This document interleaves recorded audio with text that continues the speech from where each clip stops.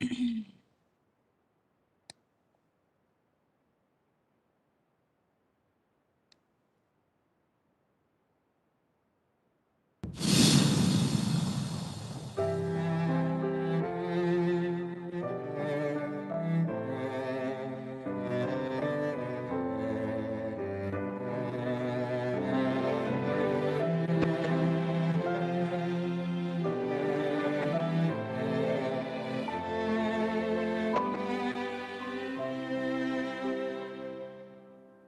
wonder why you and me fight each other. Don't you see the similarities between us? Take a minute and see yourself in the mirror. You look like me, those eyes, lips, you can't deny.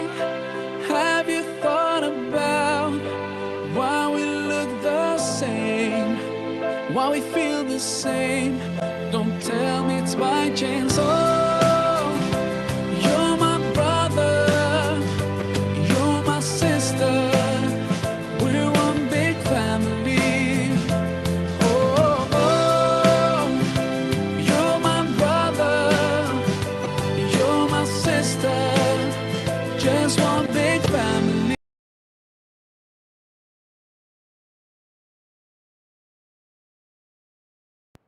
For me, you feel, I feel, you bleed, I bleed, you cry and I cry, we sleep and dream. Sometimes we're sad, sometimes we're happy, you breathe, I breathe, we love, walk, talk, and we smile. Have you thought about why we look the same, why we feel the same? Don't tell me it's by chance. Oh, you're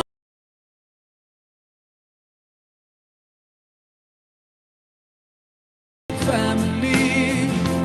Oh, oh, you're my brother, you're my sister, just one big.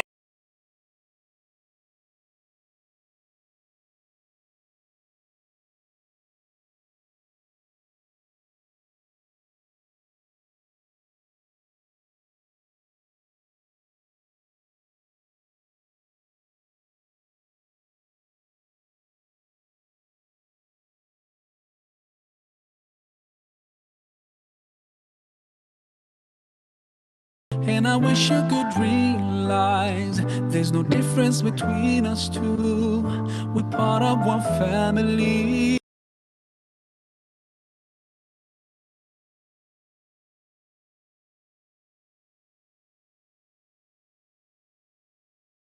We are one. Oh,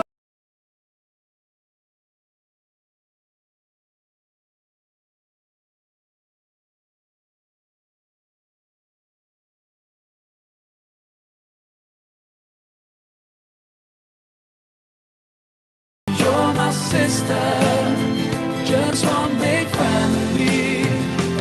Oh, oh, you're my brother, you're my sister, we're one big family.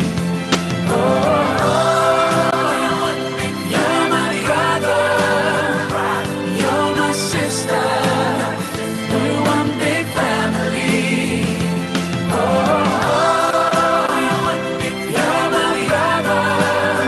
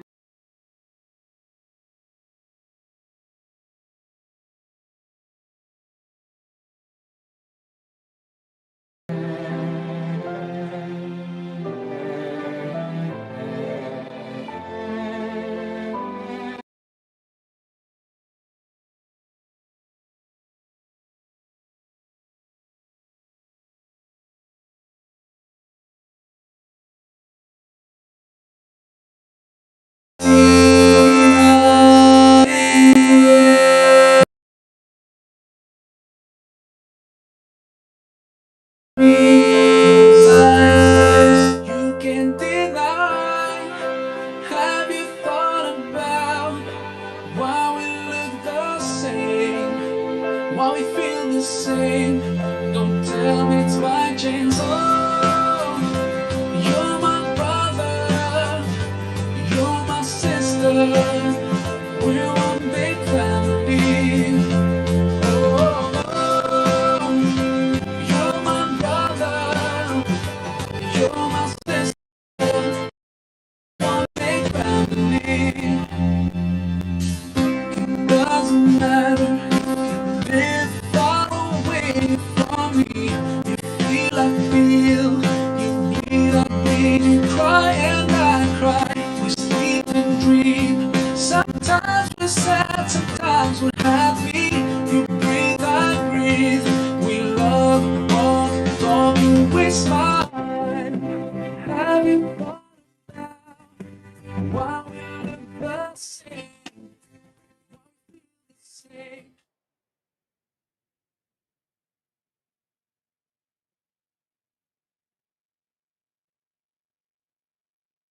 Hi and Bismillahirrahmanirrahim. Assalamualaikum warahmatullahi wabarakatuh and very good morning, ladies and gentlemen.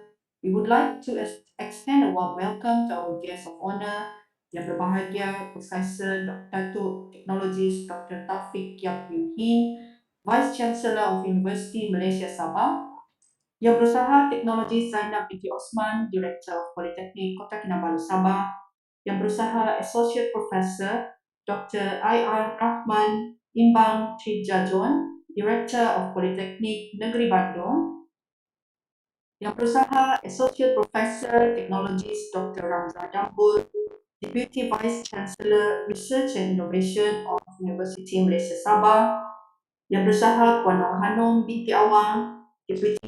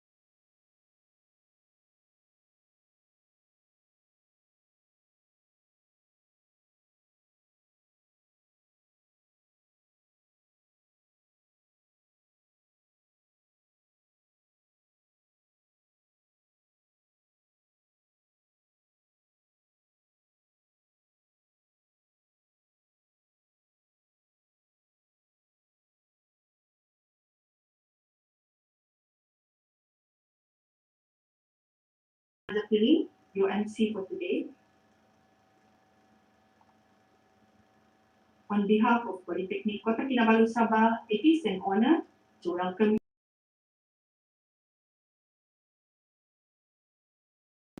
to 2021. Alhamdulillah, and hopefully it would add on to our experience related to education and research post-pandemic era.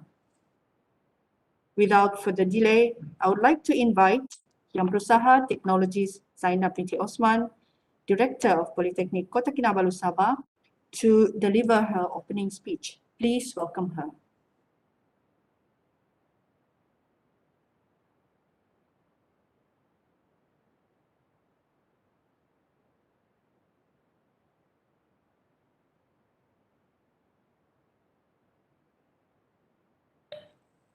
Okay, thank you, Cik Azna.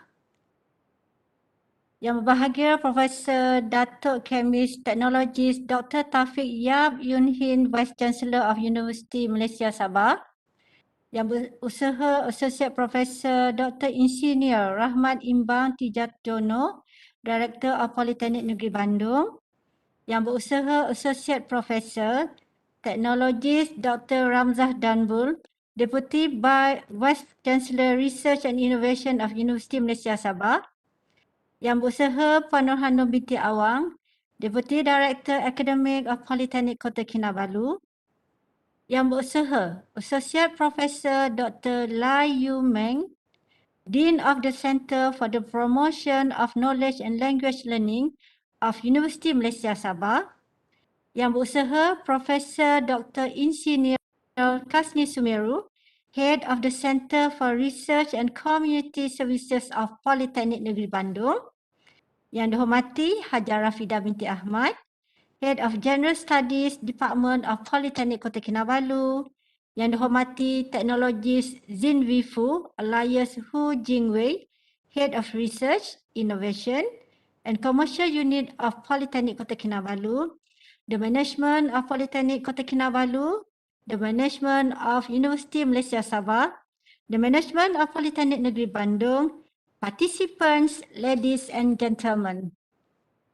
Assalamualaikum warahmatullahi wabarakatuh and a very good morning to all. Distinguished guests, ladies and gentlemen, it is indeed a great pleasure and honor to welcome everyone to share your expertise and experiences in webinar Serantau Asia Tenggara Siri 1 2021. As the Director of Politeknik Kota Kinabalu, or fondly known as PKK, I would like to congratulate the organizing committee headed by General Studies Department Politeknik Kota Kinabalu and in collaboration with Universiti Malaysia Sabah and Politeknik Negeri Bandung for successfully organizing this inaugural event. I would also like to extend my appreciation to the invited speakers who have taken time from their busy schedules to be with us today. Not forgetting participants, members of media, ladies and gentlemen, it is truly encouraging to see such a diverse presence today. Distinguished guests, ladies and gentlemen, the theme Education and Research in Southeast Asia in the post-COVID-19 era, Malaysia and Indonesia, reflects the aspiration to encourage the research culture among the academics. The research activity will ensure the educational institutions continue to be relevant and be in the forefront in creating new ideas and knowledge in tandem with the fast changing of time and era. This program aims to share the knowledge and experiences in teaching and learning during the pandemic. The sudden transition to online learning from traditional learning due to the pandemic has changed not only students but also educators' experiences. In this webinar, we would illuminate the possible learning trends in the pandemic era. I am sure the webinar would give new insights and perspectives in teaching and learning. It also provides a premier interdisciplinary platform for educators to present and discuss the most recent issues in education, the challenges faced in adapting to online learning and hybrid classrooms in the post-pandemic era.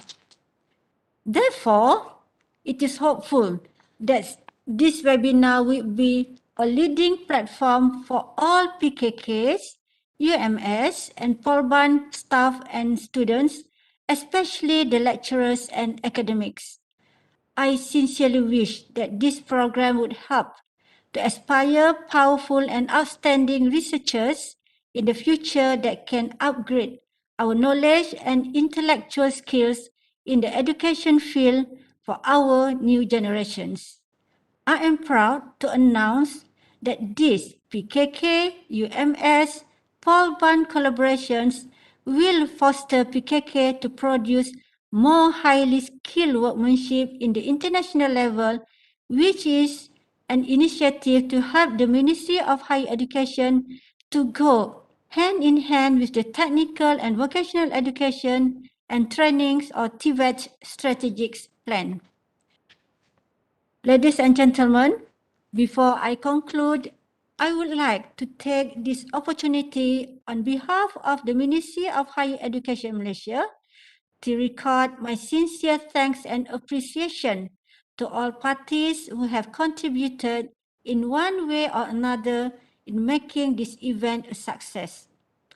To all participants, I wish you a very rewarding webinar. Thank you. Wabillahi taufiq wal hidayah. Wassalamualaikum warahmatullahi wabarakatuh.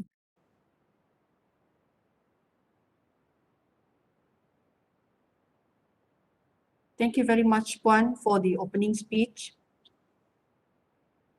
Next, we would have a photo session. I would like to invite everyone to switch on their camera for the photo session.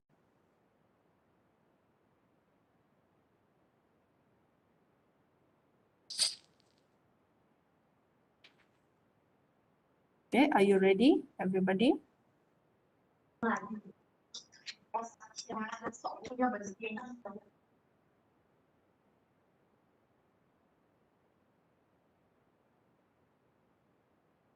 Okay.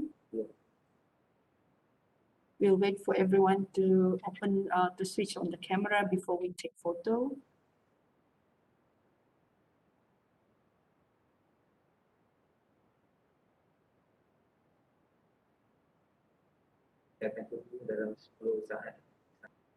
On the count of 10 seconds.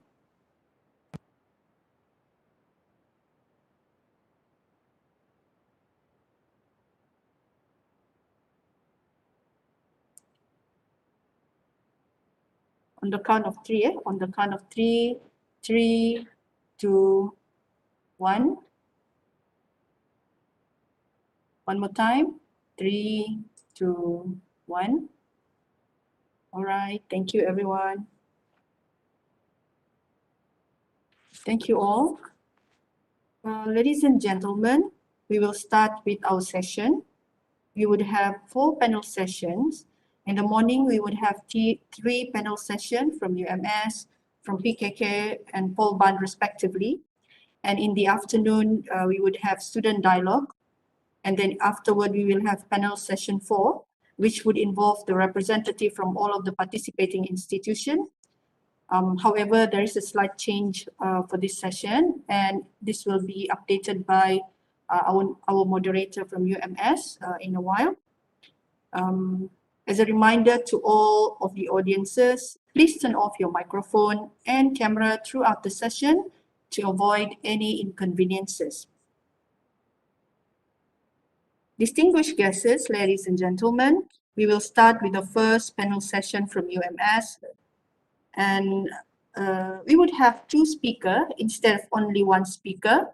Well, people said 2 is better than 1. So I hand over the session to Dr. Esther Jawing to moderate from the other side. Over to you, Doctor. Thank you, Ms. Siti Azna Japilin, the MC for today's webinar. Please allow me to take the center stage for the first panel session to kick off the first ever Southeast Asia Regional Webinar, or in Bahasa Melayu, Webinar Serantau Asia Tenggara Siri 1 2021. I am Dr. Esther Jawing from University Malaysia Sabah, the moderator for this session. A very good morning I bid to the Director of Polytechnic Kota Kinabalu, Technologist Zainab binti Othman, the Director of Polytechnic Negeri Bandung, Indonesia, Associate Professor Dr. Insinyur Rachman Imbang Triajono, Associate Professor, Technologist Dr. Ramza Dambul, Deputy Vice Chancellor for Research and Innovation, University Malaysia Sabah, fellow panelists from Polytechnic Kota Kinabalu and Polytechnic Negeri Bandung, Puan Nurhanum binti Awang, Technologist Zinvi Fu, alias Hu Jingwei, and Professor Dr. Insinyur Kasni Sumeru. Respected colleagues, students, ladies and gentlemen. As mentioned by Ms. MC just now, there is a slight change to the program. So instead of 1 panel from UMS today, there will be 2 panels. The first session will be presented by Associate Professor Dr. Layu Meng, and then the second, or we call it a special panel session, will be delivered by Associate Professor Technologist Dr. Ramza Dambul. A little bit of housekeeping before we start with the first panel session. I would like to ask the audience to mute your microphone throughout the session, and for your information, there will be no Q&A for this session.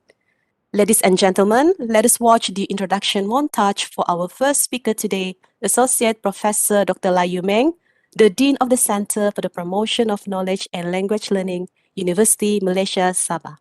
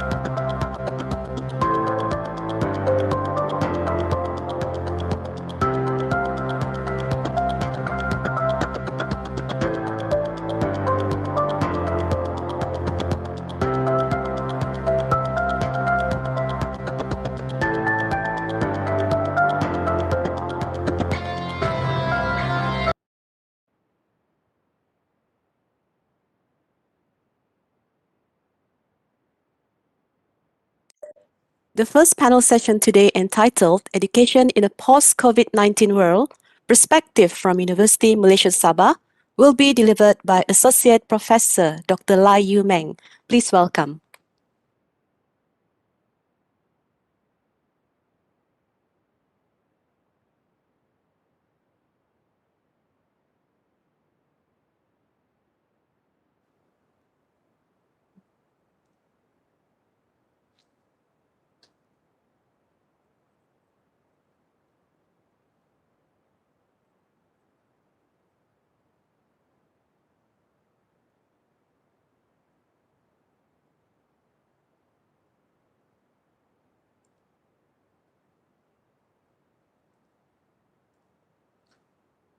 Salam Sejahtera, Salam Campus Rahma, and a very good morning to Honorable Host T.S. Zainab binti Othman, Director of Polytechnic Kota Kinabalu, Associate Professor Dr. I.R. Rachman Imbang Priyayono, Director of Polytechnic Negeri Bandung, Indonesia, as the collaborator for Southeast Asia Regional Webinar 2021, Associate Professor Dr. T.S. Ramza bin Tanbul, Deputy Vice-Chancellor for Research and Innovation, University Malaysia Sabah, and fellow panelists, respected colleagues, students, ladies and gentlemen. First and foremost, I would like to extend my sincere thanks to the organizing committee of the Southeast Asia Regional Webinar Series 1 2021, or in Malay, Webinar Serantau Asia Tenggara Siri 1 2021, for this invitation to speak on a topic of relevance and utmost urgency in the context of education in our contemporary world. It is therefore my pleasure to specifically share University Malaysia Sabah's or UMS's perspectives concerning education in a post-COVID-19 world, as well as the initiatives and endeavors planned that will advance education in UMS this morning. In the beginning of 2020, the COVID-19 outbreak has rapidly transformed the world. Since then, we are left with a sense of uncertainty, complexity, and fragility. These changes occurred most suddenly and more unexpectedly than anyone has anticipated. It is evident that we cannot return to the world as it was before. But this crisis has taught us one important lesson, which is global and regional solidarity. This webinar has echoed our global and regional solidarity, where we virtually gather here today because we belong to one interconnected civilization. Distinguished guests, ladies and gentlemen, although COVID-19 has radically reshaped our world, we must not passively sit back and observe what plays out. With a sense that the future is now, and the idea that how we respond to COVID-19 and its many layers of disruption will have significant implications in the short and long term. We believe these initiatives has taken a new necessity and pressing urgency. With this, I would like to share the 3 ideas for concrete actions today as we face unprecedented disruption to our education systems. Ladies and gentlemen, the first idea would be the urgent need for the renewal of education.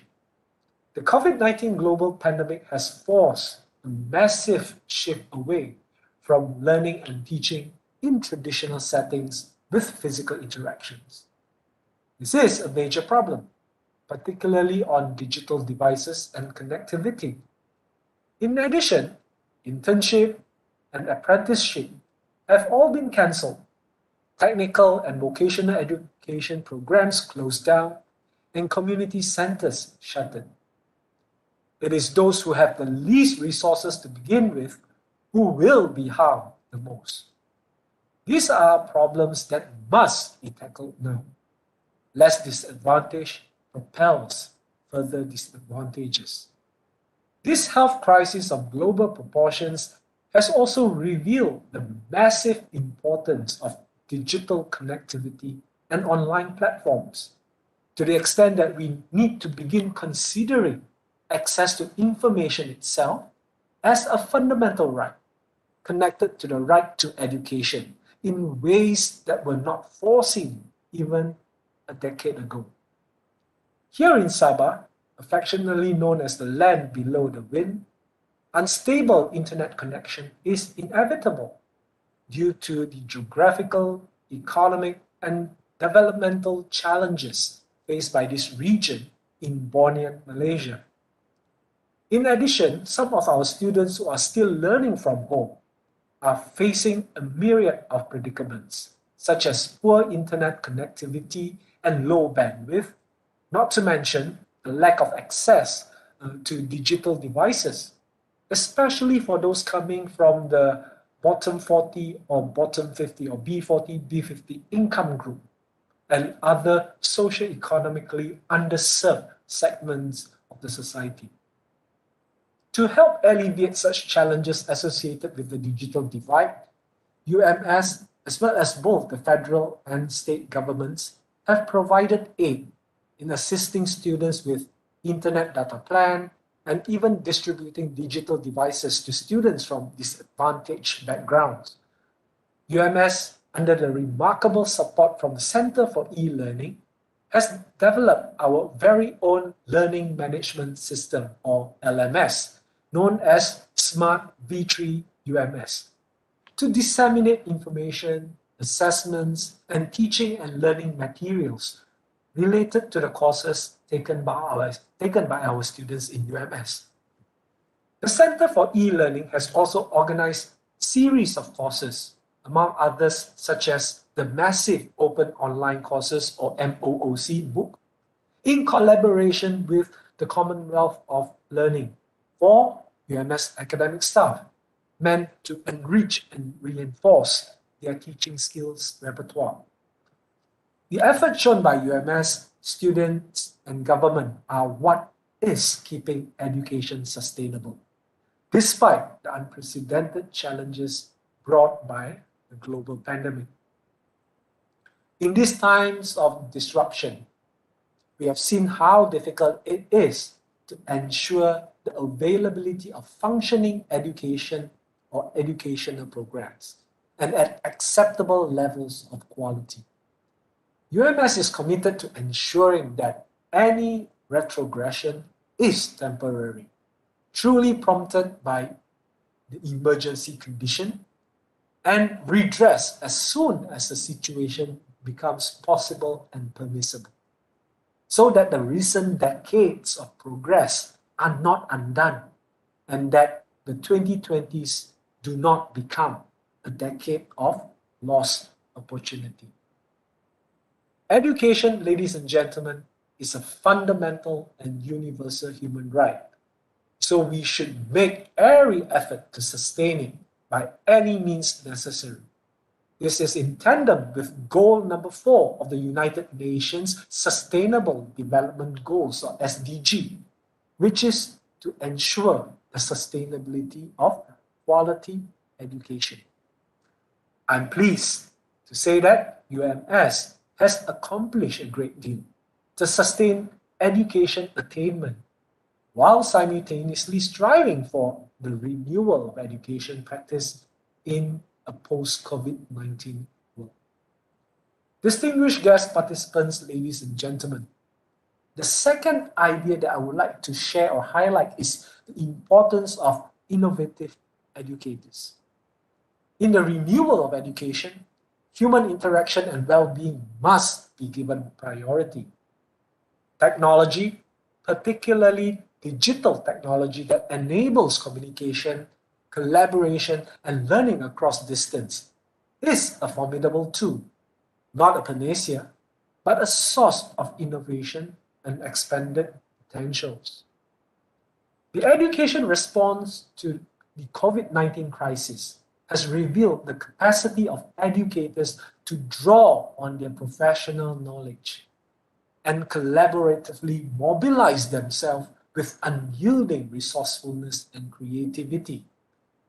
In fact, over the last several months, the education sector, which is often unfairly critiqued for its conservatism, has shown itself to be among the most robust, resilient, and adaptable of all social institutions.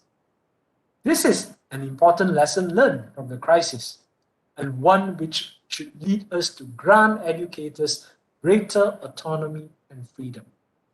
Educators need to be more recognized and more highly valued. They are essential participants in defining the future of education. Today, it is clear that nothing can substitute for collaboration between educators, whose function is not to apply ready-made technologies or pre-prepared didactics, but to fully assume their role as knowledge enablers and pedagogic guides.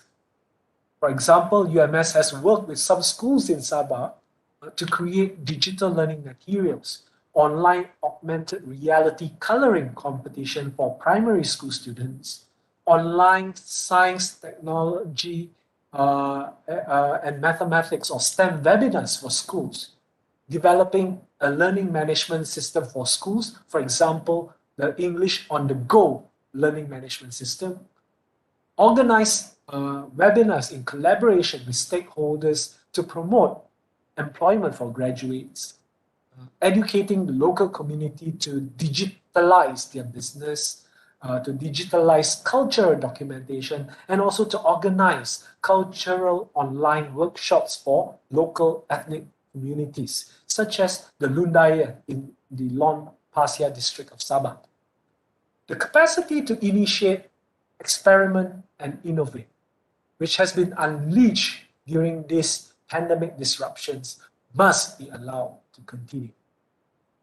Educator collaboration should also be understood as expanding to include engagement with a wide set of educational stakeholders, particularly because in this crisis, those education systems most engaged with families and communities have shown the most resilience. The center of any educational progress and process is the human relationship between a student and an educator. The educational systems best prepared to respond to the crisis will be those that are capable of recognizing the value of their instructors or educators or lecturers and giving them the conditions for autonomous and collaborative work. This crisis revealed that the real capacity for response and innovation lies in the initiative of educators who, together with parents, stakeholders, the communities, have in many cases found ingenious and contextualized solutions. Distinguished guests, ladies and gentlemen, my third and final point or idea refers to the need for free and open source technologies for academic staff and students. The use of digital technologies for learning has indeed generated interest for a number of years. In fact, lightweight and portable digital devices have liberated learning from being restricted to fixed and predetermined locations, but fundamentally changing the way that knowledge circulates within society. In the context of COVID-19 crisis, interest in mobile learning technologies has grown exponentially. However, two very distinct situations are often confused. It is one thing to employ digital tools in the academic staff's pedagogical work with students. In digital societies, it is unthinkable to exclude the possibility of access to knowledge and communication that are increasingly seen as a necessary component of daily life. That we correctly speak of quote-unquote digital divides shows how important internet access and device connectivity have become. Here our efforts should focus on open licensing and open access policies that facilitate no-cost use or reuse or repurposing and adaptation. Open educational resources, or OER, must be prioritized. Public education cannot be dependent on digital platforms provided by private companies. The Center for E-Learning in UMS has taken the initiative to promote OER among the staff. Apart from that, the digital resources developed by UMS academic staff are encouraged to be licensed under OER to allow for more open access sharing and usage of these resources with the online learning community. It is very different thing to design teaching and learning out of ready-made materials and content, as this reduces and distorted the work of the educators and students. The teaching and learning materials, ladies and gentlemen, cannot be defined and controlled by content and methods built outside the pedagogical space and outside of the human relationships between the educator and the student. The forced scramble for materials and platforms that we have seen during the pandemic poses a great risk to the teaching profession and its autonomy, and could have serious repercussions and consequences for the future of education. We must ensure that any digital transition is not just an effort pushed by technology companies, but that educators, students, government, and stakeholders, and perhaps privacy advocates are also represented in the shaping of these transformations. This is the long-term endeavor that we wish to establish in the future as we renew our approaches to education in the post-COVID-19 world. Distinguished guests, ladies and gentlemen, following this pandemic of global proportion, education is going to change profoundly. But in what ways? When we look at responses to this crisis, we find original and creative ideas coming from all corners of the world. In fact, in some instances, it is those who are most marginalized and disadvantaged who have shown both the greatest care for others and the greatest resourcefulness and ingenuity. The COVID-19 crisis has exposed the fact that innovation and creativity are broadly distributed and not the exclusive purview of the selected, well-resourced centers. These responses to the pandemic will be different from one place to another, from one context to another, but they must be based on a humanistic vision of education and development. Actions must strengthen education and expand a global solidarity that emphasizes the collective responsibility for the education of everyone in this world. I conclude my sharing with words of hope and faith. The situation we face is so dramatic and difficult that we cannot afford to be pessimistic. The urgency to improve the world that was before presents us all with a real challenge and responsibility. We are entrusted to build narratives for what the new reality could look like. We have to nourish the sources that give us hope for rethinking how the world works. Education needs to be at the heart of a post-COVID-19 world. For that future, we need boldness of thought and courageous action, especially now. Thank you very much.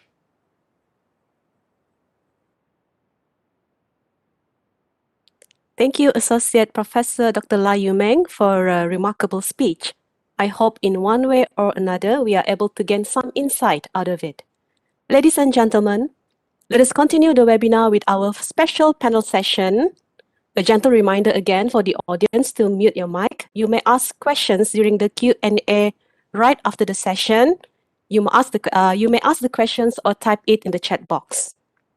The speaker for this session is none other than Associate Professor Technologist Dr. Ramza Dambul, the Deputy Vice Chancellor for Research and Innovation, University Malaysia Sabah, who I can aptly describe as a very prominent academic figure here in Sabah. Allow me to introduce Associate Professor Dr. Ramza Dambul. He holds a Bachelor of Science from the University of Malaya, Master of Geography from University Kebangsaan Malaysia, and Doctor of Philosophy in Synoptic Climatology from the University of East Anglia, United Kingdom. A scientist in the field of climatology at University Malaysia Sabah, and was once seconded to the Ministry of Energy, Science, Technology, Environment and Climate Change as the Deputy Secretary General. He is currently the Deputy Vice Chancellor for Research and Innovation in University Malaysia Sabah. He is also a member of the National Education Advisory Council in 2018 to 2020. He is also a recipient of the Chevening Fellowship from the British Council and the European Union Foreign Office in 2008. Malaysia's representative to regional climate change in Taiwan in 2009 and 2010, as well as recipient of a fellowship grant in climate change from King Abdulaziz University, Saudi Arabia from 2012 to 2016. He has coordinated a book publishing project on the cultures of 16 Sabah indigenous ethnic groups in 2012 and editor-in-chief of 2 books, namely Sabah Priority Issues Setting the Course for Change in 2010 and Anthology of Geographical Articles in 2017.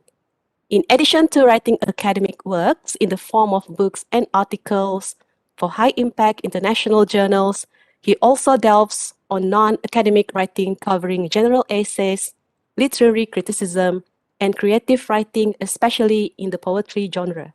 He has won several awards and prizes in the fields of research, orator, and writing.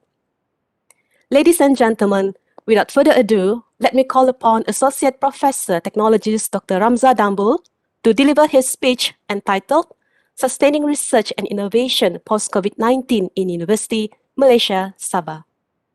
The floor is yours, Prof.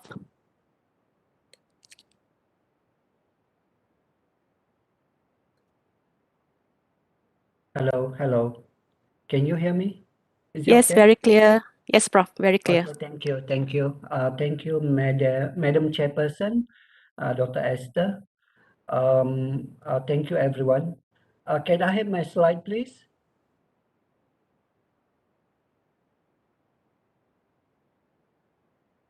I think probably my sharing today will be a little bit easier because I'm talking exactly, Dr. Lai just now has explore what is the issues, challenges, and opportunities post-pandemic. It is not only bring problems and issue, but it's also brings opportunities and new way forward for us. But that is specific on education and learning. Now I'm talking about research. Madam Esther, can I have my slide, please? I cannot see my slide. Yeah, Prof. I think the technical team is trying to project it right now. Okay. How are you, Prof, Okay. this morning? Thank you for Good. your time. But Thank feel you. free, Thank you. yeah, feel free to use both languages because we have our audience from Indonesia as well. So, yeah, Oh, okay. we are trilingual today. Boleh. No problem. Boleh, Prof. Okay. I'm waiting for my slide. But before that, probably what I can see is mine will be very short because I think the challenges and also the issues when it comes to COVID-19 is just the same. But the context is I will specify my context in research. But, at the end of the day, what we can see eventually, where's my, I'm still waiting for my slide. Yeah, they are trying to project it right now. I'm contacting the technical team. Or I'm probably posting to them this morning, yeah. can you enable me? Can you enable my sharing button? Probably I can share it Yeah, right the from my Urusat, yeah. computer. I'll try to. Oh, Dr. Ram, the technical team cannot open your slides. Yeah, maybe Okay, I can okay. ask the technical team to please allow screen sharing for Yeah, Dr. please. Yeah, for Dr. Ramza, so he can project the PowerPoint slides. So our participants is from Malaysia and Indonesia. Yeah, So yeah, we have. probably they can understand Malay. So I will just mix it. Yeah, Apa kabar boleh. semua? Selamat pagi. Saya akan membincangkan tentang aspek penyelidikan. Sebelum ini Dr. Lai telah share tentang cabaran era pandemik dalam konteks pengajaran dan pembelajaran. But as I just mentioned just now, probably the issues are just the same. And even probably the way forward are the same. It is just that the context is different. So kalau kita lihat, what the pandemic brings to us is it totally changed the way we do things like it brings new elements in the higher learning education ecosystem, and also basically there are many opportunities in the past kiranya dia macam telah berubah lah, but if we look okay, sharing is okay. Let me share my slide first, so it will be much easier. Okay. What?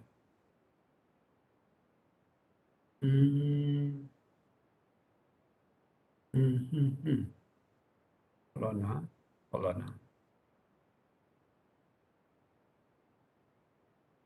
Oh, slide here.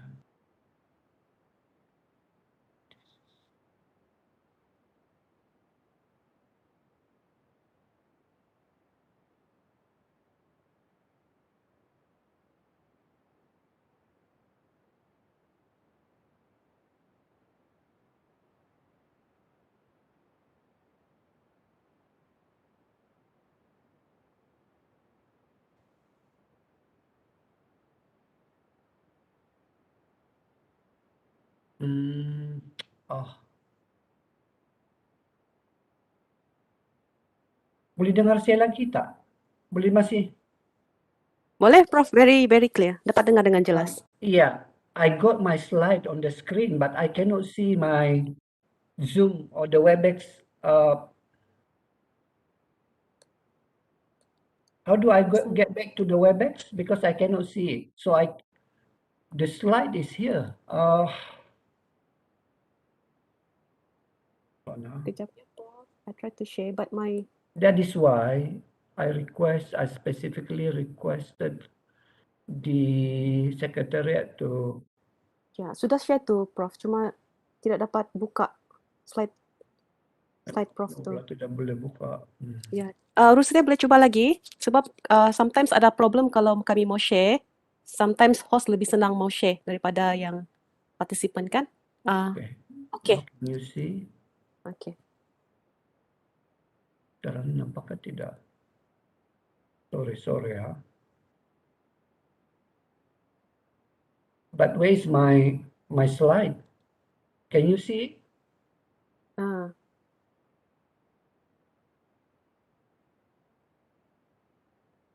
Prof, rasanya macam sudah nih, Prof. Ada sudah. Is that you? Okay. Yeah. Yeah, that is okay. Research post-COVID. Okay. So this is my sharing, the contents of my sharing. So I'll talk about a little bit of the context, which is just the same like what Dr. Lai had precisely elaborated, and the issues, challenge, and also opportunities. But this is all in the context of penyelidikan lah. So okay. So basically this is the context. Kalau kita tengok kan, I think probably this one also Dr. Lai had explained this If we, this is just a survey, but only 711 respondents from 41 countries. Just to set the context, just to set the context. It seems you can see that 90% affected, unable to perform their work or studies, and 70% perceive negative impact. 60% considered the shutdown as having moderate to greatly increased impact on their workload, meaning that they are greatly affected, significantly affected by the pandemic lah. And we also had 20% indicated no impact at all, and 60% of them value the additional time that they have indoors with families and others. So basically, the 60%, even though it's only measure their quality time with families, but it also basically saying that apart from all that negative impact that we face, there is also a new opportunities lah, that 60%. So it is something that, basically this is positive lah. Now, okay. Well, but basically that is the context. We have negative, we have also positive impacts because of the pandemic. I think if we are looking at the changes that we have throughout the years,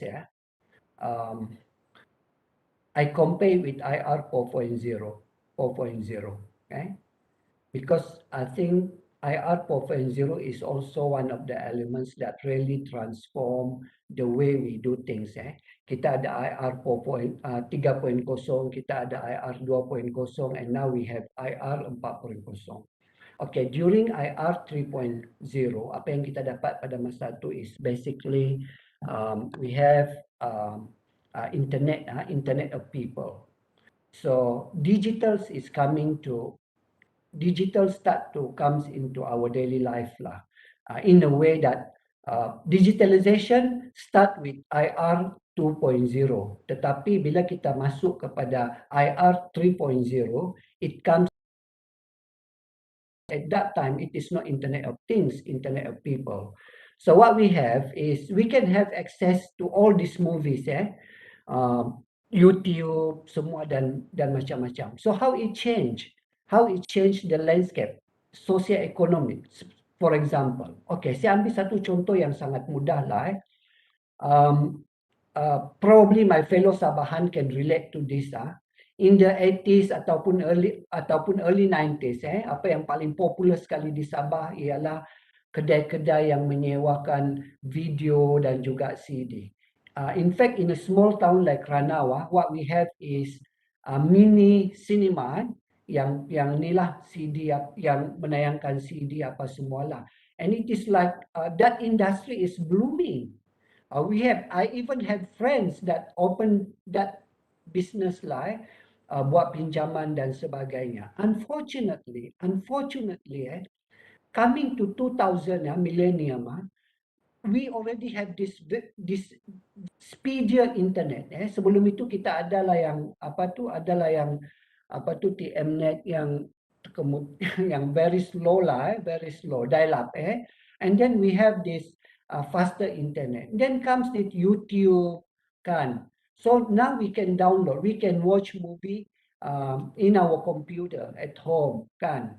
So semua kedai-kedai ini tutup lah, cyber cafe lah, apa semua tutup ni. And it is so pity lah sebab some of my friends they did not even manage to get their investment, not even their basic investment, because it come too soon. Sebab normally when we do business kan, at least we need few years to get our investment, and only then we start to accumulate profit kan. So they don't even reach that point kan. So rugi this is something that unexpected. But then people are saying that okay, this is bad things because it's really changed the socio-economic punya landscape. People are losing job, macam-macam lah kan.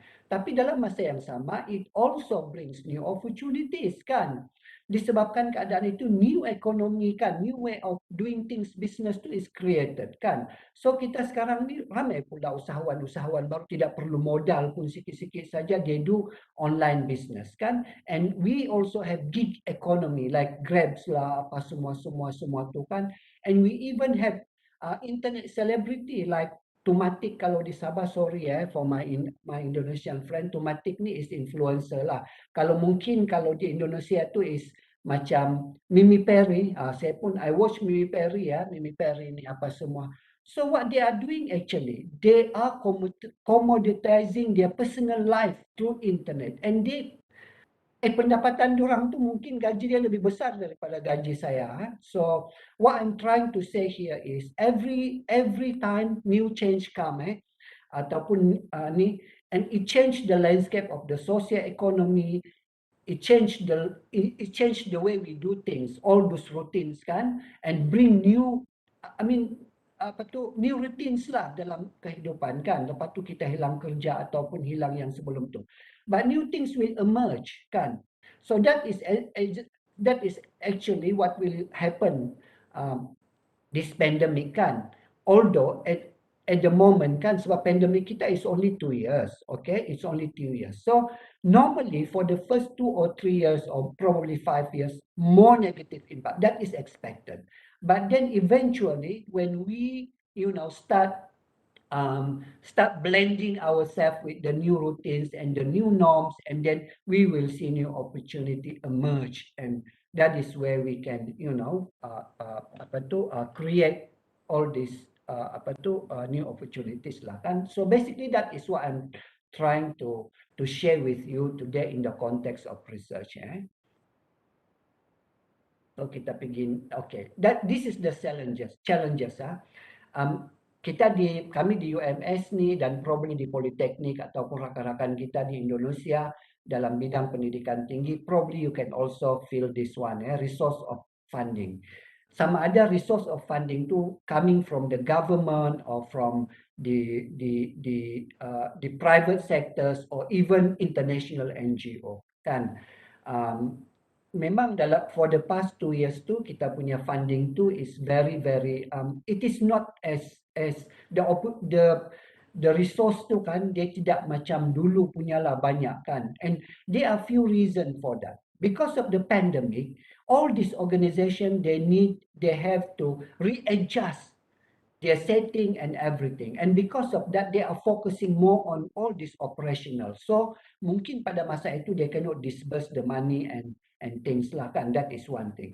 The other one is because they are redoing things kan, they have to mitigate the impact of COVID kan. Jadi banyaklah duit tu disalurkan ke sana. Jadi untuk funding tu dia akan berkurang lah. So itulah yang berlaku sekarang ini. Networking and interest. Because when we are doing research, networking is very important. Sebab research ni is, if we look at the nature of research, we want to research things kan. So if we are just stick to a very small domain kan, and we are not going anywhere kan. So the wider our networking is, the better. I mean, we can see things in a better perspective kan. But that is also limited during this pandemic year lah. Saya tahu kita semua ni sekarang kita kata we are in a digital era. Kita boleh, we can do macam yang kita buat sekarang inilah kan. Tetapi during the first 2 years of pandemic, we are still struggling with this new technology. Even though this technology probably it is already there 10 years ago or 15 years ago kan, tapi we are not really used to it because nobody is forcing us to do this. So it is good things lah kan.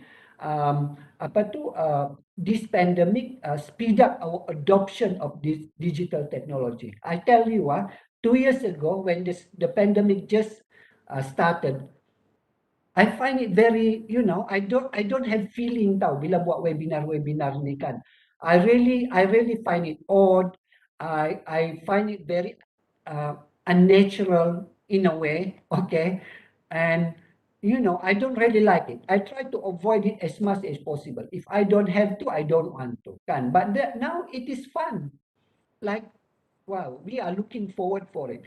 Macam sekarang ini kan, kalau I do not know about Indonesia, but in Malaysia now, we are coming to the, because apa tu, kita punya vaccination is moving quite well. I think nationwide we already have more than 80%. So physical punya apa tu, physical events is now slowly they reintroduce it, yeah. Tapi because we are so I'm so used with, you know, doing online kan, macam lagi best. Sebab kita di rumah saja duduk ampai-ampai sore ya. Faham kah tu ampai-ampai our friends from Indonesia, but then that is just relaxing lah, duduk di rumah macam kita buat sekarang ini, and then we get so used to it.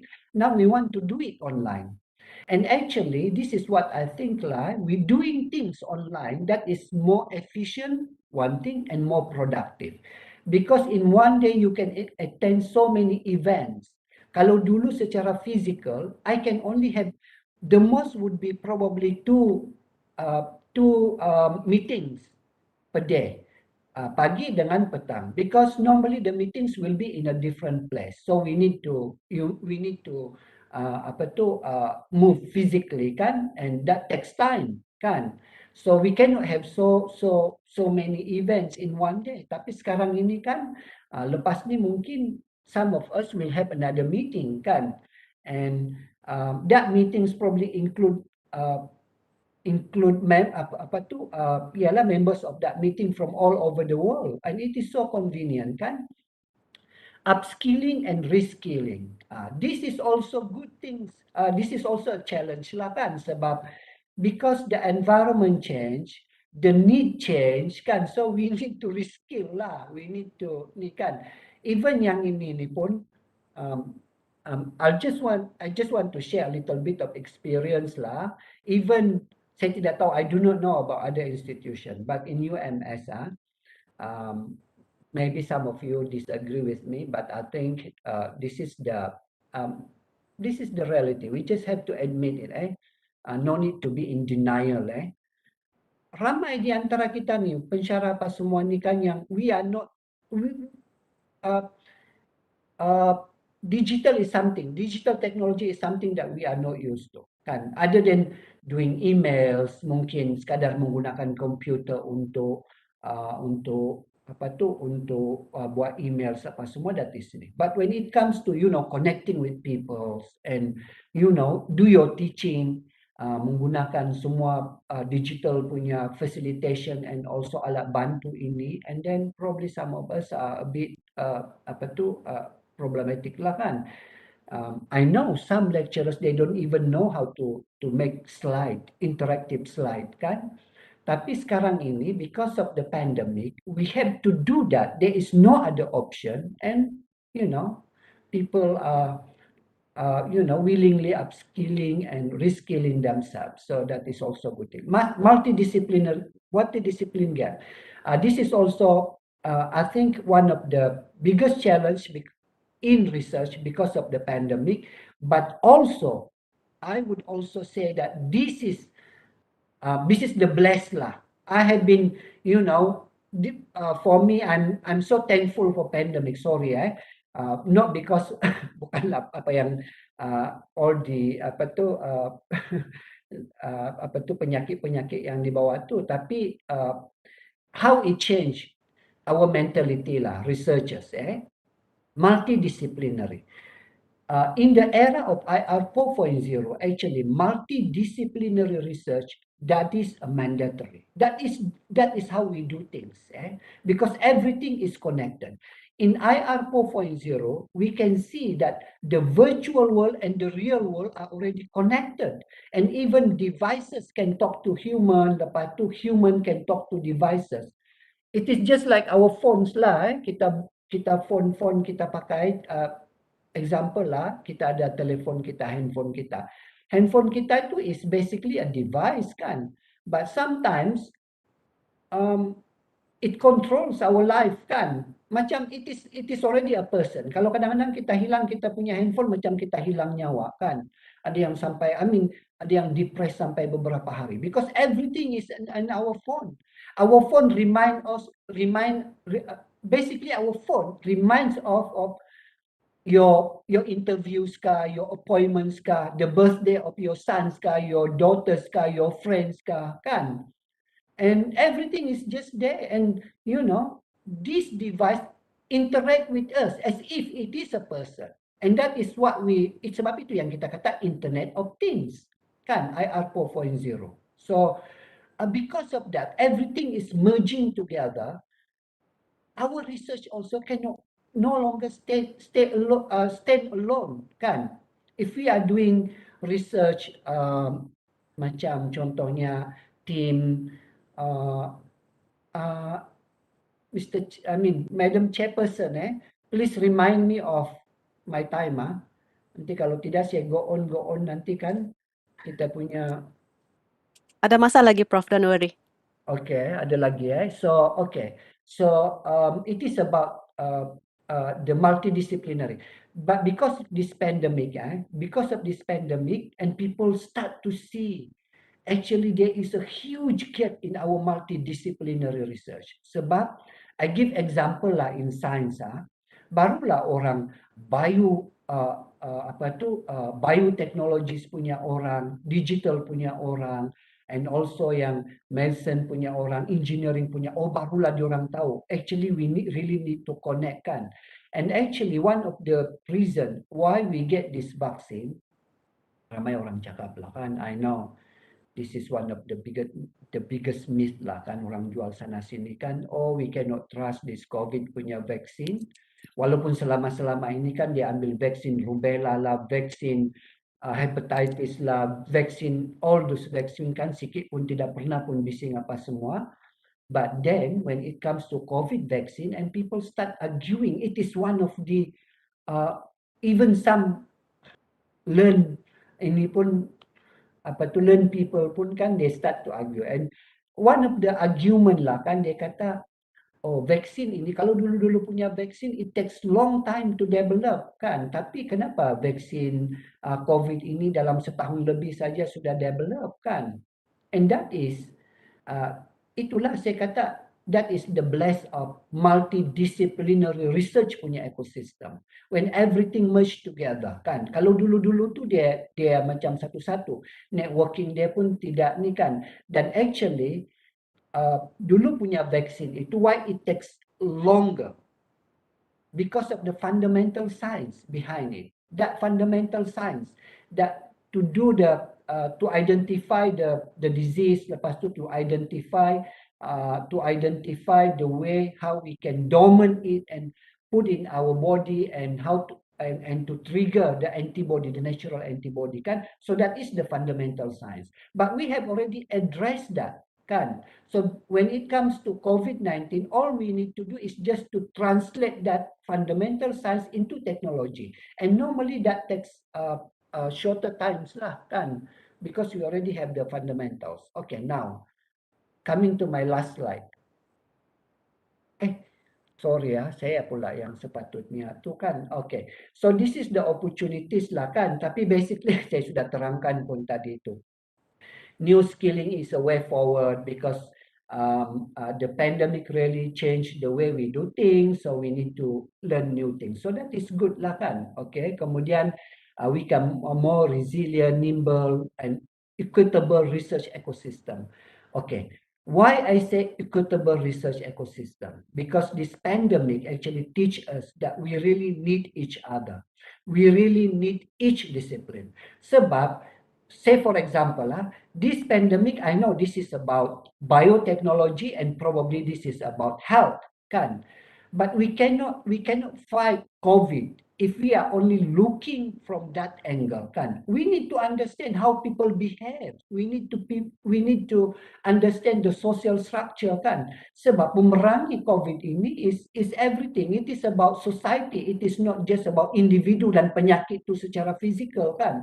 So this is where kalau kita lihat di Malaysia adalah sikit perubahan kan, tapi di negara-negara maju they start to distribute the resources and also the facilitation to the research ecosystem equitable antara social science, humanities and also the pure science.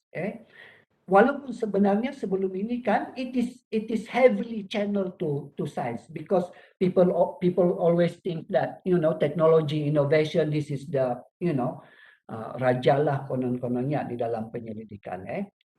Okay, public health service demands multidisciplinary. Okay, yang berkaitan juga yang saya baru sebutkan tadi kan.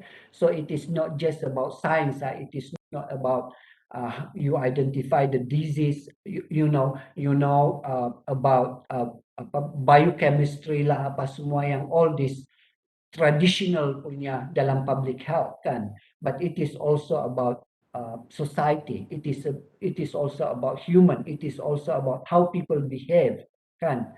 Because we need all this knowledge together, merge together. Only then we can address the COVID issue lah yang itu kan. Kemudian embracing online support services. Okay, macam yang saya bagi tahu tadi lah kan, dulu people are so reluctant. Even I have this friend, dulu saya kata, I think probably we need to have meetings lah sometimes secara online. This is before COVID, or probably we can have discussion through WhatsApp, kan? And orang ni kan, he is very reluctant lah. One of my friends lah kan, he even refused to be in any of the WhatsApp group. Sebab dia kata that is so inhuman, that is not, you really cannot see. Dia punya feeling tu tiada lah, you are not connected, dia kata. It will create more misunderstanding.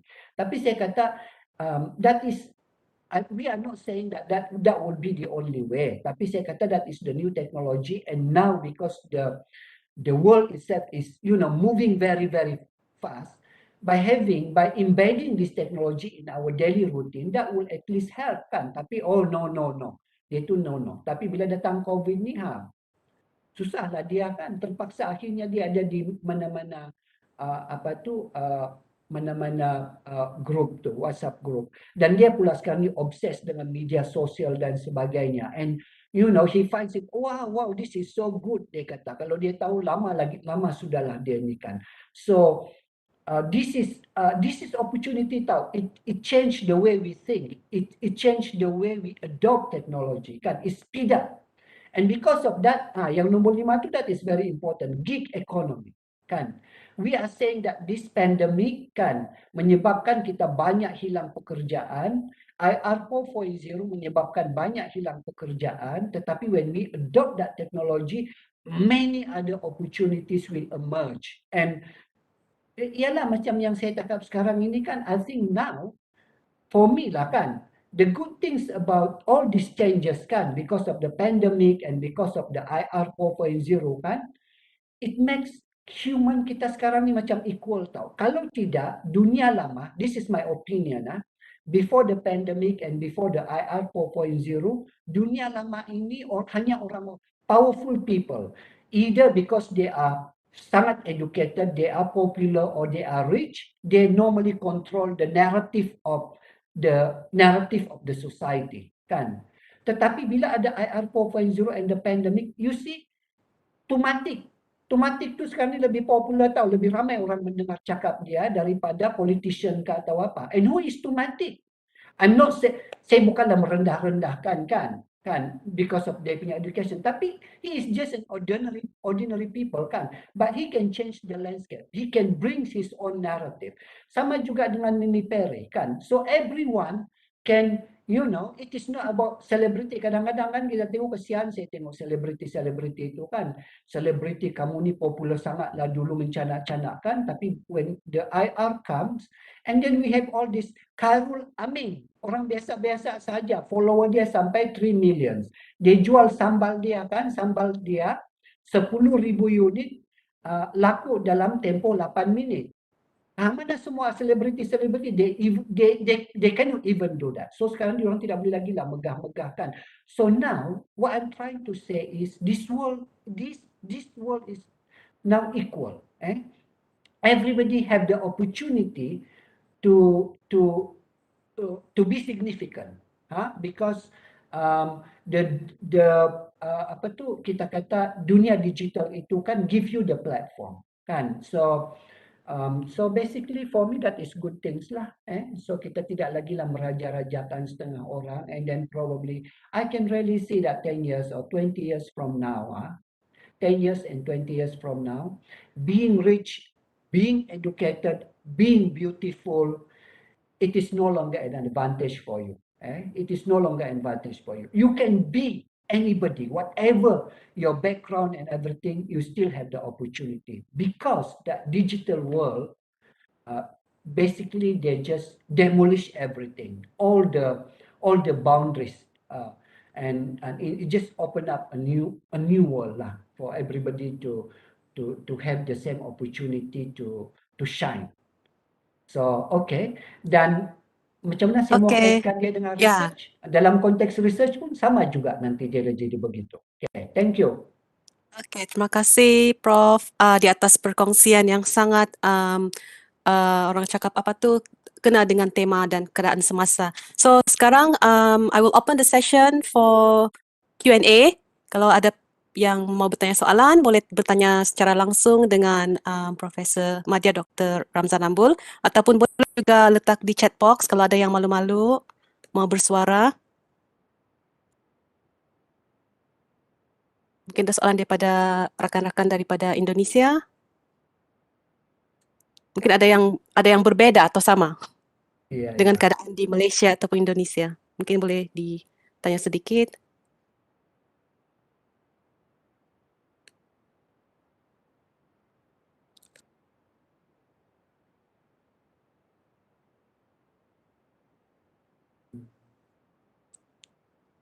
Prof, kalau macam dari konteks Malaysia ataupun US itu sendiri, yang paling mencabar tu ialah inilah kan, resource funding lah, sebab Prof pun timbalan Naib Chancellor kan yang menguruskan PNI, portfolio PNI kita tu.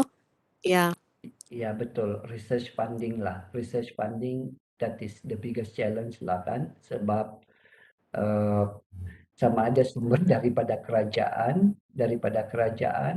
sangat berkurangan, and selama ini memang we are almost heavily depending on funding from the government kan. Tetapi dalam masa yang sama juga sebenarnya international punya funding, especially after 2 years of pandemic, they are starting to disburse a lot of funding on research related to pandemic lah. So that is good things about it lah. Cuma mungkin sebab the issue is we are not many of our researchers are well trained to bid for international funding, because we are so used to national punya funding kan. So itu yang saya kata tadi, we need to reskill lah ourselves to face that challenge. I mean to fight that challenge. Saya mau kasih besar balik saya punya video ni, tapi kenapa I cannot do that? Why ya? Stop sharing tu, Prof. Oh iya, tapi iya, that is what I'm trying to do. Tapi I cannot. Where is the button? Stop sharing tu.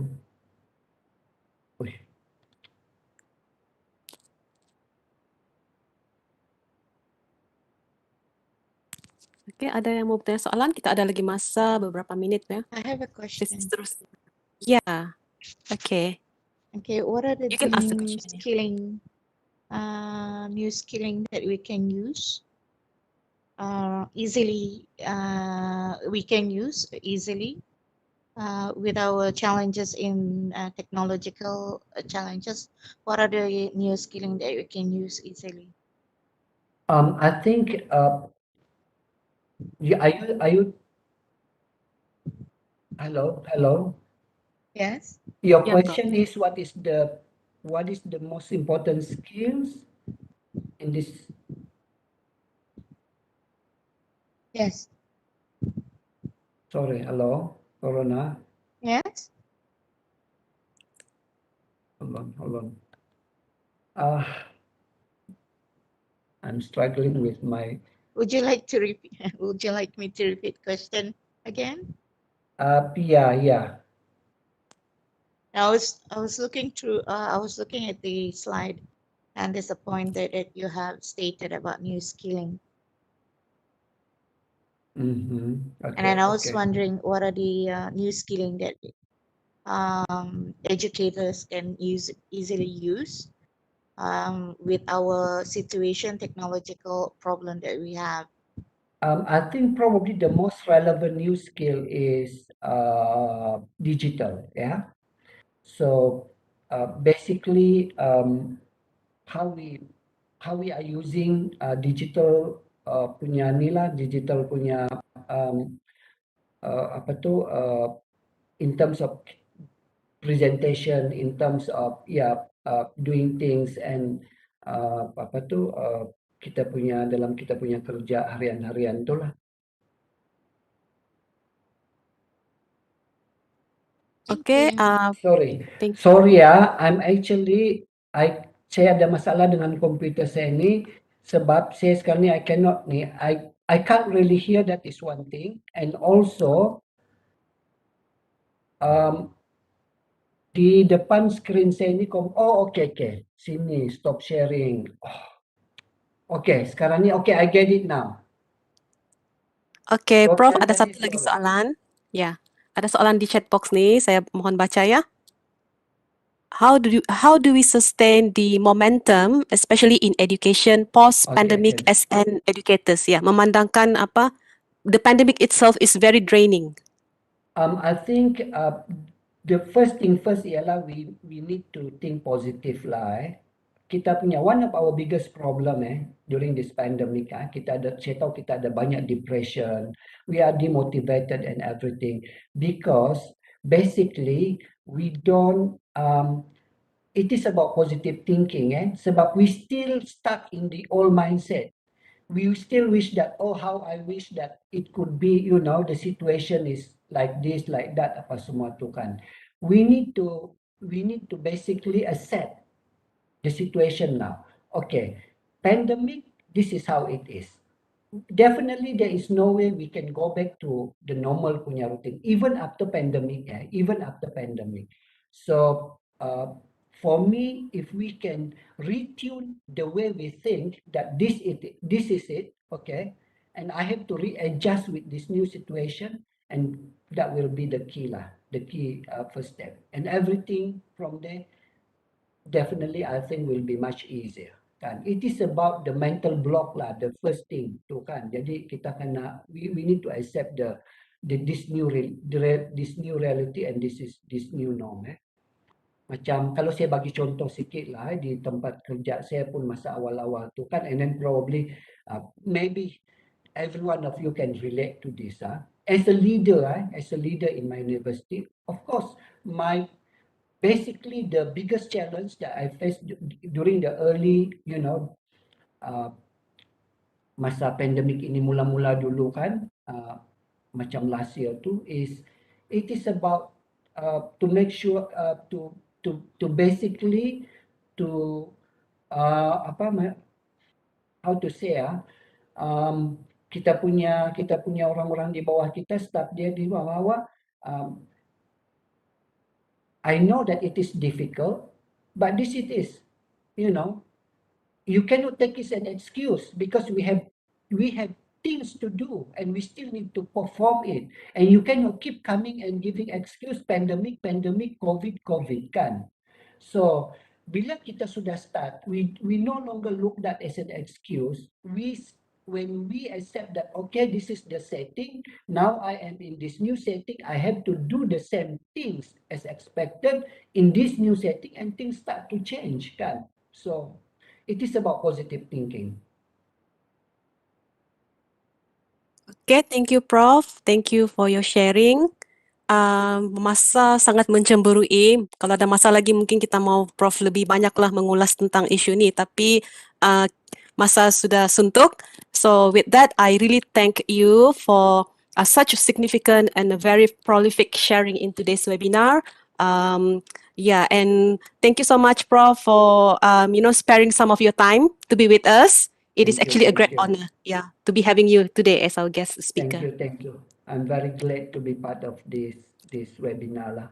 even though I'm not mentally prepared. Sorry, I'm very sorry. I'm not so focused. I have to admit that because I got an event. This is not an excuse, Ini saja mau share sikit. I'm very thankful to be here. I try my best, even though sebenarnya I still have few things to prepare and I'm catching my flight later. So even now I'm not so focused. I need to check out from this hotel and I have few other things to attend lah. But because the AJK, they are very persuasive, they are very good in dragging me into this. Eventually I give in lah. But I'm very sorry if it is not well prepared lah. Nampak macam terpontang-kanting pula. But that it is. But Thank that's the you so beauty much. of live program, Prof. That's the beauty of live program. Exactly. Yeah. Yeah. So yeah, that's unique in its own way. So Prof, we Yeah. wish you a safe flight later. May you reach your destination safely. Thank you. And yeah, with that, I would like to thank all the fellow audience, our collaborator from Polytechnic Negeri Bandung, and also the Honorable OS, Polytechnic Kota Kinabalu. So that's the end of the session from University Malaysia Sabah. Thank you very much. And now I pass the session to Miss Siti Azna Japilin. Thank you so much. Thank you, Dr. Esther, and also our panels for a very eye-opening sharing. And the sharing has really set the tone for our discussion for today. Who would thought that the pandemic, together with the technology, has really sparked, forest fire, right? And without further ado, thank you, Dr. Ramza, for a very nice sharing. And without further ado, ladies and gentlemen, we will move on to the next session. And allow me to introduce the next panel from Polytechnic Kota Kinabalu. Yang berusaha Puan Nurhanum binti Awang is the Deputy Director of Academic Polytechnic Kota Kinabalu Sabah with the background in logistics. And she would share a topic on the impact and the effect of teaching and learning online on education in post-COVID world, a sharing by Polytechnic Kota Kinabalu Sabah. You may ask questions after the presentation. However, you can also write in the chat box and I would read it for you later on. Ladies and gentlemen, please welcome our next panel for today, Puan Nurhanum binti Awang.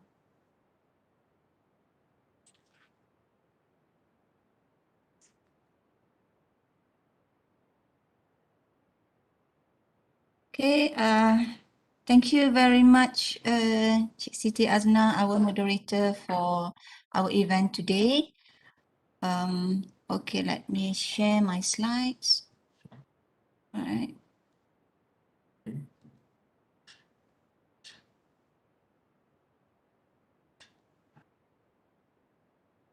Share, all right, this one.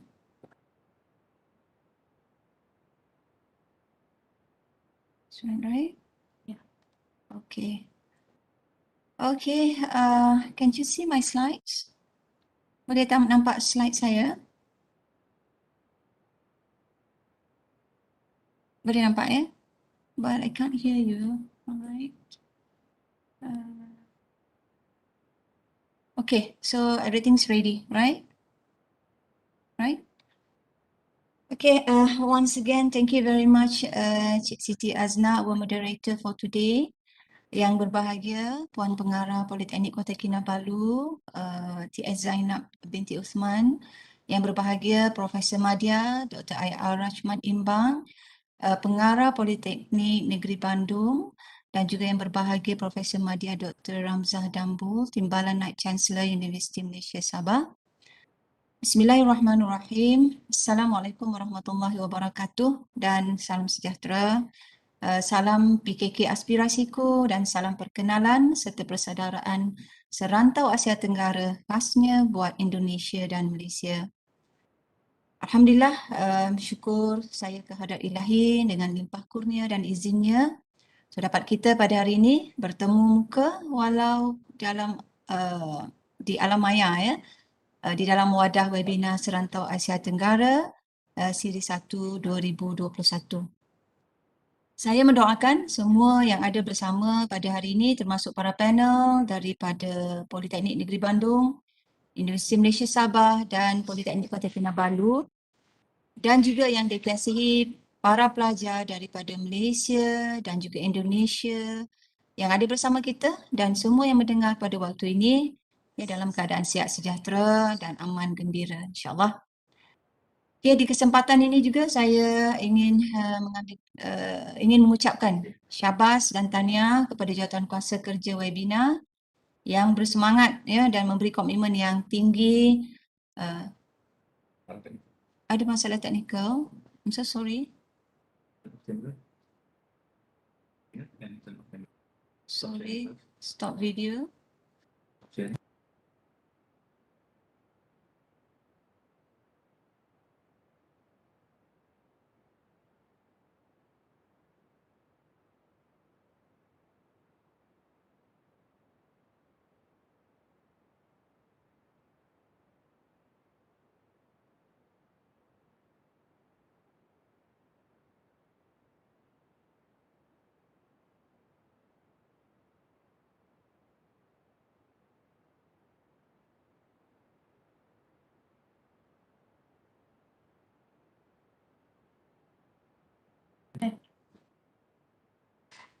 Okay, is it okay now?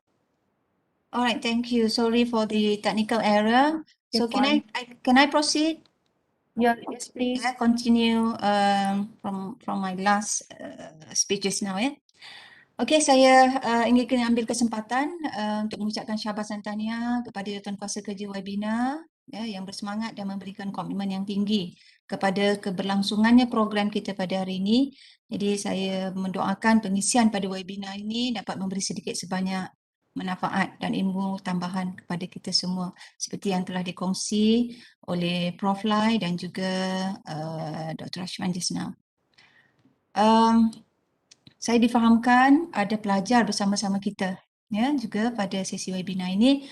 So I would like to say congratulations kepada para pelajar dari mana-mana sahaja kamu berada kerana sanggup bangun dan memilih untuk bersama-sama di dalam program ini. Sedangkan kamu mempunyai banyak pilihan yang menarik untuk dilakukan pada hujung minggu ni. Jadi semoga pilihan anak-anak semua pada waktu ini dapat memberi ilmu dan maklumat yang berguna lah. Dan yang lebih terpenting, anak-anak semua dapat menghayati serta mencedok manfaat daripada tema webinar kita. Tema webinar kita ni agak istimewa. Kerana apa saya kata istimewa? Kerana persoalan berkaitan dengan COVID ni khususnya dalam bidang pendidikan memang sangat banyak dibicarakan. Namun jarang kita dapat mendengar pengisian berkaitan post-COVID atau what's next after the pandemic. Right? Contohnya, apa yang perlu kita lakukan? Bagaimana kita harus mendapati isu dan cabaran yang mungkin akan menjadi sesuatu yang kekal dalam kehidupan kita. Jadi apa yang akan terus berubah dan apa yang kita perlu sesuaikan? Adjustment of the way we look at things before, now and future. Jadi saya mengharapkan sedikit perkongsian ini dapat membuka minda kepada langkah kita yang seterusnya. Okay, untuk makluman semua, bahan pembentangan saya pada kali ini banyak berdasarkan kajian dan statistik yang telah dilakukan oleh badan penyelidik seperti daripada WHO, UNESCO, ILO dan juga OECD termasuk juga penyelidik tempatan. Alright, jom kita mulakan. Okay, sebelum saya membentangkan perkongsian ini saya suka untuk memberi kepada penerangan kepada tajuk yang saya akan kongsikan iaitu the impact and effect on education in a post-COVID world. Dan saya mohon izin untuk menggunakan bahasa Inggeris dan juga bahasa ibunda kita di dalam pembentangan sebentar nanti. Okay, ladies and gentlemen and our beloved students, why I chose the topic of impact and effect of COVID-19. Okay, in simple explanation, impact is the influence or cause of an action or phenomenon on something or someone, whereas effect is the consequences or the outcome of an action or phenomenon. So what we are trying to see here is how COVID-19 pandemic has given the impact to our life, especially in education world, and what is the effect after 2 years of the existence of this virus in this world.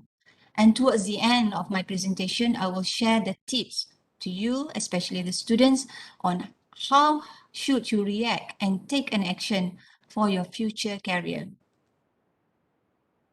Hadirin sekalian, sebelum itu mari kita melihat sedikit fakta ini ya.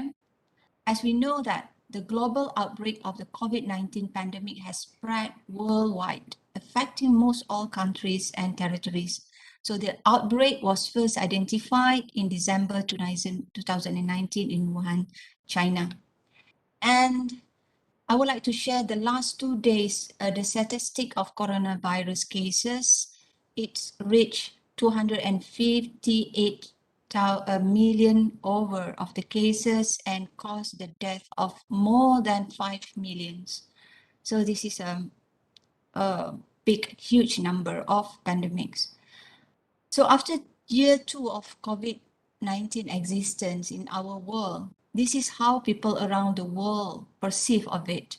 So according to the study conducted by Ipsos Global Advisor dated October 2021, which is represent the survey of 28 countries all over the world, we can see that the global country average of top 5 issues around the world are currently headed by the concern of COVID-19, 45%, and followed by unemployment, poverty and social inequality, financial and political corruption, and the crime and violence goes to number 5.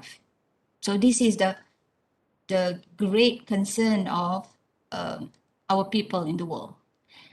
And today, COVID-19 is still the number 1 issue that has greatest concern. So according to the survey, wow, Malaysia is the top list of the greatest worries for the global public to the coronavirus. So, Malaysia number 1 ya. Jadi orang Malaysia ni sangat bimbang kepada virus ya, mengalahkan semua negara di dunia. Mungkin kerana catatan kes kami masih tinggi berbanding dengan jumlah penduduk kami. So as past 3 days, we can see the increasing trend back on our COVID cases in Malaysia. Okay, and now kita cuba lihat pula kepada fakta ini ya. The history of worst pandemics occurred over time. So throughout history, as humans spread across the world, so does the infectious disease. Okay, for the past 100 years, suddenly we were shocked by the outbreak of coronavirus, and it's still ongoing spread. Yesterday, I heard WHO calls a special meeting to discuss new COVID variant found in South Africa, which a large number of mutations. Well, so semoga Allah melindungi kita semua ya. So they keep on mutation, the new variants coming in. So it's just like that we have to live with them. And today's visualization outlines the history's most deadly pandemics, yeah? From SARS, yeah, you can see that SARS outbreak in 2002 to 2003 to Black Death that took more than 200 million lives. Okay, it happens back in 1,300 years ago. I don't know. It happens in the year of 1,347. Yeah. Up to 1,351. So the Black Death is the huge and disastrous pandemic ever happened in our world. So at current, COVID-19 has caused more than 5 million deaths, as I mentioned just now, and the worst pandemic history over 100 years. So we are worried that more civilized humans became, with larger cities, more exotic trade routes, and increased contact with the different population of peoples, animals, and ecosystem, the more likely pandemics will occur. So, na'udzubillah, we keep ourselves safe, yeah. Okay, now, tadi hanya mukadimah ya, mukadimah. So, we will now to the point of my presentation. There are a few things that I will touch. The first is the impact, the effect, how to manage, and what are the skills needed to survive and success. Okay, as I mentioned just now, that my presentations is not focused on what Polytechnic Kota Kinabalu did. Okay, it's more on the general, and the research that I pick is also include Southeast Asia statistics. Yeah. Okay, the first one, this time, last 2 years, at the same moment, the last 2 years, the concepts of lockdowns, wearing masks, social distancing, were unknown to most of us, right? We only see the doctors that wearing masks. It's not normal for us to wearing our masks, in daily life. But today, they are part of our everyday language as the COVID-19 pandemic continues to impact all aspects of our lives. And of course, especially to our major business, education sectors. Okay, now we take a look at over the past 12 months, the pandemic has harmed the poor and vulnerable the most, and it is threatening to push millions more into poverty. The analysis warns that COVID-19 has pushed an additional 88 million people into extreme poverty this year. So the figure could be as high as 118 million as projected in 2021. So the World Bank Group forecasts that the largest share of the new poor will be in South Asia, Africa, close behind. And according to the latest Poverty and Shared Prosperity report, says that many of the new poor are likely to be engaged in informal services, construction, and manufacturing, the sectors in which economic activities is most affected by lockdowns and other mobility restrictions. And second impact, those restrictions that I said just now, enacted to control the spread of the virus, and those elevate pressure on strained and vulnerable health system. So it had a huge impact on economic growth, right? So we can see that the June edition of Global Economic Prospects says that COVID-19 has triggered a global crisis like no other. A global health crisis that is leading to the deepest global recession since the Second World War. So we can see that the fastest, steepest downgrades in consensus growth projections among all global recessions since 1990. And the third one is relieving the debt burden. Even we know that before the spread of COVID-19, almost half of the all low-income countries were already in debt distress. So now, of course, it's worse. So therefore, we have to look into a quick action. What action should be taken to reduce debt if needed to avoid another lost decade? So as we can see that in 2020, the World Bank and IMF call for the suspension of debt service payments for the poorest countries to allow them to focus resources on fighting the pandemic. It's also practiced in Malaysia, right? And another impact is on business and jobs. Of course, the pandemic has slowed down, deeply impact the business and jobs. So the data here warn that the firm's sales have dropped by half amid the crisis, and forcing companies to reduce hours and wages, and most business, especially micro and small business in low-income countries, has to come to use of the digital technology to adapt to the crisis. And also the high cost of healthcare. Of course, the pandemic has highlighted the need, the effective, accessible, and affordable healthcare. As we can see, the millions of people are being pushed into extreme poverty by health spending. So we can see here that a number of people pushed into poverty due to the health spending, by the poverty line. So it's worse in South Asia, Africa, and it's quite tidak berapa sangat efek dia di Europe and Central Asia. And it's also the impact of the closing classrooms. We can see that COVID-19's effect on education could be felt for decades to come. So at the height of the COVID lockdowns, more than 160 countries had mandated some from schools closures for at least 1.5 billion children and youth. So as economic conditions force families to make difficult decisions on household spending, concern about students dropout rates have grown. So many in those demographics probably will not come back to the system because this is going to be a huge economic shock.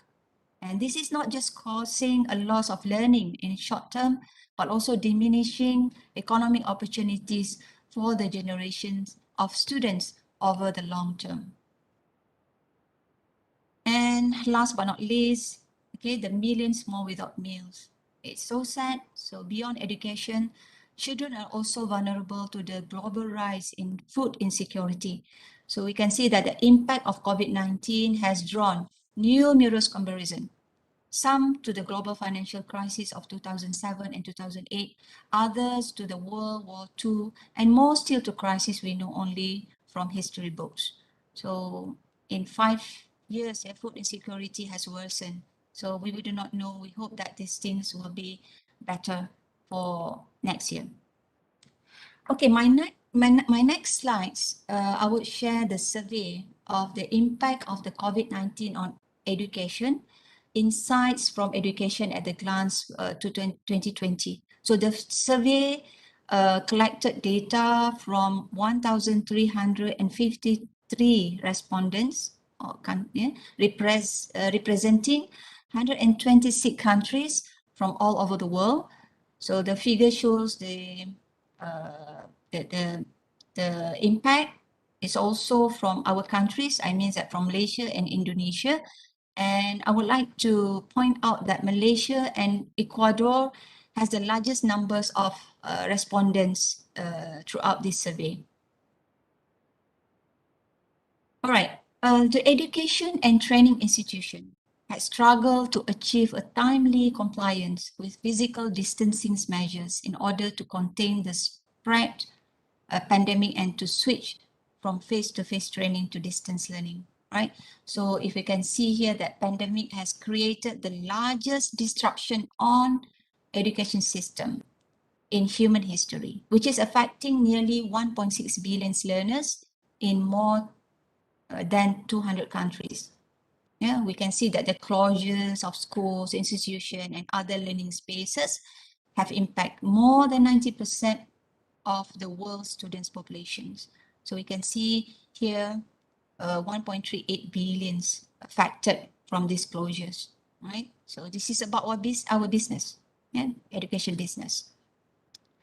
Okay, I would like to glance through the 12 impact of the COVID-19 on education, which is I insight from the Education at Glance 2020 report. The first one, we can see that the impact of the education crisis is on the public financing of education in OECD countries. OECD countries mean the Organization of Economic Cooperation and Development consists of 38 countries members all over the world, including Malaysia and Indonesia, right? The first one, as I said, the public financing of education and OECD countries, the pandemic affect public spending on education as funds are diverted into health and economy concern. The first impact.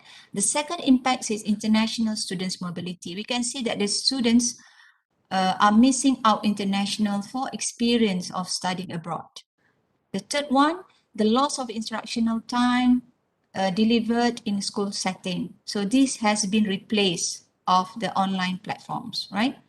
And number four, measures to continue students learning during school closures. So the countries like Malaysia and Indonesia, I believe, use a variety of remote learning resources like radio and television education and also instructional packages, right?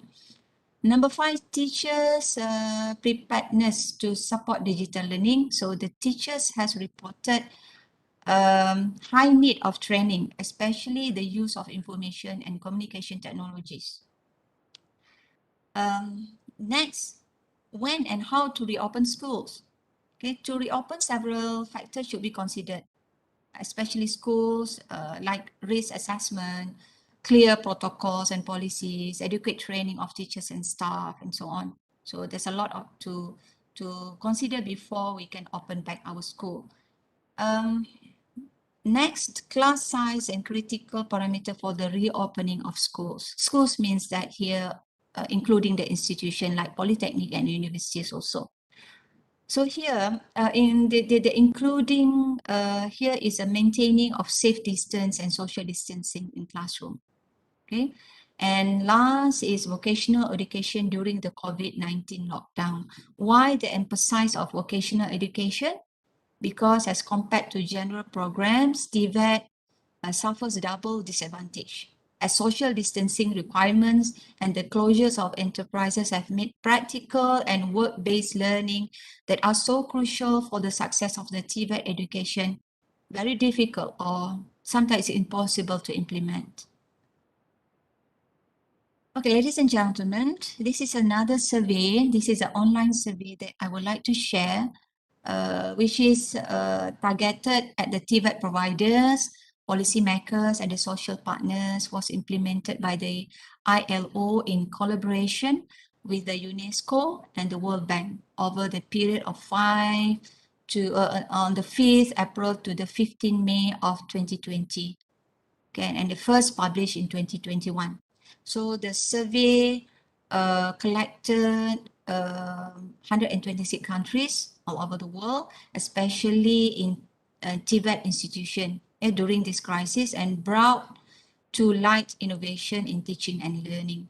Okay, so while access to learning and skills development was maintained in some contexts through a rapid shift to distance learning in technical and vocational education and training, which is TVET, the pre-existing social and digital divides deprive the most marginalized group and put them at risk of falling further behind.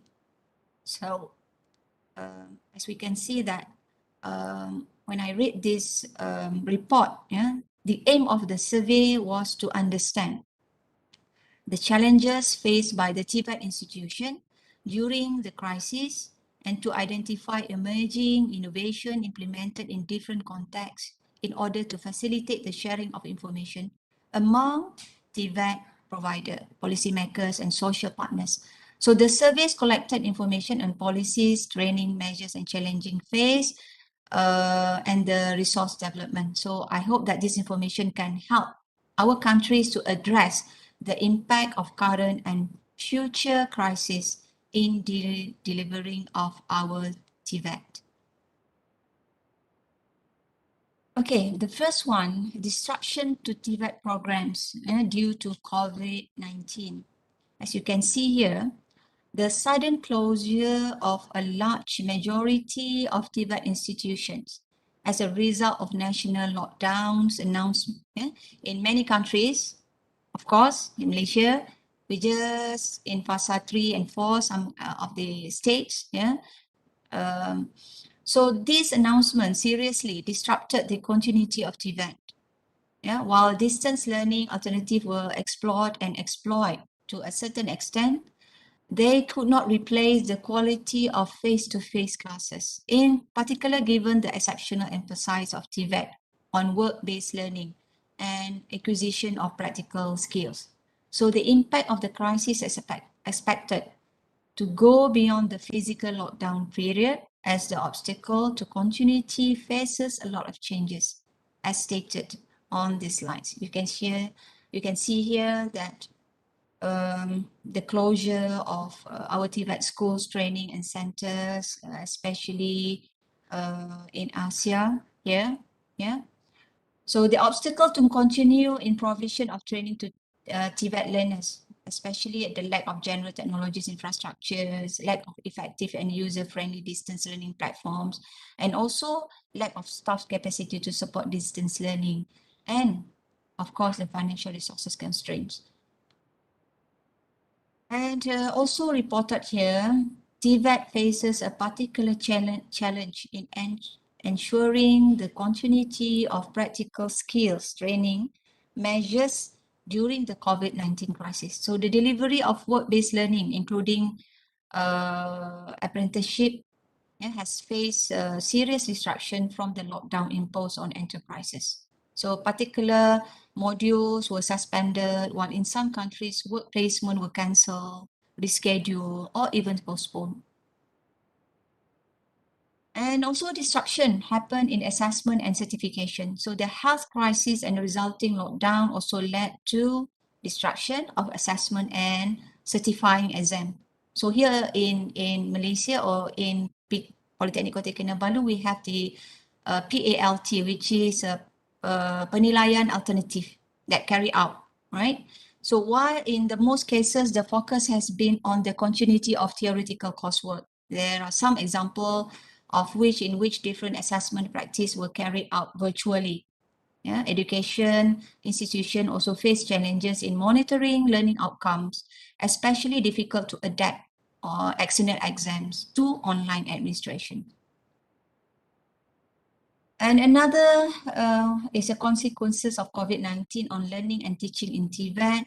So we can see here that many teachers and trainers were not adequately prepared to adapt to alternative modalities of teaching and the keeping students engaged and motivated in distance learning and managing class remotely in short period of time.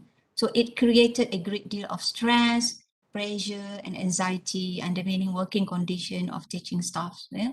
So the crisis has shown light on the lack of adequate technologies infrastructure, digital skills and pedagogical resources, and the negative consequences that this can have in short and longer term, in particular for the most disadvantaged populations group. And TVET institutional response to COVID-19. So the unprecedented global health crisis has brought a sudden shift away from classroom to alternative modes of learning, training and assessment in many educational institutions, including among TVET providers. So while distance learning options have been made available by many trainers providers, they were not widely adopted in delivery of TVET before the outbreak of the COVID-19 pandemic.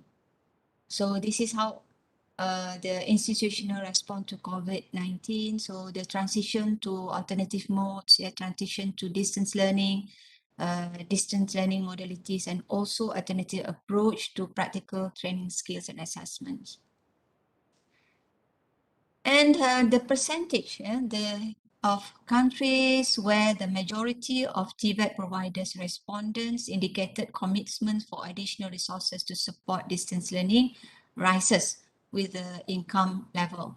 So we can see that almost half of the respondents, which is 48% of all respondents, represent TVET providers report that TVET institutions have committed additional resources to support distance learning. Okay, so respondents representing also TVET providers use additional resources for developing or expanding a wide range of new tools and learning approaches to ensure that continuity of distance learning. So here we can use I think that we are quite familiar with Zoom, YouTube, blogs, right? Google Teams, so Google Classroom, Microsoft Teams, and so on, right? So what else to do is to establish a new partnership. So why it is important?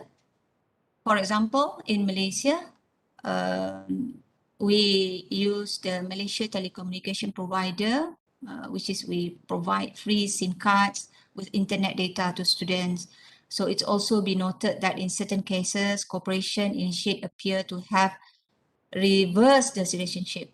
For example, new partnership were established to address skills and labor shortage in sector essential to pandemic response. And the activities of many training centers like Polytechnic Kota Kinabalu were oriented towards manufacturing face masks, personal protective equipment for medical workers, medical machinery, and also respirators.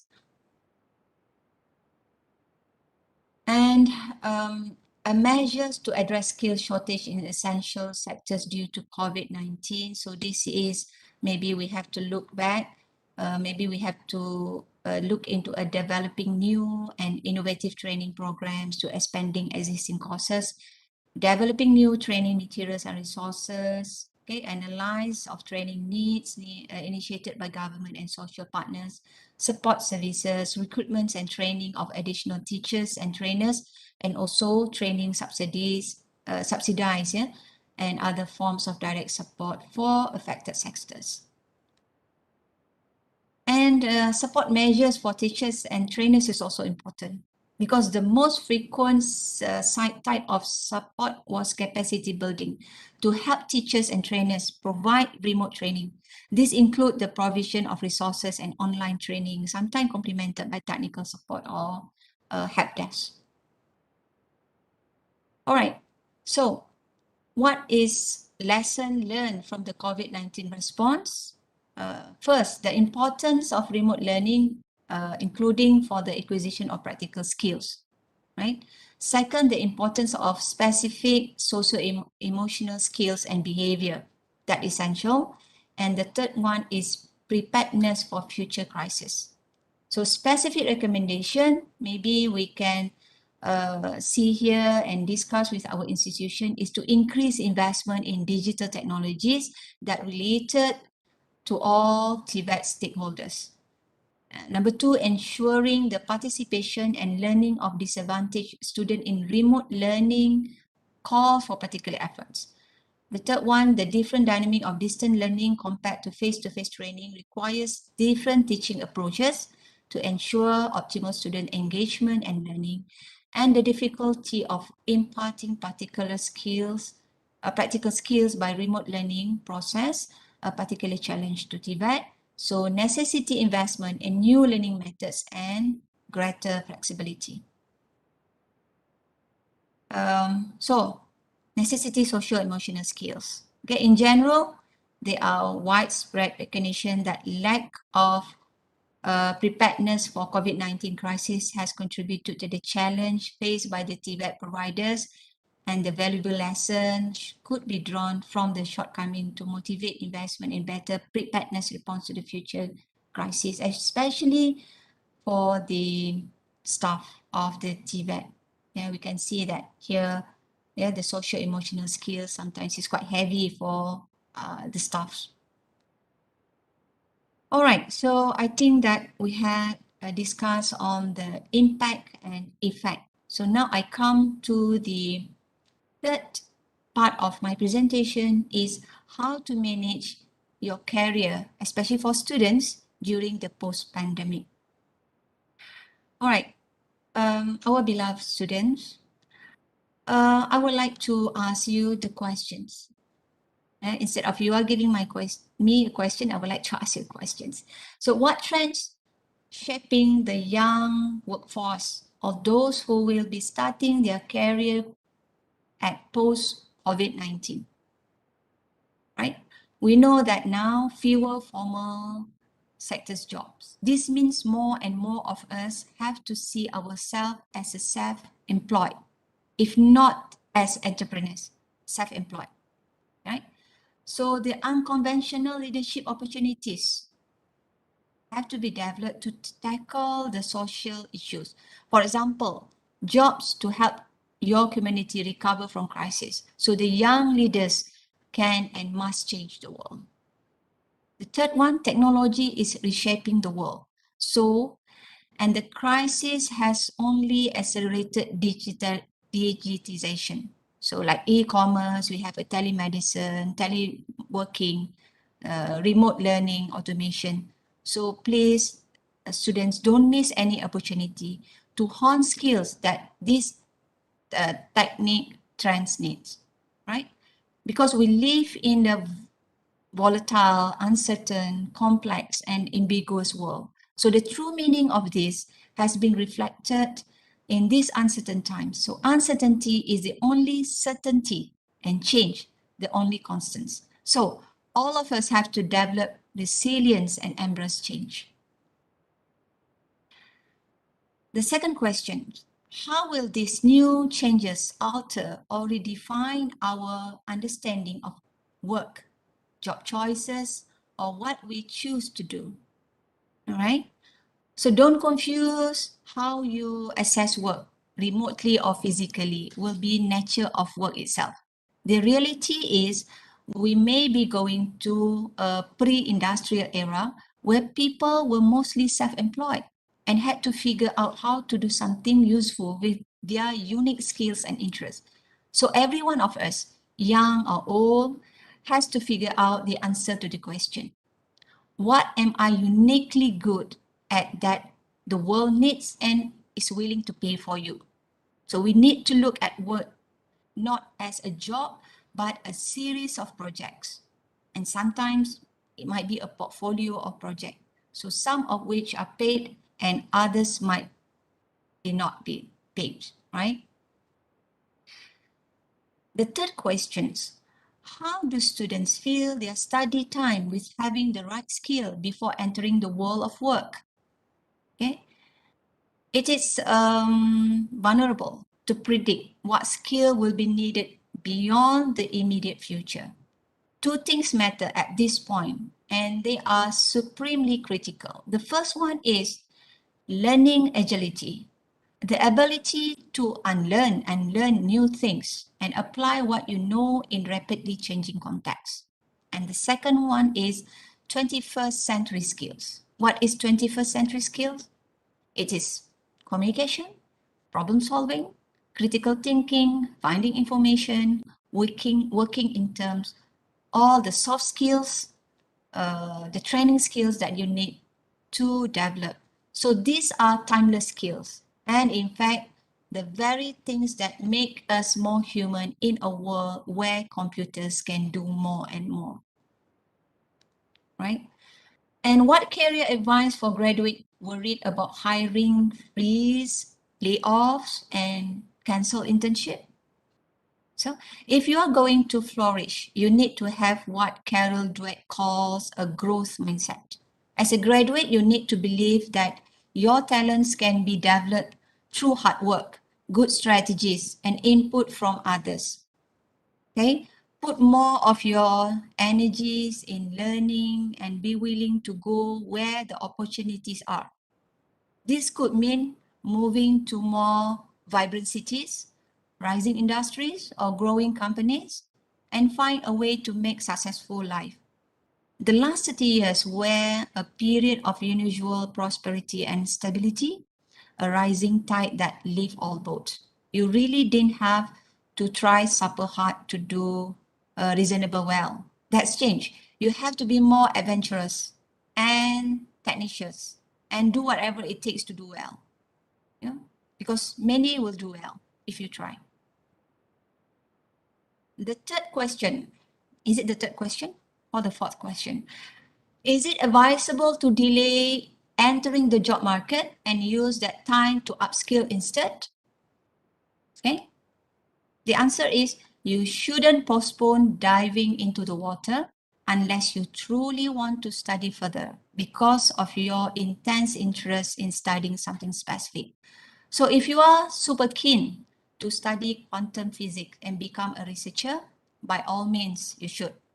But if you are simply afraid you won't find a job, okay, so don't ever come to the idea to get second diplomas or second degrees. It's a bad idea.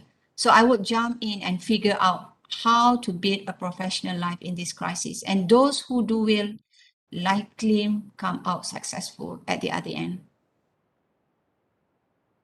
Okay, so what is the advice for graduating students and early career professionals? Well, leadership is not a title, nor a role with formal authority. Leadership is the way you act, particularly when there is burning need or crisis like now. So don't wait to be told what to do. Don't just settle for a job. Find an issue that you are care about and throw yourself at it fully. Sometimes that might mean starting a company that solves some need. Sometimes that might be organizing your friends and community to feed the hungry. It doesn't matter what you do as long you aren't waiting around to be handed an opportunity. Okay, go make your opportunity. As the old proverb says, if not now, when? So if not you, who?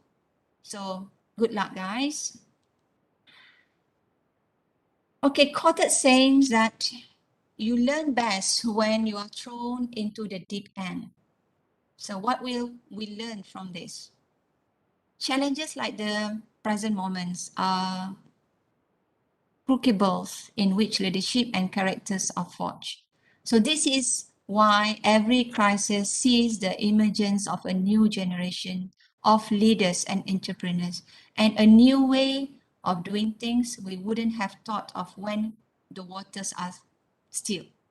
So remember that every crisis also has the end.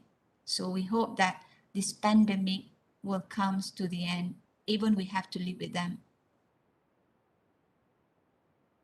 All right, so the last session I would like to share is about what skills that you all need to succeed in post-coronavirus career world. Okay, ladies and gentlemen and our beloved students, right? The one that you need is leadership. So don't believe that only managers should possess leadership skills. Anyone can demonstrate good leadership.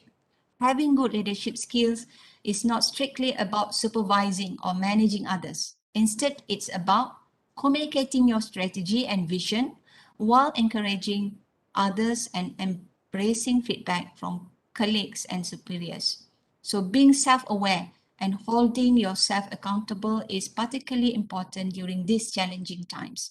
So I believe that schools will help improve your oral and written communication skills, as well as deepen your interdisciplinary knowledge and understanding of public relations, advertising, research, negotiation, and management for more effective leadership. The second skills that you need is flexibility and adaptability. So being flexible and adaptable is something we have all had to get used to over the last few months, last few years, right? So, but it's also a crucial skill that every employer look into, okay? So as a business worldwide sees a stark rise in the number of employees being able to work from home, it's likely this new way of working will last even after the pandemic passed. So while being flexible in work was once aligned with geographic mobility, it is now about having an open mindset, being able to work well under pressure, adjusting to new and unexpected deadlines, prioritize tasks, and some instance taking an additional responsibilities. And another thing that you should have is critical thinking, right? The data published by the Society for Human Resource Management found that 37% of employers considered problem solving and critical thinking among top soft skills candidates lack, right? So we have to train ourselves to be more critical thinking. In an era where navigating fake news and contrasting data is a daily struggle, it's critical that you are be able to think clearly and rationally as you objectively evaluate information in order to make informed decision. This is something you are already likely to be doing even without realizing it, right?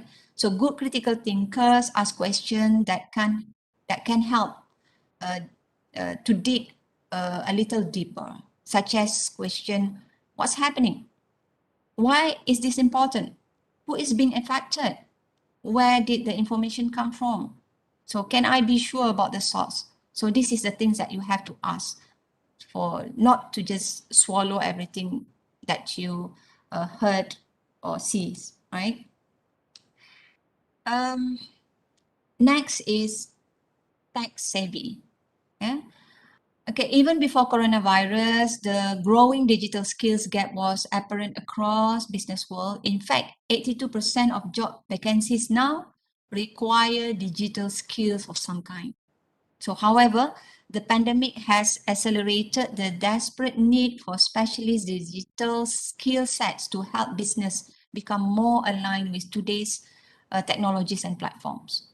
With the fourth industrial revolution, IR 4.0, on the horizon, investment not just in technologies, but in people who understand technology is very essential. So although it's unlikely that you will need to know every system or platform, demonstrating a solid working knowledge of data literacy, computer programming, big data, the cloud, AI, blockchain, and more, this will help you to strengthen your profile above the rest. Okay, it's also important, communication and emotional intelligence. Communication and social intelligence go hand in hand, and there is still a need for genuine human connection and understanding in every job role, right? So to have good emotional intelligence is to be aware of and demonstrate empathy for others' emotions and behavior, which is crucial, especially when people are feeling uneasy. And this is also where good communication skills are critical. As many of us continue to work from home, clarity in emails and at virtual meeting is a must to contain trust and retain high productivity levels. Okay. And last but not least, the skills that need to be developed, especially for the young professionals that going to build their careers, is creativity and innovation. So while we have seen machines and digital technologies take on roles in analytics and business operations, human beings are still unique in being able to think outside the box, right? So creativity is not only associated with typical creative professions either, it is essential across every industries and sectors. So in coming years, I believe the business landscape is going to need to evolve and adapt rapidly. For example, anyone aspiring to work in business will need to be able to tap into their creative mindset in order to steer a business through challenges and opportunities that it faces. Okay, ladies and gentlemen, that's all I would like to share with you as we enter the COVID-19 recovery phase right now. I hope it will be better and better.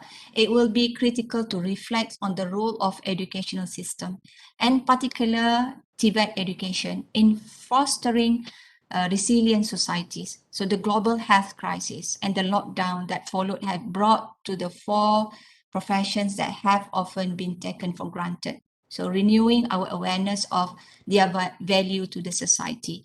This can help restore a sense of esteem to those workers who have worked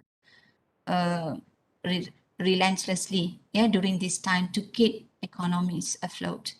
So thank you for lending your ears to share with me. And with that, I end my presentation. Thank you very much.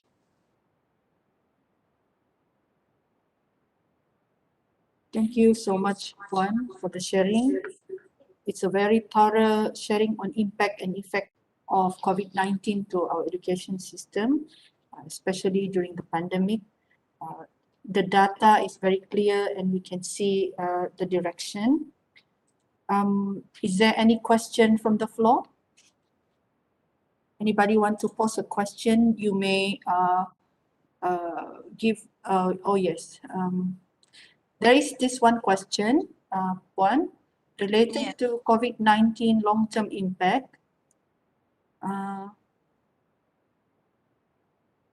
Related to COVID-19 long-term impact, do this outbreak change education and business permanently or just temporarily? Temporarily. This is Okay. from Indonesia, Iklima. Okay, thank you very much for the question. Maybe you can answer the question. Iklima. So you can hear me? Is this change in education and business permanent or just a temporary change? Yeah. Can you hear me? Can you hear me? Yes, yes. Yeah. All right. So thank you very much. The question from Iklima, from Indonesia. Okay. The question is it the COVID-19 has a long impact, right, to the education and business? So from my opinion, right, I think that maybe some of our panels have some views of it. So my personal opinions from my readings, that I think that this coronavirus pandemics has an impact that change our education system as a whole. Some of it might happen in temporary, but I can see that some of it has a permanent impact and effect to our education system, because not every impact, every causes that related to COVID-19 is negative. Some of it is positive, and it should be continued in our lives, especially in education. For example, take a look at how we conduct this webinar now, right? So we still can meet in virtually, right? We can see each other, but in terms of cost, it's almost zero cost. So this is a things, beautiful things happen because of the COVID-19. It's already there in education, the conference, video conferencing, but we are not really make use of it before this, right? So, but after this, we are trying to see the opportunities, the benefits of the pandemic. So for my opinions that this outbreak would change education, some in temporary and some in permanently. So it depends. So we have to choose which one is going to be continuity and which one we have to stop. Yeah, especially that we say that now the classrooms, the schools, the institutions are start to reopen. Like PKK, kami dah mula membuka ataupun memanggil pelajar untuk kemasukan. Tetapi not everybody will enter at the same time. We have to try. So we see whether it is going to be good or not. So as 5 weeks of our opening PKK, we can see that it's under control as long as we follow the SOP. So maybe the SOP is permanently have to be followed, right, for the years to come. Okay, thank you.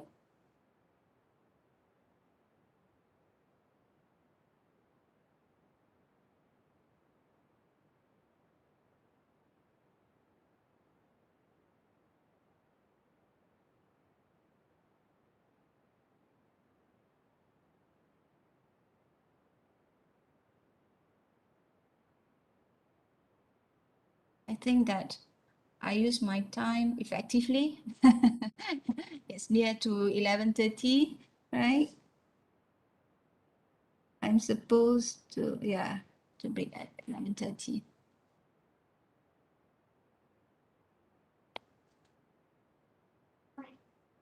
Thank you very much, Puan. I think that is all the question we have for today. And I think the sharing done just now has posed a very important and crucial questions that should be answered post-pandemic education.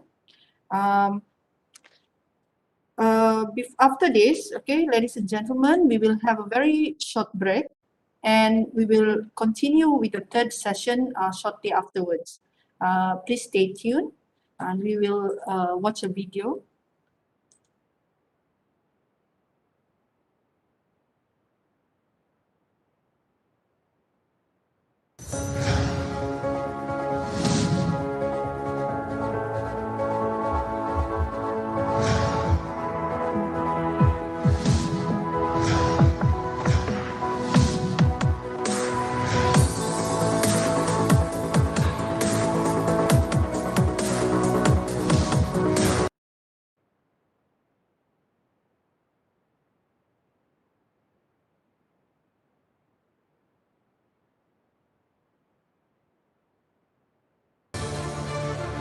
Dengan melahirkan hanya 37 graduan pertama pada tahun 1998, iaitu daripada sijil kejuruteraan awam, kini Politeknik Kota Kinabalu menawarkan pengajian di peringkat diploma melalui 5 jabatan akademik, iaitu Jabatan Kejuruteraan Awam,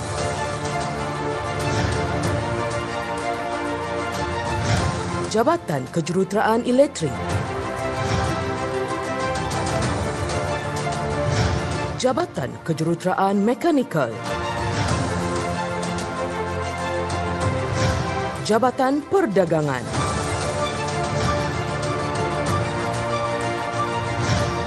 Jabatan Pelancongan dan Hospitality, kepelbagaian kaedah dan penyampaian pembelajaran, terutama sekali dengan menjadikan kreativiti dan inovasi sebagai satu budaya diterapkan dalam setiap program yang ditawarkan agar dapat melahirkan graduan yang berintelek dan berbakat dalam pelbagai bidang, sama ada bidang kemahiran, sukan maupun kebudayaan.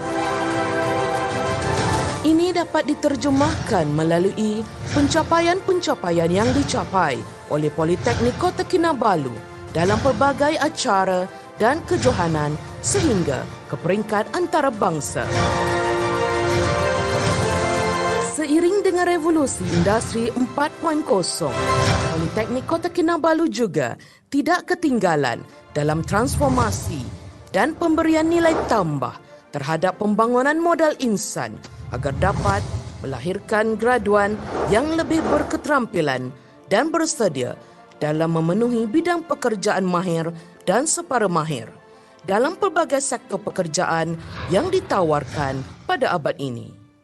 Untuk memastikan graduan bersedia untuk bekerja, semua pelajar akhir semester dikehendaki menjalani latihan industri di akhir pengajiannya.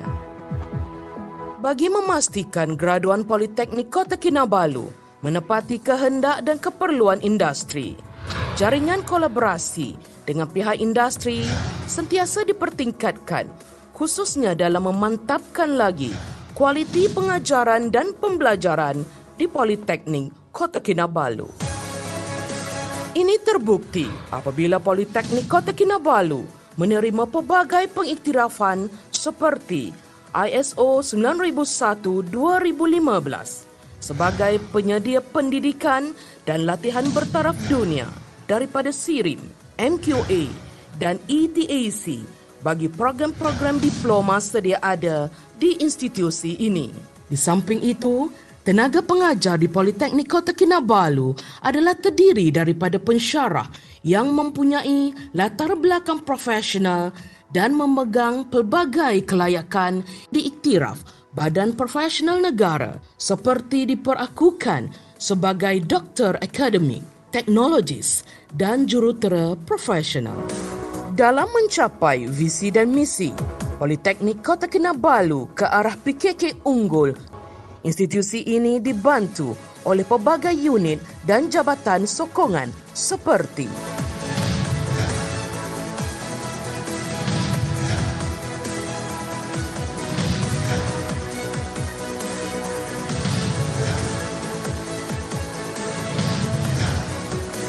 sejak penubuhannya, Politeknik Kota Kinabalu telah menghasilkan graduan secara konsisten dengan kemahiran dan pengetahuan yang relevan dengan keperluan pekerjaan hari ini.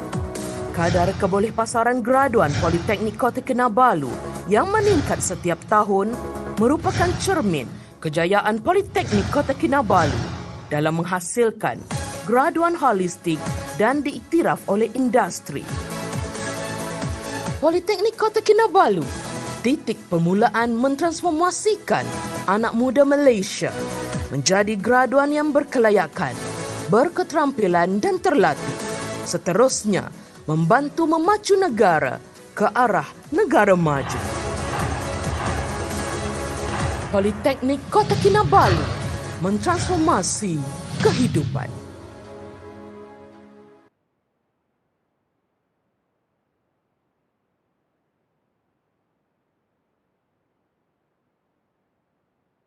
Okay, thank you very much for staying tuned with us. We will move on to session 3. Distinguished guests, ladies and gentlemen, we will start the panel session 3 with our panel from Polban. And without further ado, I hand over the session to our moderator. Over to you, Ibu Rikantini Widianti from Politeknik Negeri Bandung. Dipersilakan, Ibu. Okay, thank you, Buat. So, good morning, dear all lecturers, hosts, committee, and honorable to all participants of this seminar. So, I'm Rikantini Widianti, the moderator of today's seminar. I'm very happy to see you here and welcome all of you to this seminar. Today's seminar is about learning and teaching online post-COVID-19 pandemic experience in Politeknik Negeri Bandung. Firstly, we would like to apologize that our director couldn't attend because he was on another duty at the same time. So our speaker today is represented by Associate Professor Mr. Harita Nurwahyu Chamidi LRSCMT. Mr. Harita is Deputy Director of Politeknik Negeri Bandung for Student Affairs, obtained LRSC title at the Royal Society of Chemistry, Huddersfield, England, Magister degree at Institut Teknologi Bandung, Indonesia, and his specialty in renewable fuel bio-oil, process control, aloe vera processing, chemical process equipment design. Now, allow me to welcome the speaker, Associate Professor Harita Nurwahyu Chamidi LRSC MT, to make his presentation for the next 50 minutes and 10 minutes for Q&A session. Mr. Harita, the time is yours. Thank you very much, Ms. Rikantini. Bismillahirrahmanirrahim. Assalamualaikum warahmatullahi wabarakatuh. Good morning, everyone. Sebelumnya, kami mengucapkan permohonan maaf bahwa our director, Bapak Profesor Imbang, cannot join. He cannot reach the WebEx at the moment because he is at the Komodo Island at the moment. But before he left to Komodo Island, he sent me a message that maybe I will share to you all. I try to share.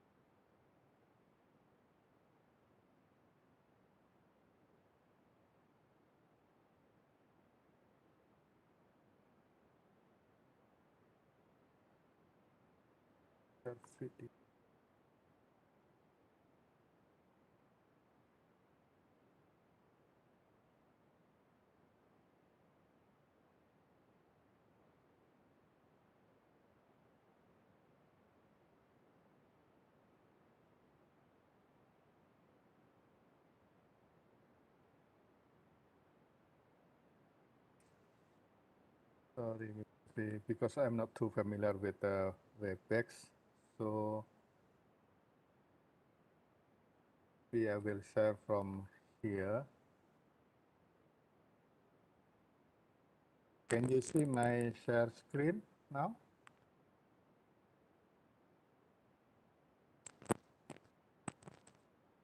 Okay, well, I will play. Ya, boleh nampak Pak. Boleh Ya. nampak ya? Ya, Okay, boleh I will nampak. play the message from my director.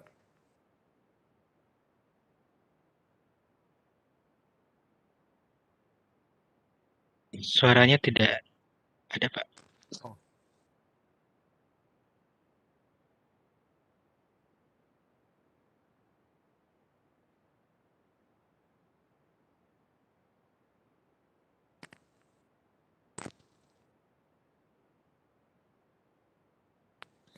Ya, tiada suaranya.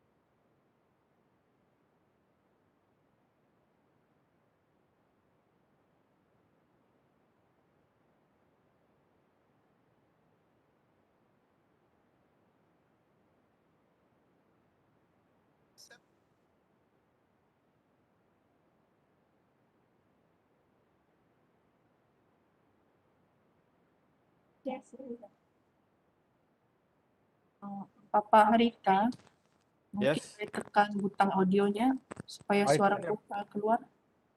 Atau membagi kepada kami. Okay, maybe I don't know how to increase the volume of the video. Hang on, I will pass this file. No sound. No sound at all.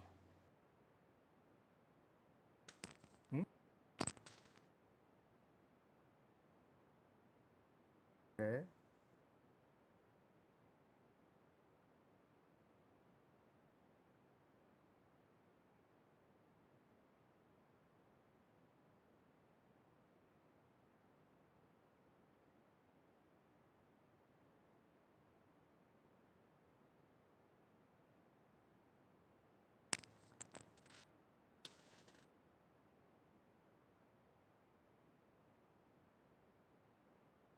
Ya, kita tunggu Pak Harita. Please wait a moment. Our technical support still help Pak Harita to present the video.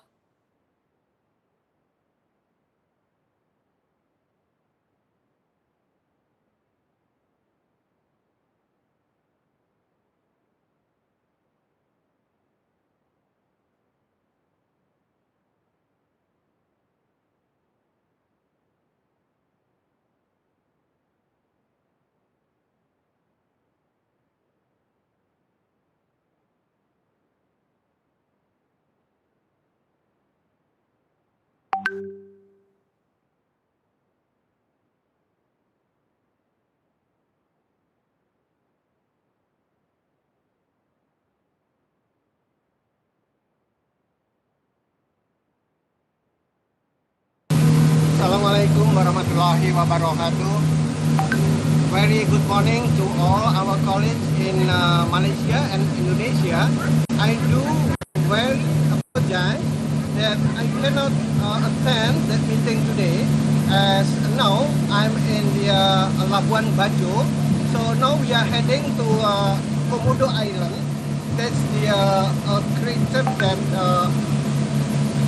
very rare in the world. So we do hope that you are all able to conduct that meeting, and we do hope that someday we can see you in our campus, or maybe if everything possible, I'm happy to visit your campus in Malaysia. So now we are in the boat. The captain is Mr. Michael, so he is the captain of the boat. So now we are heading to the Komodo Island.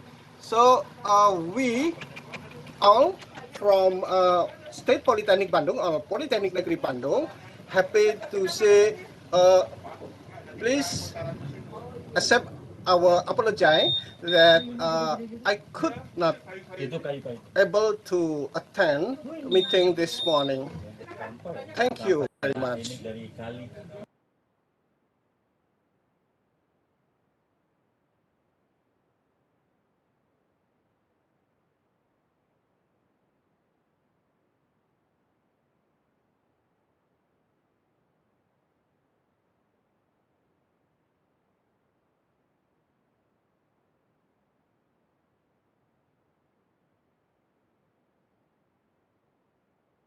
Okay, that was the message from our director, Professor. Pada siang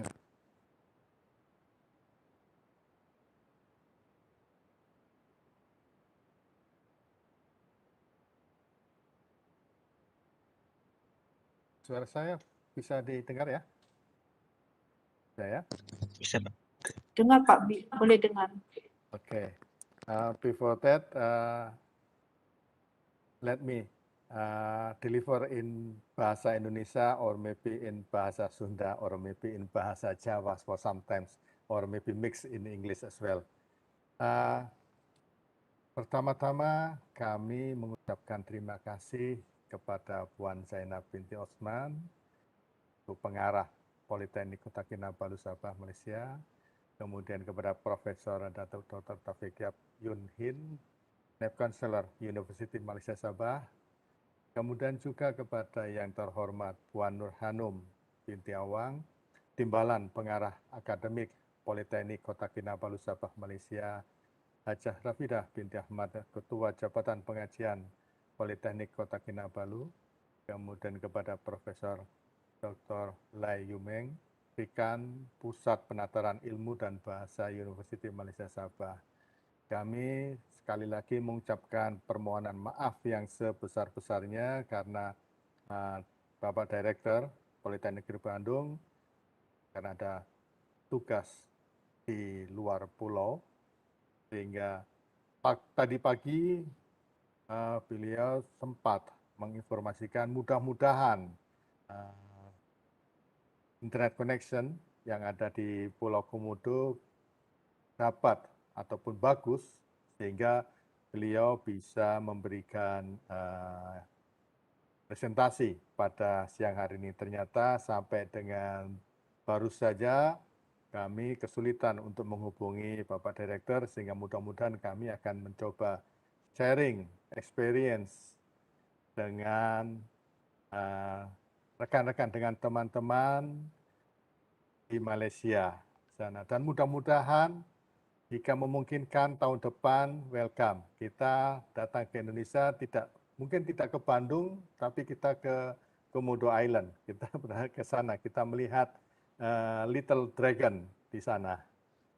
Saya juga belum pernah ke sana, jadi mudah-mudahan nanti ada sempat waktu tahun depan, masa kita bisa untuk berjumpa dan menyaksikan heritage Komodo Island beserta hewan yang ada di sana. Kami akan mencoba untuk mempresentasikan apa yang sudah dipersiapkan oleh Pak Imbang untuk kegiatan pada pagi hari ini atau siang hari ini, yaitu preparing young generation towards new economic era post-COVID-19. Mudah-mudahan apa yang saya coba sampaikan mendekati apa yang ingin disampaikan oleh Pak Rahmat Imbang, karena memang betul ini tulisan asli dari Pak Rahmat Imbang. Sebagai disclaimer pertama, bahwa presentasi ini merupakan sekelumit pengalaman di Polban yang telah berjalan dan akan datang. Mudah-mudahan pengalaman ini bisa memberikan gambaran atau kita bisa memberikan informasi bagaimana yang sudah dilakukan oleh Polban dan rencana ke depan apa yang akan Polban lakukan menghadapi setelah adanya COVID-19. Pertama, bahwa Presiden kita telah mengeluarkan kebijakan, terutama pada periode kedua kepresidenan, terutama kita lihat tentang Human Capital Development, bahwa Presiden Indonesia, Bapak Jokowi, menekankan adanya increasing quality of vocational education. Maknanya bahwa kami dari Politeknik mendapatkan porsi yang cukup besar untuk mendevelop our human capital, mendevelop pemuda-pemuda Indonesia untuk menjadi siap menuju tantangan masa depan. Selain dari 4 yang lainnya yang menjadi kebijakan, our policy of our President. Mengutip dari perkataan Bapak Nadiem Makarim, yaitu Ministry of Education Indonesia, beliau berkata bahwa kita sebagai educator, pembelajar, memberikan kebebasan dan otonomi kepada lembaga pendidikan dan merdeka dari birokrasi, dosen atau pensyarah dibebaskan dari birokrasi yang berbelit, serta mahasiswa diberikan kebebasan untuk memilih bidang yang mereka sukai. Sehingga saat ini di Indonesia, khususnya di bidang pendidikan, mengarah apa yang kami sebut dengan merdeka belajar dan kampus merdeka. Artinya mahasiswa diberikan kebebasan untuk memilih bidang yang mereka sukai. Ke depan, bahwa dengan adanya pandemi ini, tadi dari Puan Hanum sudah menjelaskan skill yang dibutuhkan oleh industri tidak seperti yang sebelum-sebelumnya lagi.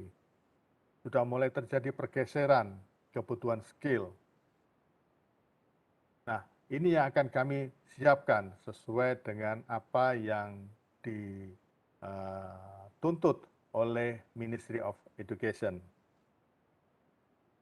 Terutama lagi kalau kita lihat dari ASEAN, di mana ASEAN mencanangkan culture understanding, bagaimana seluruh negara-negara ASEAN itu kita unite, kita satukan berdasarkan culture kita. Dengan adanya pemahaman bersama, pemahaman yang satu tentang culture, maka akan membuat ASEAN menjadi lebih baik dan menjadi negara-negara yang diakui di dunia. Akan tetapi, COVID-19 sedikit mengganggu rencana-rencana yang sudah kita tetapkan tadi.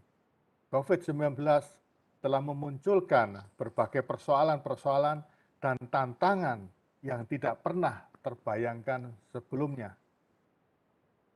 Sebelumnya kita terbiasa apabila akan mengadakan seminar, kita akan memberikan suatu training ataupun pembelajaran, kita selalu berpikir untuk bertemu langsung dengan orang-orang. Dan saat ini dengan adanya COVID-19, hal tersebut menjadi sulit. Semuanya akan memaksa kita bekerja sama, bahu-membahu menjadi satu dengan adanya kebiasaan baru ataupun new normal. Kita mencoba bagaimana mensikapi adanya COVID-19 ini dalam kehidupan kita sehari-hari.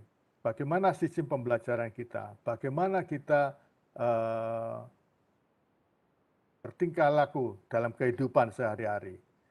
Termasuk tadi, Puan Hanum menceritakan sebelumnya kita tidak terbiasa menggunakan masker, sekarang di mana-mana orang menggunakan masker menjadi hal yang biasa, bukan sesuatu yang aneh, bukan sesuatu yang tabu, bukan sesuatu yang bersifat merendahkan orang lain karena dia mungkin merasa mungkin terkesan jadi semacam bau atau apa. Tapi masker tersebut adalah untuk melindungi orang lain, termasuk melindungi dirinya sendiri. Selama pandemi ini yang diawali sekitar awal 2020 sampai dengan saat ini, akhir 2021, hampir 2 tahun kita merasakan bagaimana dahsyatnya COVID-19, maka kita perlu ekstra hati-hati. Kita perlu sangat hati-hati terhadap apa yang disebut dengan kehilangan generasi, generation loss of generation, di mana yang kami alami, terutama di Polban, selama hampir 2 tahun ini, mahasiswa belum pernah mendapatkan ilmunya secara langsung bertatap muka di kelas dengan para dosennya. Sehingga ada kemungkinan terjadi gap atau terjadi kehilangan di situ, bahwa yang sebelumnya para mahasiswa itu dengan leluasa mendapatkan ilmunya di kelas, sekarang mendapatkan ilmu melalui laptop ataupun gadget ataupun melalui cellphone mereka di rumah. Dan seringkalinya pada saat pembelajaran itu dimulai, para mahasiswa memang mereka mengikuti ataupun bergabung di dalam Zoom, meeting, dan sebagainya, tetapi mereka seringkalinya off-cam. Artinya hanya nama yang muncul dan mungkin orangnya tidur ataupun mungkin pergi. Jadi hanya kamera saja yang di off-cam, kelihatan bergabung, tapi tidak ada orangnya, dan mungkin mereka hanya mendengarkan, tapi sulit untuk memahami apa yang disampaikan oleh dosen kepada mereka. Perlu diketahui bahwa selama ini kami mencoba membuat peta bahwa sejak tahun 2015 sampai dengan 2019, artinya sebelum pandemi COVID ini berlangsung, para lulusan dari high school, dari SMA, yang ingin mendaftar ke Politeknik Negeri Bandung, ke Polban, semakin lemah, semakin banyak, semakin tinggi. Puncaknya di tahun 2019, lebih dari 50.000 anak-anak lulusan SMA mendaftar ke Polban.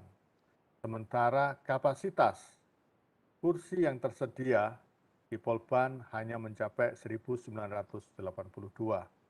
Artinya banyak anak-anak dari SMA yang menginginkan Polban sebagai tujuan pembelajaran lanjut setelah mereka lulus dari SMA. Semasa pandemi di tahun 2020 terjadi kemerosotan karena memang kami membatasi pendaftar, terutama pendaftar yang jauh, terutama pendaftar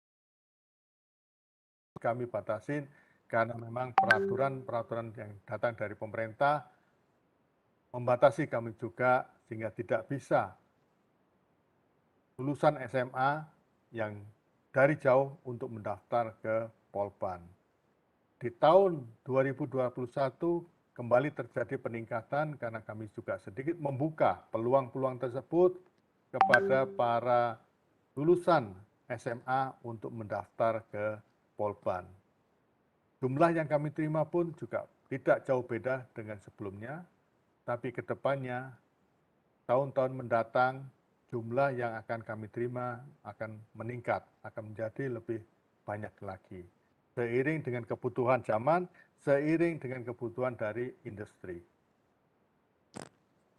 Para mahasiswa yang datang ke kampus kami, ke Polban, itu pasti akan membayangkan bagaimana masa depan mereka. Mereka akan mencoba untuk melukis, yaitu they will draw their future.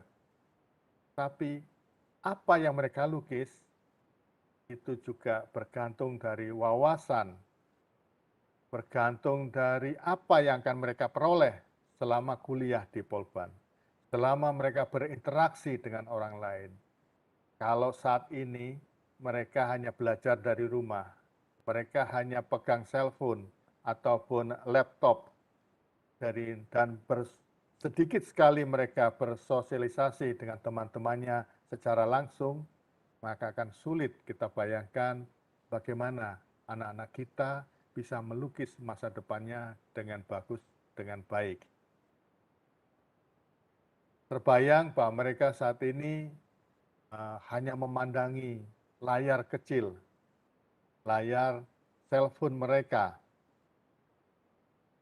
Walaupun di depan mereka ada temannya, tetapi mereka lebih suka melihat layar cellphone-nya dibandingkan berbicara langsung dengan temannya. Walaupun temannya tersebut berada di depan dia sendiri. Itulah kondisi saat ini yang terjadi, itulah pergeseran-pergeseran yang terjadi dengan adanya COVID-19. Mungkin apa yang kami sampaikan ini sedikit berbeda dengan pemateri-pemateri sebelumnya.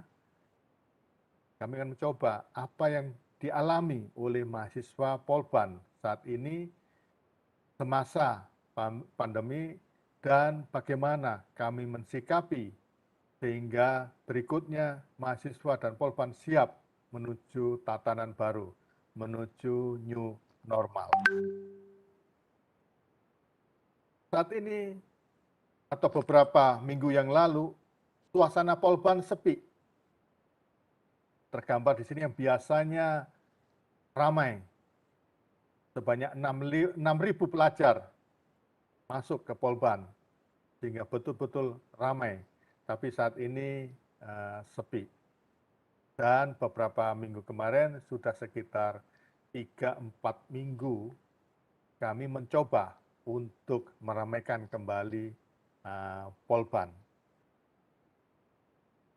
Tantangan yang ada dengan adanya pandemi ternyata telah merusak semuanya, baik itu dari sisi kesehatan, pendidikan, ekonomi, dan sebagainya. Sehingga kami perlu untuk mempersiapkan segala sesuatunya, memperbaiki dan membuat ketiga hal tadi terutama, yaitu kesehatan, pendidikan, dan ekonomi, berjalan seiring dan berjalan lebih baik lagi. Karena tiga hal ini juga merupakan poin penting untuk kemajuan bangsa, untuk kemajuan juga kami dari sisi pendidikan. Sehingga kami mencoba untuk mempersiapkan segala sesuatunya, sehingga dari sisi kesehatan dan dari sisi pendidikan siap menunjang sehingga ekonomi bangsa Indonesia menjadi lebih baik. Dari gambar di sini terlihat bahwa para pelajar dan masyarakat di sekitar Polban datang ke kampus untuk melaksanakan apa yang disebut dengan vaksinasi COVID-19. Dan itu sudah kami lakukan kepada hampir seluruh mahasiswa yang ada di Polban. Kenapa? Karena saat ini sudah ada 2 angkatan yang merasa bahasa Indonesianya minder. Dia merasa tidak atau kurang mampu terhadap ilmu yang mereka capai. Sehingga seringkalinya mereka berkata, I cannot do it. Pada saat kita menanyakan ke mereka, apa yang bisa kalian lakukan dengan peralatan seperti ini, mereka langsung bilang, I cannot do it. Nah, untuk itu kami mencoba membangkitkan lagi semangat mereka, mengajak mereka lagi untuk bekerja keras lagi, yang tadinya I cannot do it, menjadi I want to do it. Dan berikutnya, kita angkat lagi semangat mereka lagi, jadi how do I do it? And then I will try to do it, and then he became, I can do it. And hopefully, sooner or later, he will do it by himself, dan sukses akan mereka capai. Sukses akan mereka raih, akan mereka peroleh. Semuanya itu berangkat dari learning, pembelajaran. Kalau dulu kita belajar harus menuju tempat yang kita tuju, misalnya ke kampus, ataupun ke luar negeri, ke university, dan sebagainya. Saat ini kita ketahui para pelajar, para mahasiswa hanya diam atau duduk di rumah sambil memegang cellphone mereka, mendengarkan dengan baterai yang full, kemudian juga internet kuota yang mencukupi, karena hal ini juga menjadi problem di awal saat pandemi mulai berlangsung. Banyak sekali keluhan-keluhan dari para mahasiswa, banyak sekali keluhan-keluhan juga dari para dosen, terutama lagi dosen-dosen yang senior.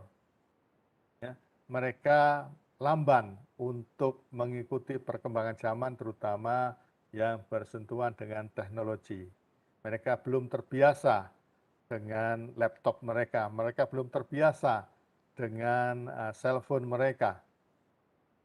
Bahkan seringkalinya para dosen diajari oleh anak mereka untuk menggunakan cellphone-nya hanya untuk membuka Zoom ataupun membuka Google Class dan sebagainya. Banyak sekali dosen-dosen yang senior mengalami kesulitan untuk menggunakan aplikasi tersebut.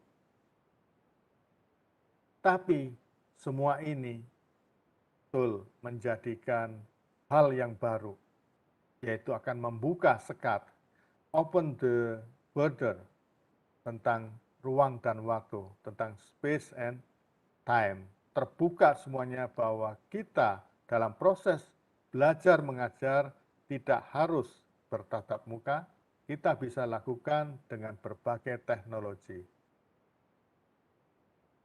Hal-hal yang dulunya sulit, sekarang sudah menjadi mudah. Dulunya yang memang tidak mungkin, sekarang bisa menjadi mungkin. Saat ini pun, ya, dalam detik ini pun, sebenarnya saya juga sedang mengadakan kegiatan yang lain juga, tetapi saya tidak perlu keluar ataupun pergi ke tempat tersebut. Hanya tinggal membuka cellphone di tempat yang lain, kita sudah terkonek, terhubung dengan kegiatan yang lain. Dan ini memang membuka mata kita bahwa COVID-19 selain memberikan dampak yang negatif, tetapi juga banyak memberikan dampak-dampak positif kepada kehidupan kita. Terutama kita yang ada di dunia pendidikan akan membuka bagaimana pendidikan bisa disalurkan, bisa disampaikan melalui dunia maya. Sebagai contoh kami yang ada di Elpopan, ya, akhirnya dengan paksaan yang luar biasa, dengan adanya pandemi COVID ini, kami melakukan terobosan-terobosan sehingga akhirnya kami membuat aplikasi sendiri untuk menghubungkan antara mahasiswa dengan dosen dan dengan Polban itu sendiri. Sehingga semua proses pembelajaran masih bisa berlangsung dengan baik. Kami akan mencoba menghubungkan textbook yang dulunya menjadi bahan yang penting secara hard copy, kita alihkan bentuk tersebut menjadi soft copy ataupun soft file melalui apakah itu Google Classroom, ataupun Zoom, ataupun aplikasi-aplikasi yang kami develop sendiri. Sebagai contoh, dari Polban mendevelop e-learning khusus untuk Polban, di mana nanti dosen, kemudian mahasiswa, dan para technician bisa bergabung dalam suatu proses pembelajaran. Tetapi semuanya itu juga tidak mudah, terutama pada saat kita bersentuhan dengan machinery. Karena kami dari Politeknik tidak lepas dari apa yang disebut dengan labs ataupun bengkel, terutama untuk yang teknik. Sehingga labs tersebut harus kita siapkan supaya mahasiswa dapat melakukan pekerjaan-pekerjaan laboratory.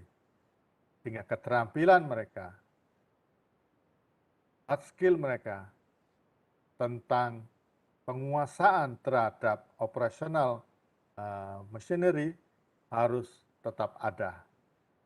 Karena hal itulah yang menjadi kunci ataupun poin penting mahasiswa memiliki hard skill yang tinggi yang kami siapkan agar mahasiswa tersebut dapat diterima di dunia industri. Semuanya ini kita sambungkan, kita linkkan, kita integrasikan menjadi satu kesatuan sehingga mahasiswa Polban tetap mendapatkan ilmunya, tetap mendapatkan pelajaran di masa pandemi COVID-19. Proses pembelajaran pun berubah.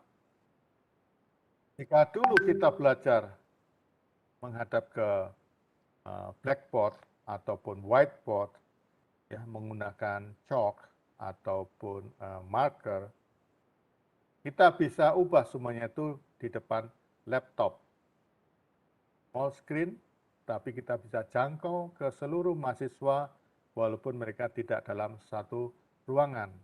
Kita bisa menjelaskan mereka, bahkan penjelasannya bisa dibantu dengan simulasi. Mahasiswa menjadi lebih paham dengan adanya simulasi-simulasi. Yang tadinya hanya berupa tulisan, sekarang bisa ditampilkan dalam bentuk simulasi dan mahasiswa bisa memahami lebih baik lagi terhadap informasi yang diberikan oleh dosennya. Paradigma baru dalam model belajar yang ada, terutama di kami, kampus Polban, ada beberapa hal. Kami akan melihat bagaimana kampus lain, baik itu Politeknik ataupun SV Vocational School yang ada di perguruan tinggi yang lain. Kami akan link and match dengan industri. Walaupun saat ini industri juga mengalami kesulitan, mengalami banyak hal yang membuat produksi mereka berkurang ataupun menurun, karena demand juga bergeser atau beralih ke yang lain, tapi tetap mereka harus berupaya membangkitkan industri mereka tetap hidup. Dan kami wajib dan selalu berhubungan dan matching dengan kebutuhan industri. Termasuk juga dengan industri kecil dan menengah, yaitu industri dalam taraf home industry ataupun small industry.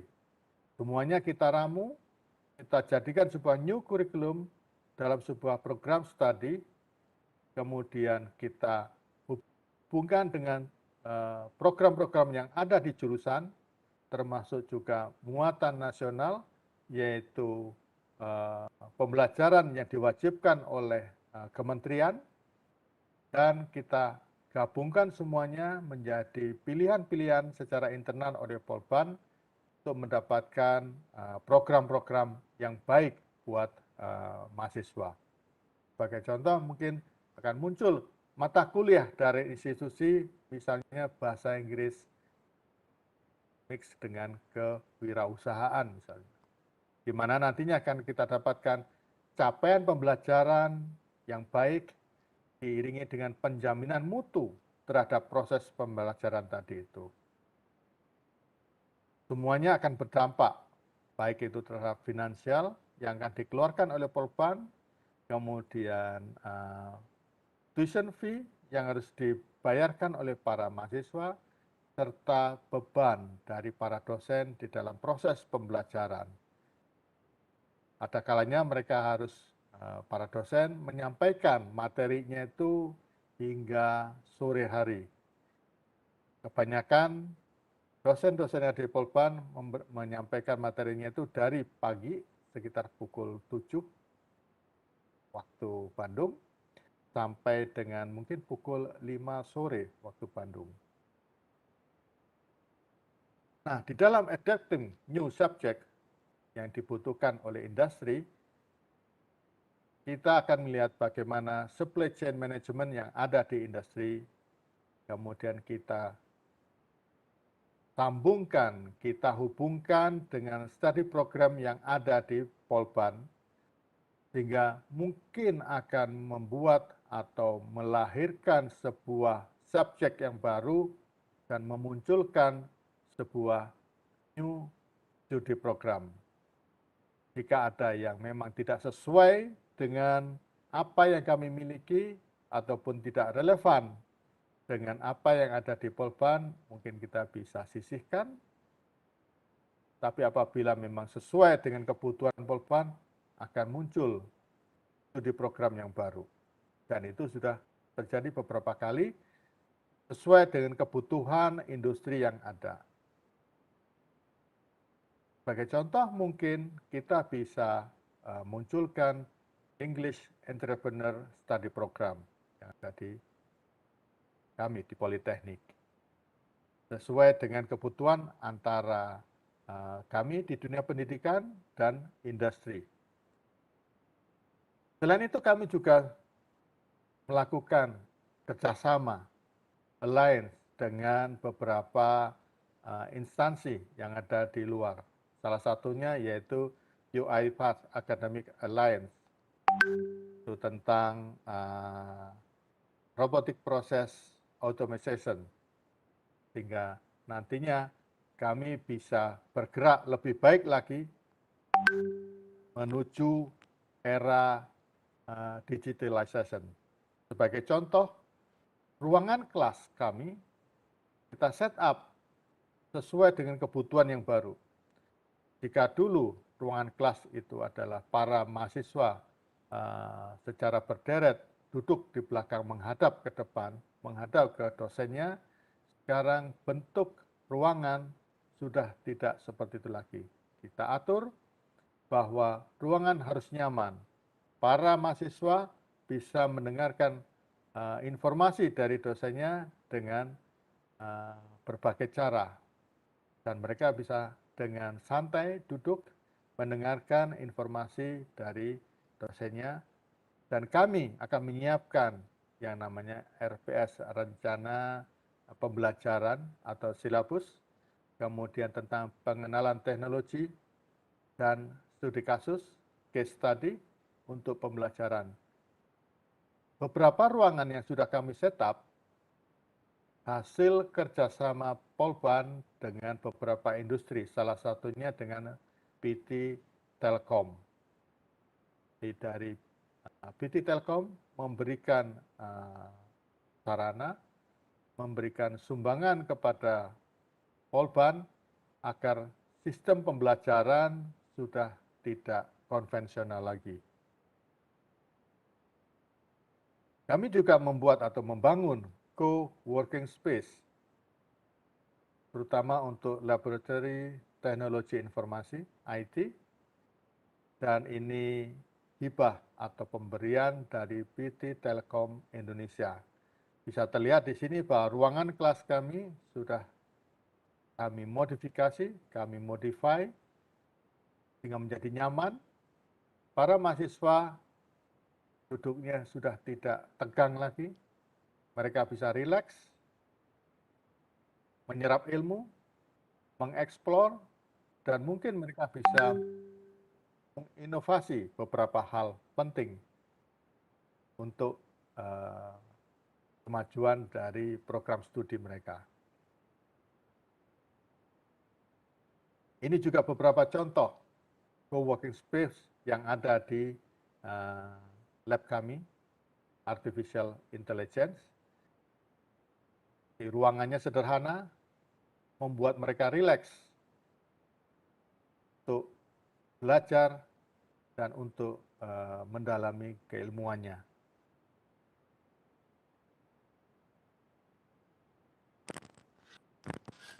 Di dalam kami mempersiapkan bagaimana mahasiswa, terutama mahasiswa Polban, bisa mengikuti atau bisa mengejar ketertinggalannya selama pandemi hampir 2 tahun ini, maka kami Polban telah mempersiapkan, dan ini sudah berjalan sekitar 3 minggu, yaitu sistem monitoring populasi mahasiswa. Population monitoring system terhadap mahasiswa yang ada di dalam kampus Polban. Yang pertama kami lakukan proses yaitu vaksinasi terhadap seluruh mahasiswa Polban. Jika mereka berada dekat dengan Polban, maka mereka bisa datang ke Polban untuk dilakukan vaksinasi. Tapi apabila mereka jauh dari Polban, mereka bisa melakukan vaksinasi di daerah sekitar atau setempat mereka. Yang kedua, orang tua harus memberikan izin, mengizinkan anaknya untuk bisa hadir ataupun datang ke kampus Polban mengikuti perkuliahan secara offline, langsung di kelas. Dan metode pembelajarannya adalah terjadwal, artinya belum 100%. Jadi kami jadwal hari ini siapa saja yang akan hadir ataupun datang ke Polban untuk melakukan suatu aktiviti tentang pembelajaran yang sampai saat ini baru untuk yang kegiatan laboratory, kegiatan bengkel. 50% dari mahasiswa datang ke kampus untuk melakukan practical works. Sehingga protokol untuk kesehatan COVID-19 masih tetap terjaga. Di mana kami membangun suatu sistem di mana arsitektur integrasinya yaitu kita memiliki database Polban, kita memiliki server di mana dalam server itu terdapat sumber-sumber data mahasiswa, data jurusan, data prodi, data kelas dan sebagainya kita hubungkan dengan aplikasi kami yaitu Kafka untuk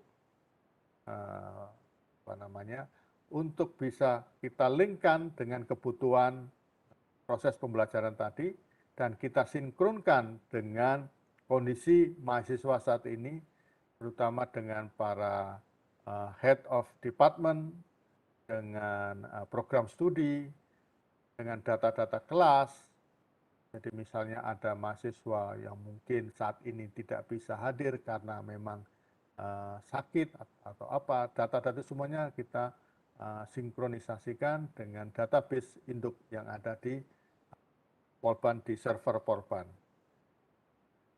Platform yang kami gunakan bahwa mahasiswa yang hadir ke Polban itu akan kita scan. Jadi mereka memiliki barcode masing-masing.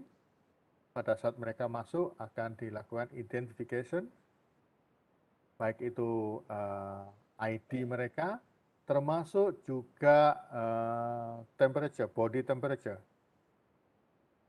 Setiap memasuki kampus Polban selalu dilakukan cek. Nah, dari data ini akan dihitung berapa jumlah mahasiswa yang saat ini memasuki kampus Polban. Dengan adanya kerjasama dengan UiPath tadi itu, platform yang kami bangun bisa bekerja ataupun bisa berjalan dengan baik. Sehingga kami bisa mengetahui berapa population yang ada di Polban saat ini. Data ini ataupun sensor ini kami letakkan di pintu masuk sehingga security bisa mengetahui setiap orang yang masuk ataupun setiap mahasiswa yang masuk ataupun keluar dan mereka bisa periksa, bisa cek kondisi kesehatan dan juga jumlah orang yang memasuki kampus. Karena kami tetap pertahankan jumlah tidak boleh banyak, ada angka, ada number di situ, sehingga terkendali jumlah mahasiswa yang ada di dalam kampus. Selain itu, kami juga melakukan beberapa inovasi-inovasi yang mungkin nanti secara detail akan dijelaskan oleh Profesor Sumeru di sesi yang berikutnya. Tapi paling tidak inovasi kami menuju ke arah komersialisasi. Hasil dari penelitian dan publikasi yang dilakukan baik itu oleh dosen ataupun oleh mahasiswa. Walaupun di masa pandemi seperti ini, kami baik itu dosen dan mahasiswa tetap melakukan penelitian-penelitian walaupun secara online. Beberapa di antaranya, 1-2 mahasiswa dan dosen tetap masuk ke lab dengan protokol yang sangat ketat dari COVID-19, dan mereka tidak sedikit yang menghasilkan inovasi-inovasi yang baru. Termasuk diantaranya, Polban juga berkontribusi dalam pembuatan ventilator yang dibutuhkan oleh banyak rumah sakit untuk kebutuhan oksigen. Nah, dari penelitian dan publikasi ini muncullah inovasi-inovasi produk dan publikasi yang akhirnya bisa kita komersilkan, kita bisa jual atau kita bisa sampaikan kepada halayak ramai. Selain itu juga ada permintaan dari pasar, permintaan beberapa industri yang datang ke Polban. Beberapa waktu yang lalu beberapa industri juga datang, apakah Polban mampu ataupun bisa membuat produk-produk baru ini, ataupun penyempurnaan dari produk-produk yang sudah mereka buat selama ini. Nah, dari situ kita juga lakukan penelitian serta publikasi, kemudian muncullah inovasi produk-produk baru serta publikasi yang akhirnya produk baru tersebut bisa menembus pasar, yang akhirnya terjadilah yang kami sebut dengan link and match. Dan itu juga merupakan bagian dari apa yang sudah disampaikan atau dicanangkan oleh Ministry of Education kita, yaitu Merdeka Belajar. Artinya mahasiswa bisa bebas untuk mendapatkan ilmu. Jadi misalnya walaupun dia dari jurusan mechanical, dia mungkin bisa belajar tentang marketing, ataupun mungkin bisa dia belajar tentang entrepreneurship. Yang jelas ilmu mechanical-nya masih kuat, tetapi dia mendapatkan ilmu tambahan sehingga mereka siap tidak hanya untuk mencari pekerjaan, tetapi mereka juga siap untuk membuat pekerjaan, menciptakan pekerjaan. Jadi tidak hanya sekedar mencari kerja, tetapi lulusan dari Polban harus siap untuk menciptakan pekerjaan. Nah, beberapa hal yang perlu kami perhatikan yaitu tentang langkah dari penguatan inovasi tadi yang berupa produk, sehingga hasil-hasil yang sudah kami lakukan melalui penelitian, publikasi, dan sebagainya yang menghasilkan suatu produk, itu kita cobakan masuk ke masyarakat. Kita coba jual ke masyarakat, kita coba sampaikan ke masyarakat melalui industri ataupun melalui toko-toko ataupun melalui kantor dagang Indonesia. Sehingga tidak sedikit mahasiswa Indonesia akhirnya mereka memiliki industri atau pabrik, tapi tidak perlu memilikinya. Jadi aset pabriknya bukan milik dia, tapi sebenarnya dia mempunyai industri, dia punya usaha di situ. Nah, ini hal-hal yang kami lakukan untuk meningkatkan kualitas dari para mahasiswa Polban. Ini adalah salah satu produk yang dibuat oleh mahasiswa kita yang sangat dibutuhkan di industri, bagaimana kebutuhan industri bisa dipenuhi oleh pendidikan. Hal yang lain setelah tadi hard skill yang diberikan, serta beberapa soft skill yang tadi juga sudah dijelaskan oleh pemateri sebelumnya, maka masalah kulineri juga tidak kalah pentingnya. Mahasiswa Polban, mereka belajar dari pukul 7 pagi sampai pukul 5 sore, tentunya mereka juga membutuhkan asupan makanan yang sehat, terutama lagi tidak hanya sehat, tetapi juga halal. Maka kami juga akan siapkan beberapa kantin-kantin yang mungkin bentuknya menjadi cashless. Kita upayakan bahwa semuanya bisa cashless dengan menggunakan beberapa ID card yang mereka miliki dan sebagainya. Kita akan siapkan. Saat ini masih belum, karena jumlah mahasiswa yang masuk ke kampus saat ini secara total baru sekitar 25%. Karena kami perlu untuk mengevaluasi kondisi mahasiswa yang masuk sebesar 20% itu apakah masih memungkinkan untuk kita tingkatkan atau akan muncul klaster-klaster yang baru. Sehingga kami perlu hati-hati untuk melangkah yang lebih jauh lagi. Dan juga tidak kalah pentingnya tentang pariwisata atau tentang wisata, tentang kita berkunjung ke daerah-daerah tertentu, di mana pariwisata di Indonesia saat ini merupakan raksasa ekonomi yang sedang tidur. Kenapa? Karena sedikitnya kunjungan wisatawan, baik itu yang dari lokal maupun dari internasional yang datang ke tempat kami. Itu merupakan potensi yang sangat luar biasa. Dan saat ini Bapak Direktur juga sedang salah satunya untuk refreshing setelah bertemu dengan kementerian di Labuan Bajo, beliau berkunjung ke Pulau Komodo. Dan mudah-mudahan sekembalinya dari sana, Bapak Direktur juga memiliki ide inovasi baru yang bisa kami lakukan atau kita bisa kami kerjakan, menghasilkan produk-produk baru karya Polban. Demikian yang bisa kami sampaikan, hal-hal yang berkenan dengan apa yang Polban sudah dan akan lakukan setelah adanya pandemi COVID-19.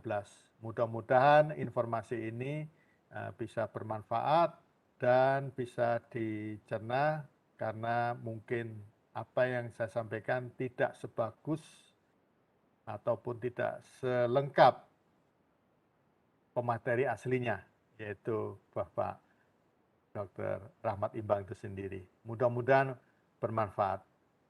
Kami kembalikan ke moderator Bu Rikantini. Persilakan. Baik, terima kasih Pak Harita. Thank you very much for giving such an informative and interesting presentations.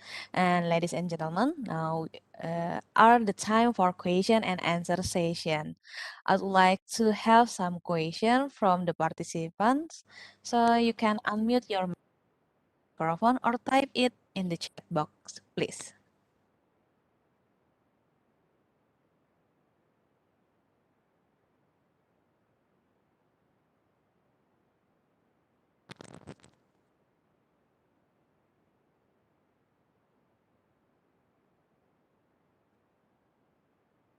Please the question from participant Politeknik Negeri Bandung or Politeknik Kinabalu. Okay. We have a question from Rinita Salsa Zilizani. Assalamualaikum, izin bertanya Pak, apabila pembelajaran setelah pandemi nanti dan bertatap muka kembali di kampus, adakah sistem yang digunakan khusus online di kelas saat ini yang akan ditetapkan digunakan secara permanen meskipun kelas offline? Oke, mungkin silakan Pak Harita. Iya, jadi mudah-mudahan bahasa Indonesia saya juga bisa dipahami oleh teman-teman yang ada di Malaysia. Jadi ini bahasa Indonesianya bahasa Indonesia jalanan. Ya, bahasa Indonesia jalanan, jadi bukan bahasa Indonesia yang Melayu ataupun bahasa Indonesia yang sempurna. Mudah-mudahan bisa dipahami. Jadi betul, kami mempersiapkan juga sistem, ya, tapi memang belum selesai, belum sempurna, jadi masih on progress kedepannya karena kami bertahap untuk melakukannya. Yang pertama adalah tentang ini dulu tadi sistem sarana, infrastruktur yang kita siapkan terlebih dahulu.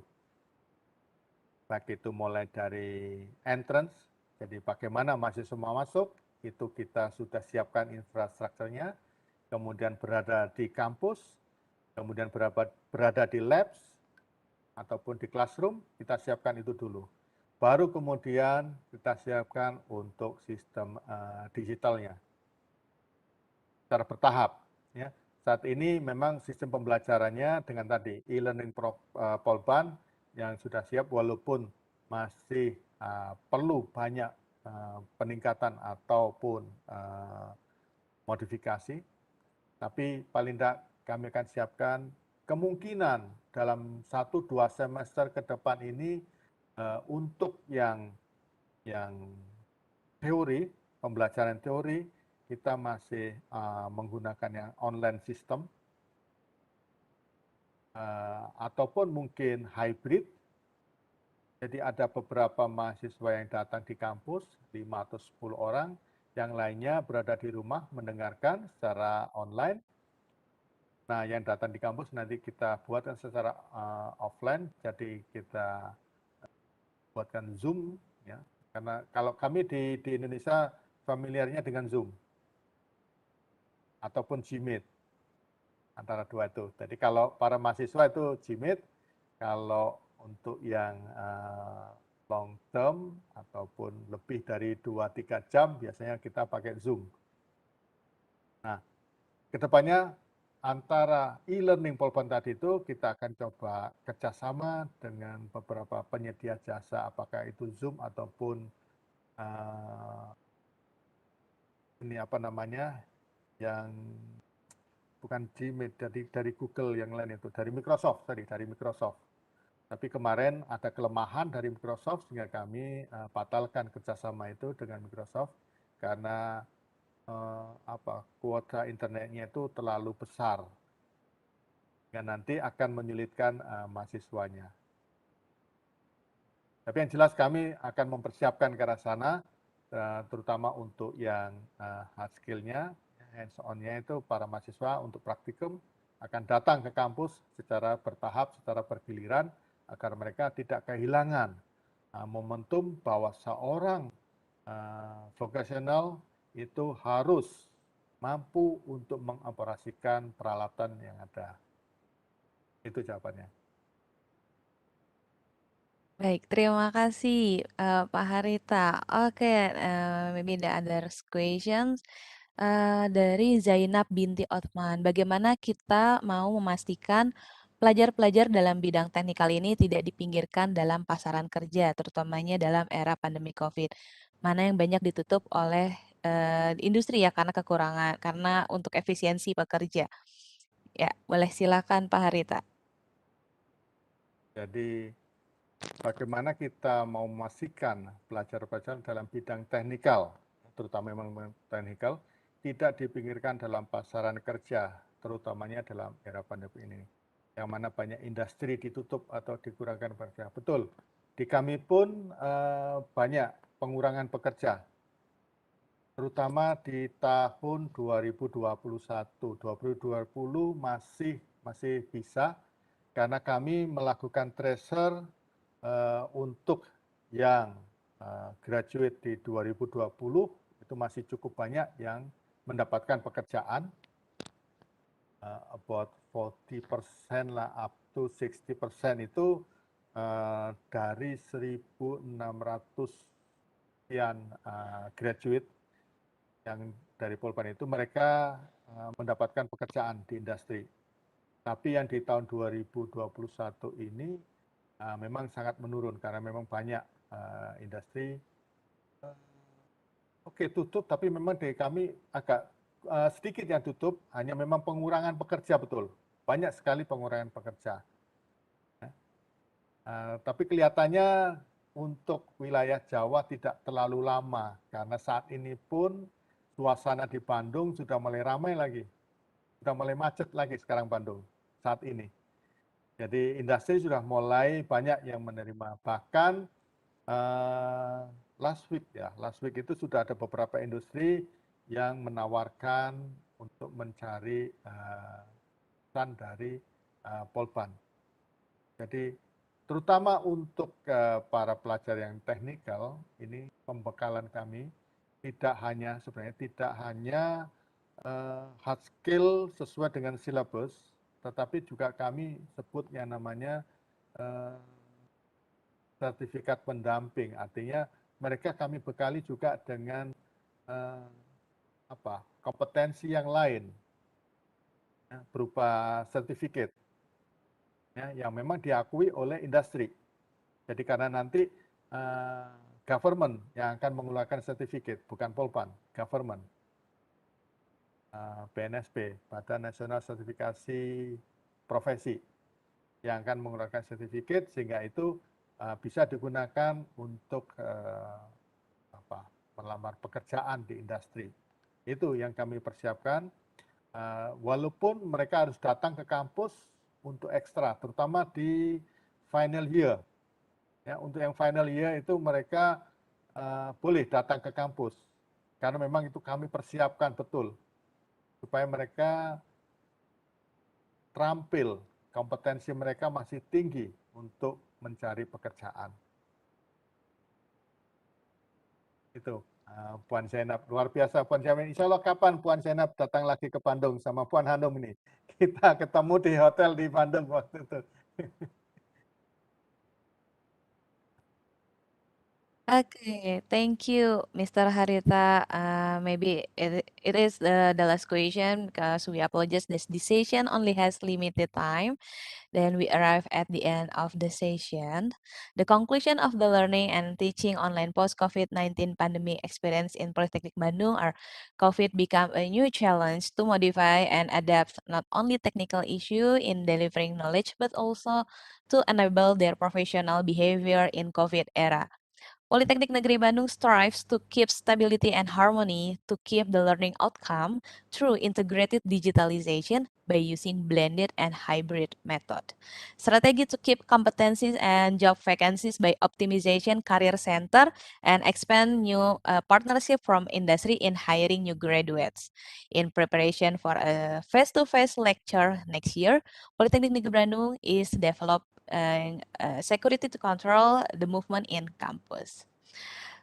Maybe that's all our session.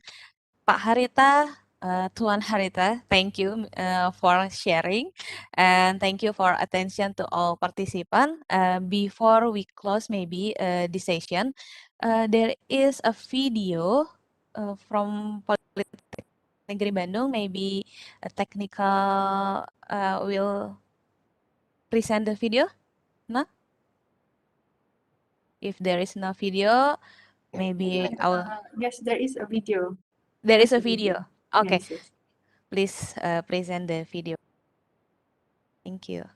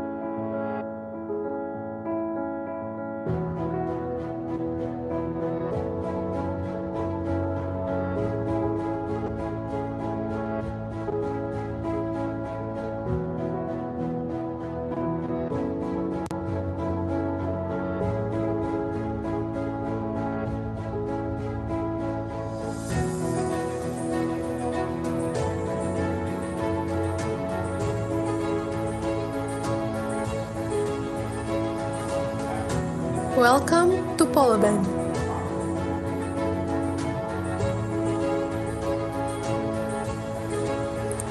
Bandung State Polytechnic Student Affairs is one of the supporting units under the coordination of Deputy Director 3 for Student Affairs.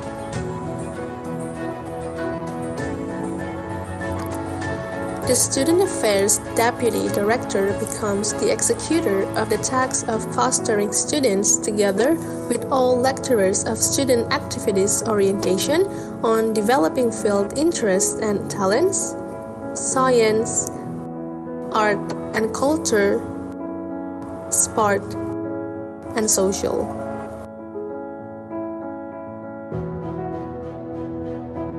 The student affairs duties also include student welfare, guidance and counseling for students, development of reasoning power, community service, development efforts, and collaboration with various parties to support it.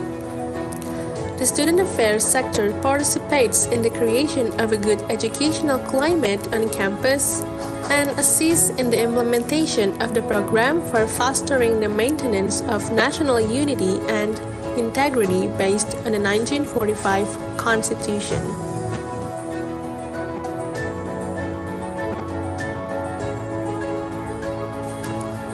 To make this happen, the Student Affairs has a mission.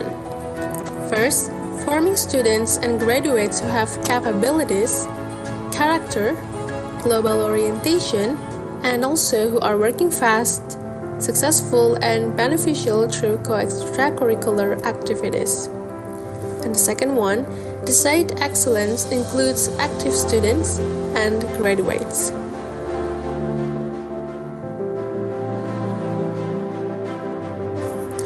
Excellent students are students who have good attitudes, knowledge and skills related with their study program, which are formed through intracurricular, co-curricular, and extracurricular activities.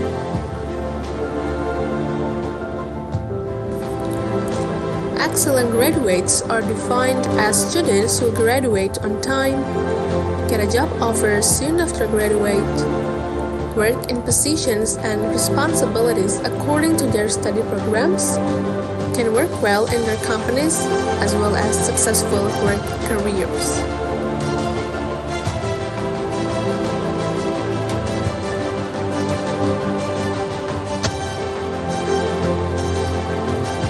Unite. Carry out activities in multidisciplinary measures, cooperate with each other, stay away from hostility and friction, work together and respect each other to form a great character, and after graduation, become solid alumni, ready to work in related fields and be successful.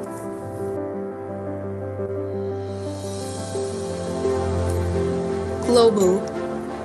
Facing the global era, namely the Asian Economic Community, or AEC, and the Industrial Revolution 4.0. Students and graduates must be able to take advantage of it with academic abilities, certification, soft skills of good character, and networking.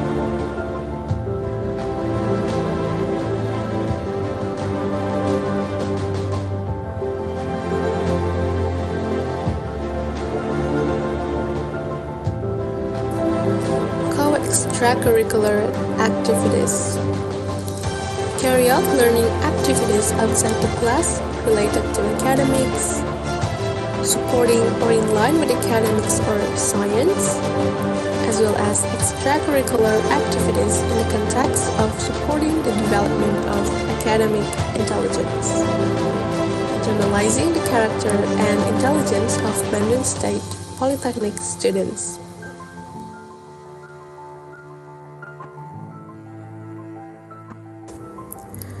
Some of the student activities at the Bandung State Polytechnics include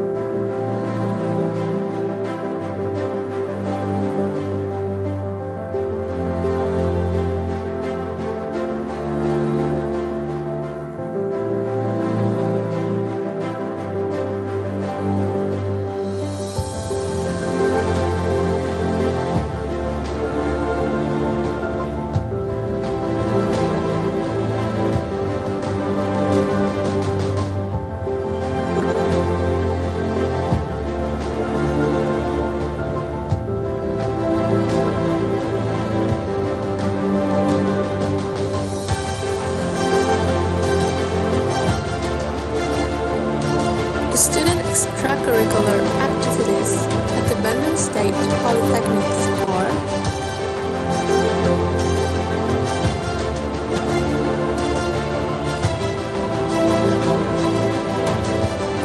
Bandung State Polytechnic also has various kinds of scholarships under student services, including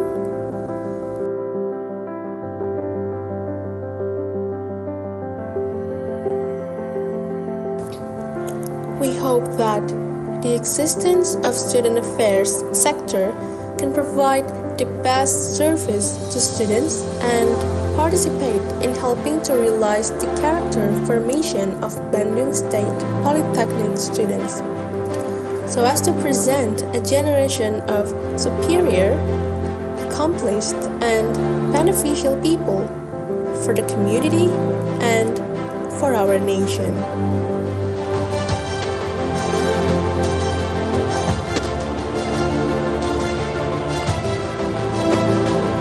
Polyband, assuring your future.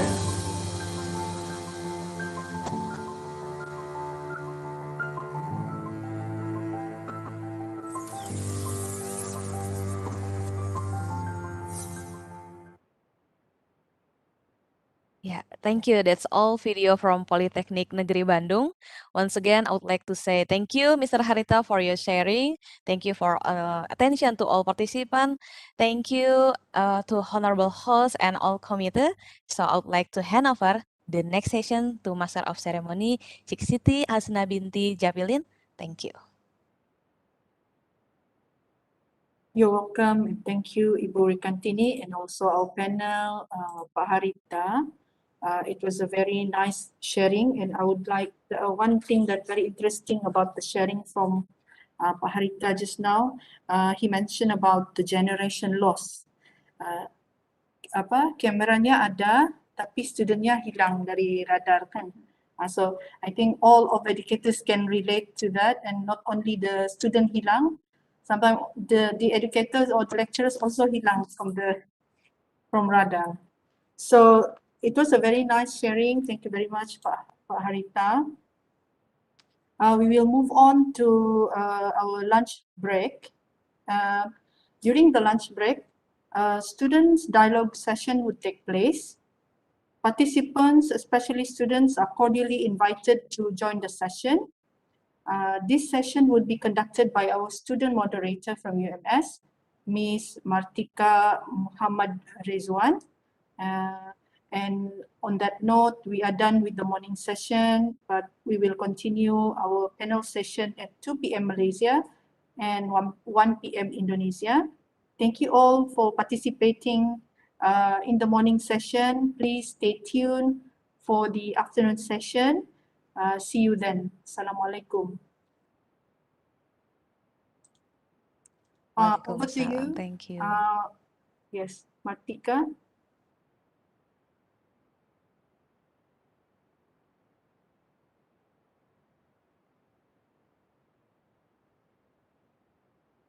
Terima kasih Puan Pengerusi Majlis. Bismillahirrahmanirrahim. Alhamdulillahirabbil alamin wassalatu wassalamu ala asyrafil anbiya'i wal mursalin wa ala alihi wasahbihi ajma'in. Assalamualaikum warahmatullahi wabarakatuh dan salam sejahtera, salam Smart Eco Campus 4.0, salam pertemanan Malaysia Indonesia.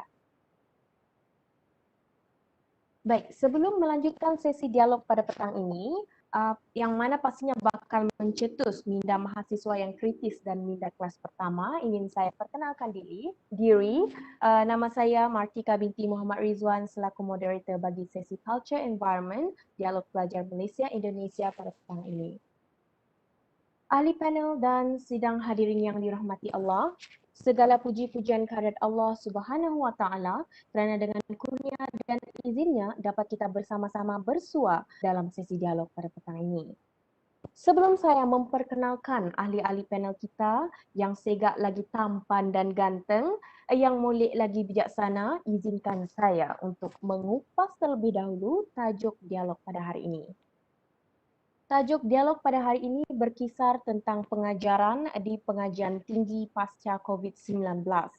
tatkala badai ancaman COVID-19 kian reda, dunia sedang menghadapi era pasca COVID-19 yang mana dalam tempoh masa yang singkat telah memberikan impak ataupun dampak yang besar kepada pelbagai sektor di seluruh dunia tidak terkecuali Malaysia dan Indonesia.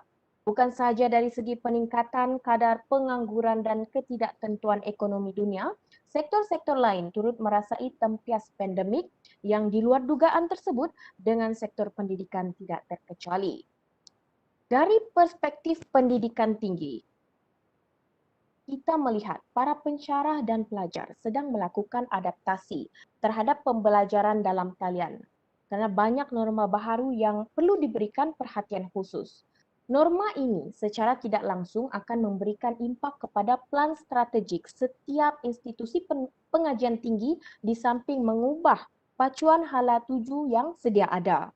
Malah tidak mustahil juga lanskap sistem pendidikan tinggi terutamanya dari aspek pengajaran dan pembelajaran yang sedang dilaksanakan pada waktu ini akan terus kekal bersama arus perubahan semasa untuk tempoh waktu yang panjang. Oleh itu, dalam hal ini, peranan mahasiswa turut dituntut, kata orang tua-tua, yang bulat tidak datang bergolek, yang pipih tidak datang melayang. Justru itu, mahasiswa seyogianya tidak terus-terusan mendakap tubuh tanpa sebarang inisiatif. Sebaliknya, mahasiswa kita yang cakna ini harusnya bangkit dan turut memainkan peranan menyokong sebarang prakarsa bagi menghadapi dan beradaptasi, seterusnya berasimilasi dengan norma baharu dalam pengajaran dan pembelajaran pada masa ini. Baiklah sidang hadirin, sebelum kita menelusuri lebih mendalam topik perbincangan ini, molek kiranya kita berkenalan dahulu dengan para barisan ahli panel kita pada hari ini yang mewakili Universiti Malaysia Sabah dan Universiti dan Politeknik Bandung berserta Politeknik Kota Kinabalu Sabah. Kerana tak kenal maka tak cinta ya. Baik, barisan yang mewakili Universiti Malaysia Sabah bersama dengan saya, panel saudari Nik Nur Syazwani binti Salim merupakan pelajar tahun 3 mengambil ijazah dalam jurusan sarjana psikologi dan kaunseling. Assalamualaikum, apa khabar saudari Nik? Alhamdulillah baik. Terima kasih. Baik. Alhamdulillah, seterusnya kita berkenalan pula dengan saudara Muhammad Hazani bin Hamid merupakan Majlis Perwakilan Pelajar Universiti Malaysia Sabah bagi sesi 2020-2021. Assalamualaikum Hazani, apa khabar? Waalaikumsalam. Waalaikumsalam. Khabar baik. Alhamdulillah, baik. Seterusnya kita beralih pula untuk berkenalan dengan saudara Rizwan bin Abdul Ghafur merupakan Presiden Kelab Geografi bagi Fakulti Sains Sosial dan Kemanusiaan Universiti Malaysia Sabah. Hai, Assalamualaikum Rizwan, apa khabar? Waalaikumsalam, warahmatullahi kabar baik.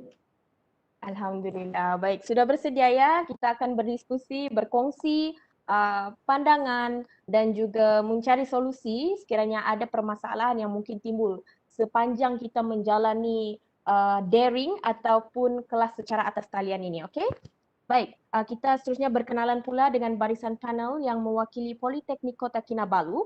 Bersama dengan kita ketika ini adalah saudara Airorin bin Wallace, merupakan pelajar di tingkat diploma mengambil jurusan Electrical dan Electronic Engineering dan ketika ini sedang menjalankan latihan industri. Hai Airorin. Halo. Halo. Okey ya? Okey, boleh. Okey, boleh ha? Alright, seterusnya kita berkenalan dengan saudari Sarah Alwani binti Lairi. Hai Sarah.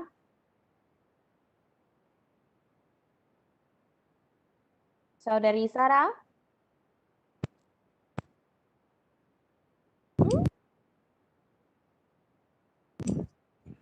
Ya saya. Okay. Sorry Alright. gelap Okay. sebab lampu. Oh, tidak apa. Okey. Walaupun keadaan di sana tidak mengizinkan tapi semangat untuk bersama dengan kami berdiskusi ini sangat dihargai. Thank you ya saudari Sarah. Alright, seterusnya kita berkenalan pula dengan saudari Elfie Amanda M. Ugau. Hai Elfie.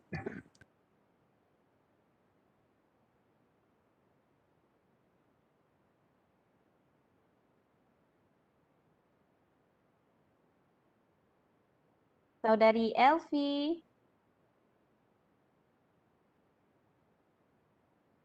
Baik, tidak apa. Kita teruskan Hello. dengan hello. Hello, ada. sorry. Line Tidak apa. ini tidak berapa bagus. Okey, tak Ya, apa. okey, Kita boleh. faham sebab kita pun sekarang ni menjalankan sesi dialog ini secara atas talian. Kita maklumlah ya dengan masalah-masalah teknikal ini. Alright, terima kasih Saudari Elfi. Alright, Seterusnya thank kita you. juga alright. Seterusnya kita juga ditemani oleh barisan panel dari Indonesia iaitu mahasiswa dari Politeknik Bandung yang akan bersama-sama untuk mendiskusikan topik pada hari ini. Baik, kita berkenalan dengan panel-panel daripada Polban. Saudari Fariza Aulia Putri, Assalamualaikum. Waalaikumsalam. Halo. Halo. Alright, seterusnya kita berkenalan pula dengan Saudari Iklima Farhani. Hai, Assalamualaikum. Hai, okey. Mungkin line tak berapa bagus kali ya. Alright, kita teruskan berkenalan dengan Saudari Rinita Salsal Ziljani. Hai, Saudari Rinita. Assalamualaikum. Waalaikumsalam warahmatullahi. Dan ada juga dua jejaka bersama dengan kita pada hari ini iaitu Saudara Yogadila Nugraha dan juga Saudara Aditya Dais Gumara. Hai, Assalamualaikum Yoga dan Aditya. Hai juga, Waalaikumsalam warahmatullahi wabarakatuh. Ya, salam kenal juga semuanya. Alright, salam kenal. Okey. Baiklah, kita sudah mengenali barisan panel dalam bola bicara ini. Semoga adanya paduan barisan panel dari Malaysia dan Indonesia ini kita dapat membahaskan topik hari ini dengan baik dan bersama-sama mencari solusi, berkongsi pengalaman dan pengetahuan untuk memberikan manfaat kepada mahasiswa di luar sana. Baiklah hadirin yang dikasihi, diskusi pada petang ini akan dikupas berlandaskan dua aspek, iaitu kita akan melihat dari sudut akademik dan juga co-curriculum yang melibatkan program yang dijalankan oleh mahasiswa dalam tempoh pendidikan pasca pandemik COVID-19 ini. Baik, soalan pertama, saya ajukan kepada ahli panel yang mewakili Universiti Malaysia Sabah untuk mengutarakan pandangan dari perspektif seorang pelajar. Apakah perbezaan sistem pendidikan di pengajian tinggi sebelum dan selepas COVID-19 dan kesan perubahan tersebut terhadap pelajar? Silakan Saudari Nik Nur Syazwani untuk menjawab persoalan ini. Silakan.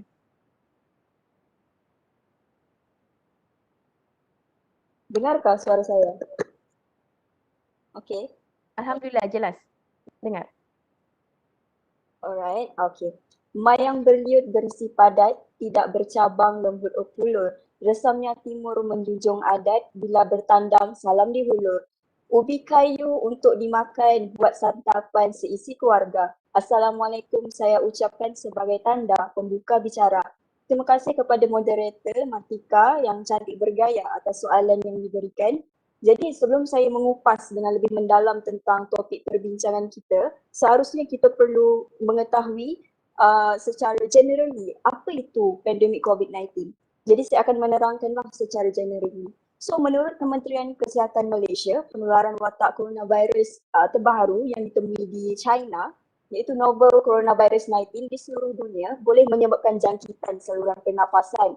Ianya juga menyebabkan spektrum gejala daripada sesama biasa tapi boleh bermutasi menjadi satu jangkitan saluran pernafasan. Ianya juga menyebabkan radang paru-paru yang turutlah pneumonia. Jadi macam mana virus ini merebak? So virus ini merebak melalui titisan dari hidung atau mulut apabila seseorang yang dijangkiti COVID-19 batuk atau bersin. Dan bila ada orang lain yang sentuh permukaan yang dijangkiti itu pun akan terkena juga COVID-19. Jadi Pertubuhan Kesihatan Sedunia iaitu WHO juga mengkategorikan titisan situasi penularan COVID-19 ini sebagai pandemik lah kerana ianya merupakan penyakit berjangkit yang merebak melalui populasi manusia dan merentasi kawasan luas sampai melempasi sempadan negara, benua, malah ke seluruh dunia. Jadi pandemik ini bukan sahaja memberi impak kepada ekonomi dunia semata-mata, malah memberi impak kepada kewangan, pekerjaan, kesihatan dan sebagainya. Terutamanya dalam fokus kita hari ini adalah sektor pendidikan. Jadi pandemik COVID-19 ini telah mengubah keseluruhan program pendidikan di sekolah maupun di institusi pengajian tinggi. Jadi berbalik kepada soalan oleh moderator tadi, ya benar memang terdapat perbezaan antara sistem pembelajaran di pengajian tinggi terutamanya sebelum dan selepas pandemik COVID-19.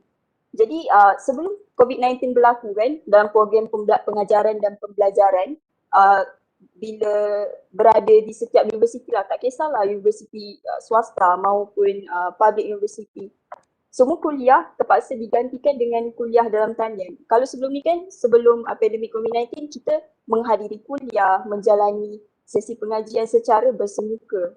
Kita boleh duduk sebelah-sebelah and then akan ada komunikasi antara dua hala lah. Secara amnya kuliah di universiti selalunya dihadiri oleh ratusan pelajar kan dalam sesuatu dewan ataupun ribuan, yang mana lecturer dengan student ni boleh berkomunikasi secara dua hala dalam kuliah. Tapi disebabkan pandemik COVID-19 ni, due to pandemik COVID-19, which is kalau sebelum program vaksin dijalankan lah, Kementerian Pengajian Tinggi Malaysia lah, di Malaysia mengumumkan penutupan universiti awam dan swasta due to raising cases every day. This is before program vaksin dijalankan. And then program-program akademik dan kurikulum secara bersemuka juga turut tidak dapat dijalankan. Selain pada itu, program mobility atau kita kenal sebagai exchange student program antara universiti sama ada between negara ataupun antara Malaysia dengan Indonesia atau Malaysia dengan Brunei, antara negara dan luar negara juga tak dapat dijalankan. Jadi contoh-contoh yang saya mention tadi tu merupakan antara contohlah perubahan sebelum pandemik COVID-19. Jadi once pandemic COVID-19 to occurs, there's some changes happen when pandemic occurs. Perubahan yang sangat-sangat ketara. Sebagai contoh, kalau dulu kan kita ada face to face kan, komunikasi dua hala. Tapi sekarang more to online learning, like macam student dengan lecturers spread it all over the place in the world or in the country. Macam contoh sekarang saya dekat Sabah contoh. Tapi ada saya punya lecturer sebagai contoh dia ada khusus di Semenanjung. Tapi still boleh jalankan kuliah macam biasa cuma secara online lah. And if ada pembukaan universiti sebab kan program vaksin kan dah dijalankan kan. Jadi PDDP yang dilakukan tu pun memang ada bersemuka tapi mengikut pematuhan kepada penjarakan sosial lah antara satu sama lain. Memang berjarak 2 meter, kena pakai mask, kena selalu pakai hand sanitizer. And then kalau macam tadi sebelum kan saya cakap ada program akademik dengan program kurikulum boleh dijalankan secara bersemuka. Tapi bila COVID occur, program-program tersebut tak dapat dijalankan secara bersemuka. Yang memang kalau kita tengok ada pentas, ada talk yang ada meja kursi apa semua, ada unit-unit tertentu, protokol, full all of it. Tapi after COVID-19 occurs, tak boleh dijalankan secara bersemuka. Sebab kalau boleh pun ada limitation lah macam tu. And then program tu dijalankan secara online lah kebanyakan sekarang. And then pasal mobility program. Program mobility pun tak dapat dijalankan secara, I can say secara efektif lah. Sebab bagi saya lah program dapat dijalankan dengan efektif if ada face to face macam tu. And then after that, itulah antara contoh-contoh perubahan selepas daripada program selepas daripada pandemik COVID-19 lah. Jadi saya ingin berkongsi ilmu lah dengan semua audiens tentang perspektif saya sebagai seorang pelajar tahun 3 psikologi kaunseling. Saya ingin berkongsi ilmu daripada segi mental health issue. Okay, so kesan daripada pandemik ni terhadap pelajar, which is yang saya going through sendiri sebenarnya, saya cepat terasa burn out. Pelajar mungkin akan cepat rasa burn out. Tapi kita fokus kat sini, kita tak nak fokus kepada pelajar saja. Tapi kita fokus kepada semua orang. Semua orang sebenarnya merasakan benda yang sama, pressure yang sama. Cuma dia tak boleh cakap kesan kepada setiap individu berbeza. Ketahanan, resiliensi terhadap pressure setiap individu tu berbeza. Jadi sebagai contoh, kalau saya cakap kesan kan, komunikasi antara dua hala susah nak berlaku sebab online dia tak interaktif. Kadang-kadang ada je student lecturer buat lecture kan, tapi ada student yang tidur, ada student yang tak bagi perhatian, mungkin ada student yang kalau duduk di rumah terikat dengan komitmen tanggungjawab sebagai seorang anak, tak pun ada buat part time. Jadi sebab dia tak face to face kan, lecturer tak boleh tengok. Jadi susah. Itu satu. Yang kedua, saya boleh cakap tekanan tinggi, sangat-sangat tinggi sebab lambakan kerja yang diberi oleh lecturer lah. Tapi kita tak boleh nak salahkan lecturer total. Sebab semua orang menghadapi benda yang sama. Lecturer sendiri pun ada dia punya tekanan juga sebab perubahan kan daripada sebelum dengan selepas. I mean dia punya syllabus bertukar. Mungkin cara pendekatan lecturer kepada student kena bertukar disebabkan due to pandemic COVID-19. And then student senang burn out, lecturer pun senang burn out juga. And then depression and suicide case antara umur lingkungan sekarang ni yang pelajar sangat tinggi, sangat tinggi kalau mengikut kajian lah sebab semua pressure dengan tekanan COVID-19. And then saya boleh cakap yang paling ketara, ini saya share lah personal experience. Bila COVID-19 ni jadi, kita kan berkomunikasi antara online learning kan, macam through laptop je, macam tak boleh face to face. Jadi ada junior yang tak kenal senior, macam dia tak tahu nak approach. So kat situ lack of social skill kat situ. Sebab kita tak boleh face to face kan. Sebab kalau kita berkomunikasi face to face, macam boleh dekat kan, boleh nampak muka apa semua, komunikasi dua hal itu akan jadi lebih interaktif. Social skill akan bertambah because you talk to people. Kamu bercakap dengan orang, kamu tengok muka dia, kamu tengok expression muka dia, apa semua yang memang kamu nampak. If kalau macam online learning, mungkin ada masalah online kan. Pasal masalah online juga, if student or lecturer duduk di kawasan pedalaman yang susah betul internet nak reach, kat situ pun mengganggu juga diorang punya sistem pembelajaran dan pengajaran lah. Jadi pada pendapat saya itulah antara kesan perubahan sebelum dan selepas pandemik COVID-19 yang sangat-sangat ketara lah. Tapi menurut saya perubahan ini bukanlah satu pilihan sudah. Bukan, it's not a change dah anymore. We have to follow this rule sebab COVID-19 dah occur. We have to jalani this kehidupan dengan norma yang baru lah. Okay, setakat ini itu sahaja daripada saya. Back to you Martika. Thank you. Terima kasih Saudari Nick atas penjelasan dan perkongsian yang I can say very related dengan kita as a student kan. And seterusnya saya juga ingin mengutarakan soalan yang lebih kurang sama kepada saudara Hazani. Tapi tadi kalau kita tengok Nick telah menerangkan berkenaan perubahan yang kita alami untuk sistem pendidikan. Dan perubahan tersebut telah memberikan kesan pastinya. Dan kesan ini tadi telah dijelaskan oleh Nick dari segi kepada student memang kita tahu perubahan ini memberikan dampak kepada mental health. Bagaimana pula dengan pihak pentadbiran ataupun ahli akademik? Silakan saudara Hazani.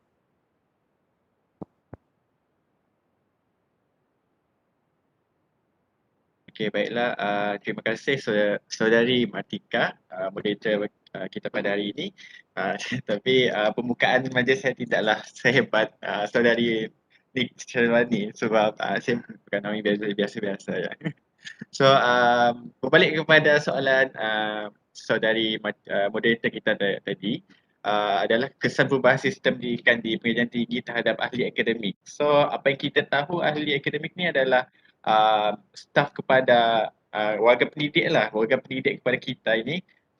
Bagi saya bukan warga pendidik saja tapi kepada yang terlibat dalam pengatur cara dari segi akademik kita di universiti ataupun di tempat-tempat sektor pendidikan. So perubahan pengajaran dan pembelajaran ni adalah disebabkan pandemik. Seperti mana kita tahulah perubahan ni start pandemik ni dia memberi impak kepada seluruh pihak kepentingan dalam pendidikan institusi pengajian tinggi termasuk dalam pensyarah. Kita adalah terutamanya pelajar, pengurusan, pentadbiran dan badan-badan yang terlibat lah.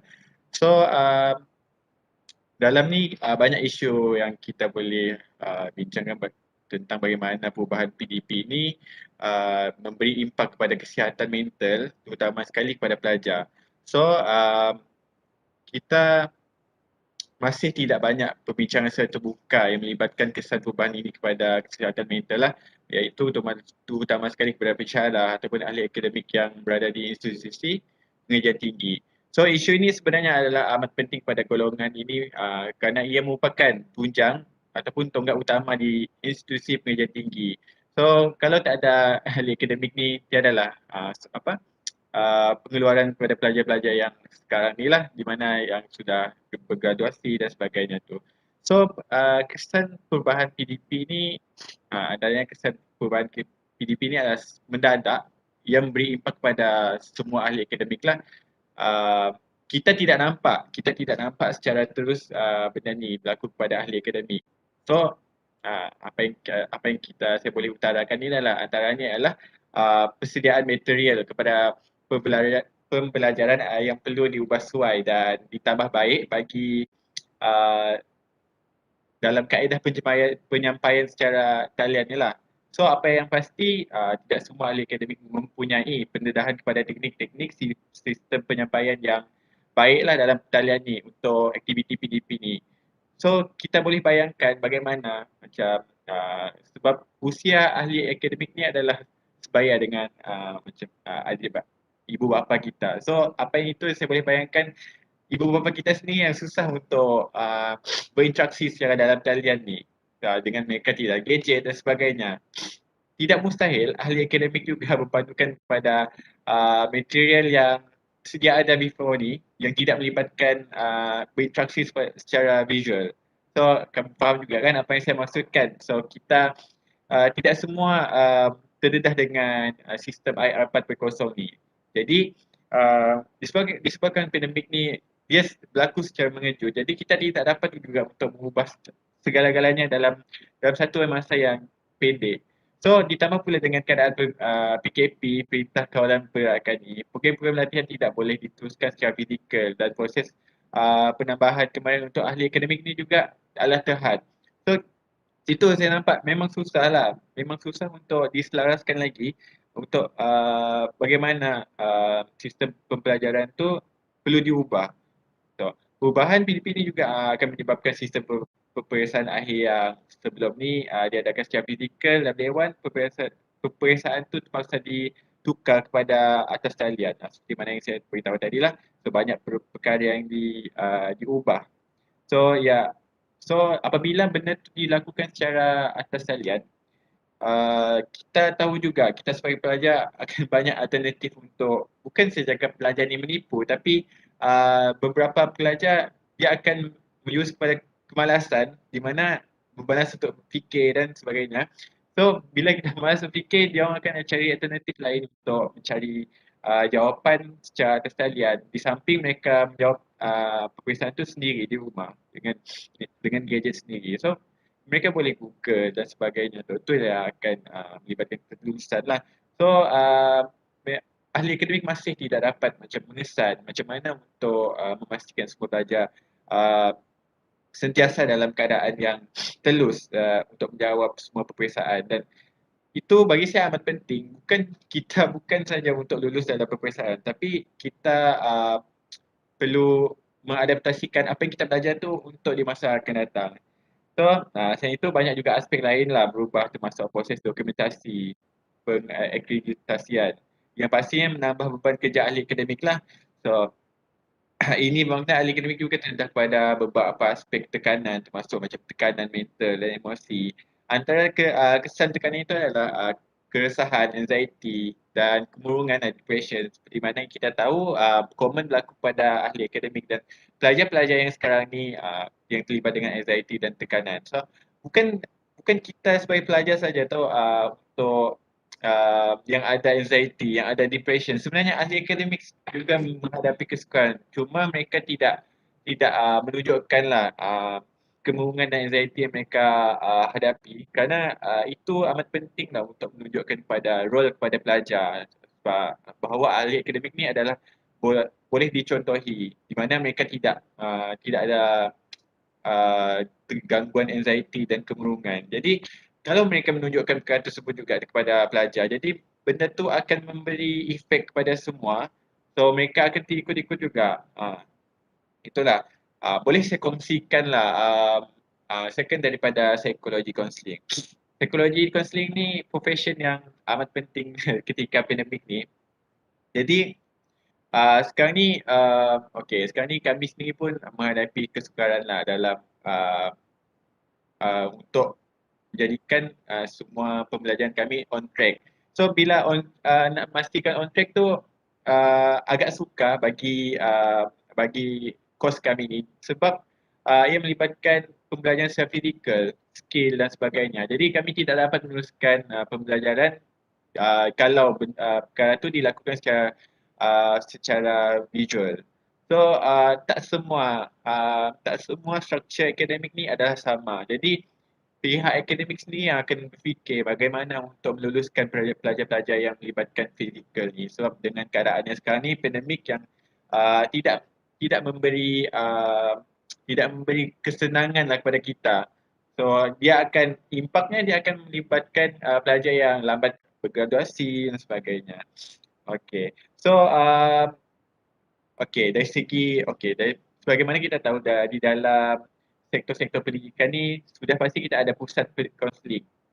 Pusat kaunseling ni sebelum pandemik saya nampak lah, sebelum pandemik ni kita agak kurang keterlibatan dalam pusat kaunseling ni sebab bagi pelajar ni pusat ni adalah tidak penting dan tidak memberi makna sebab itulah stigma yang saya dapat sebab mereka tidak percaya dengan pusat ni sebab mereka lebih percaya kepada rakan sebaya dan sebagainya.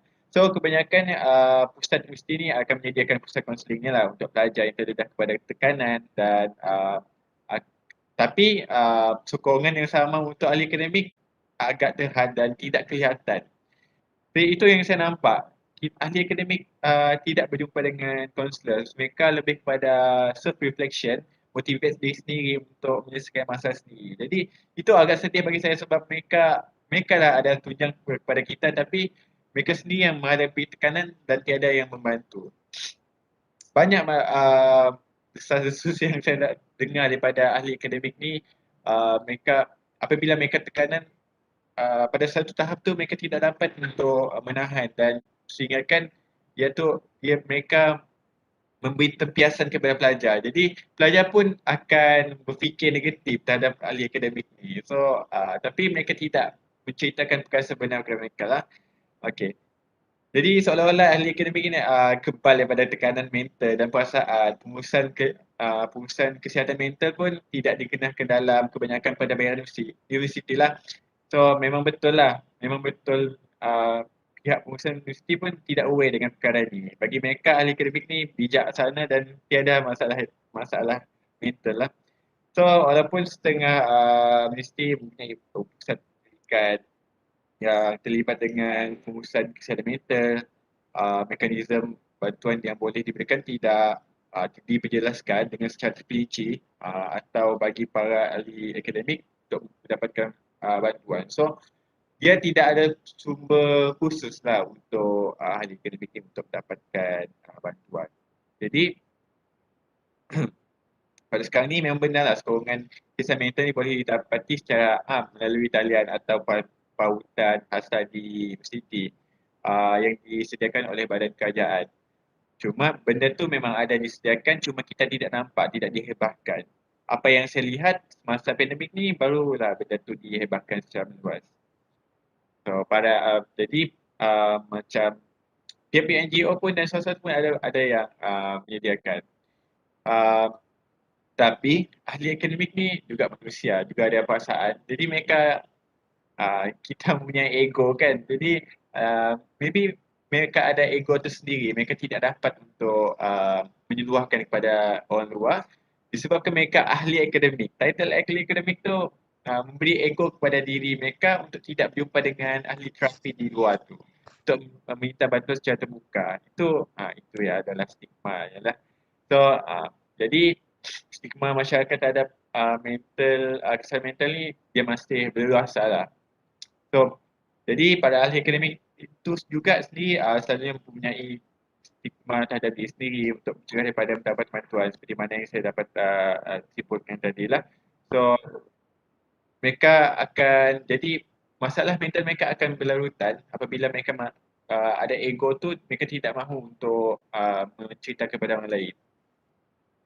Okey, walaupun informasi tentang kesihatan mental ni semakin banyak disampaikan dalam musim pandemik ni, pergerakan penyembahan bagi bantuan dan sokongan kesihatan mental ni adalah tidak setara dan tidak diberikan secara menyeluruh lah. Okey, jadi pertama sekali individu yang memerlukan bantuan ini perlu percaya bahawa mereka akan selamat dan maklumat kerahsiaan akan disimpan jika mereka pergi ke pusat itu untuk mendapatkan sokongan.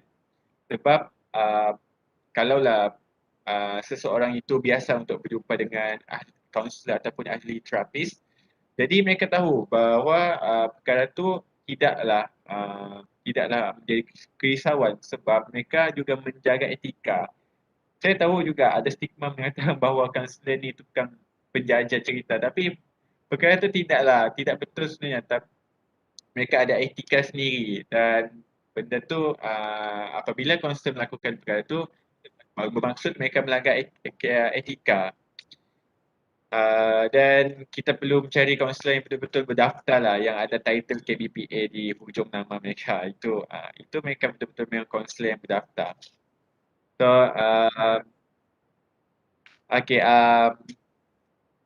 jadi untuk memudahkan perkara tersebut, jadi kita perlu contohnya kita boleh melakukan hebahan secara bentuk grafik yang mudah untuk dilakukanlah dan buat forum.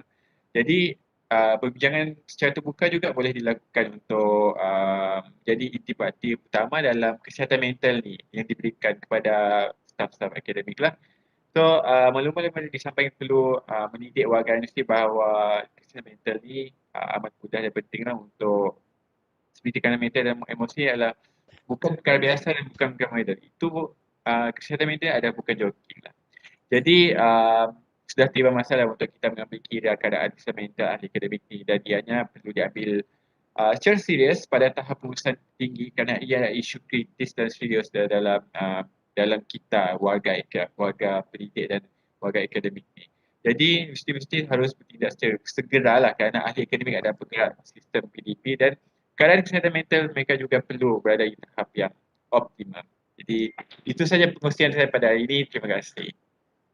Terima kasih Saudara Hazanif atas penjelasan dan perkongsian pendapat anda sebentar tadi, dan saya percaya pembahasan ini boleh melihatkan bahawa dalam usaha untuk kita mencapai kejayaan dalam bidang akademik ni, kita mesti memastikan ada keseimbangan dari segi kesihatan mental dan juga kesediaan kita untuk menjalani sesi kuliah, dan hal-hal ini perlu diambil kira macam yang Saudara Hazanif katakan sebentar tadi, bahawa warga pendidik ini merupakan role model dan mereka perlu berada di tahap yang orang panggil sebagai kualiti terbaik untuk create pelapis-pelapis yang berkualiti juga. Okey. Seterusnya, saya juga ingin merangkumkan sedikit penjelasan daripada Saudari Nik dan juga Saudara Hazanif sebentar tadi, yang mana daripada penjelasan mereka kita mengetahui bahawa pandemik COVID-19 ini telah hampir melumpuhkan sistem pendidikan negara dan memberikan dampak terhadap mahasiswa dan juga ahli akademik, terutama dalam kesiapsiagaan untuk menyediakan material PNP yang sejajar dengan kuliah secara atas talian. Dan pastinya perubahan ini turut menjejaskan kesihatan mental dan tidak kira pelajar maupun ahli akademik. Alright. Jelasnya situasi pandemik COVID-19 yang melanda ini telah menjadi pemangkin kepada perubahan dalam sistem pendidikan negara. Namun saya percaya penekanan harus diberikan untuk memulihkan semula sistem pendidikan pasca pandemik COVID-19 dengan pemerkayaan pendigitalan pendidikan, pengukuhan latihan pengajaran yang lebih terkini dan penyediaan kemudahan pendidikan yang lebih berkualiti sesuai dengan konsep pendidikan futuristik dalam era pendidikan ketika ini. Alright.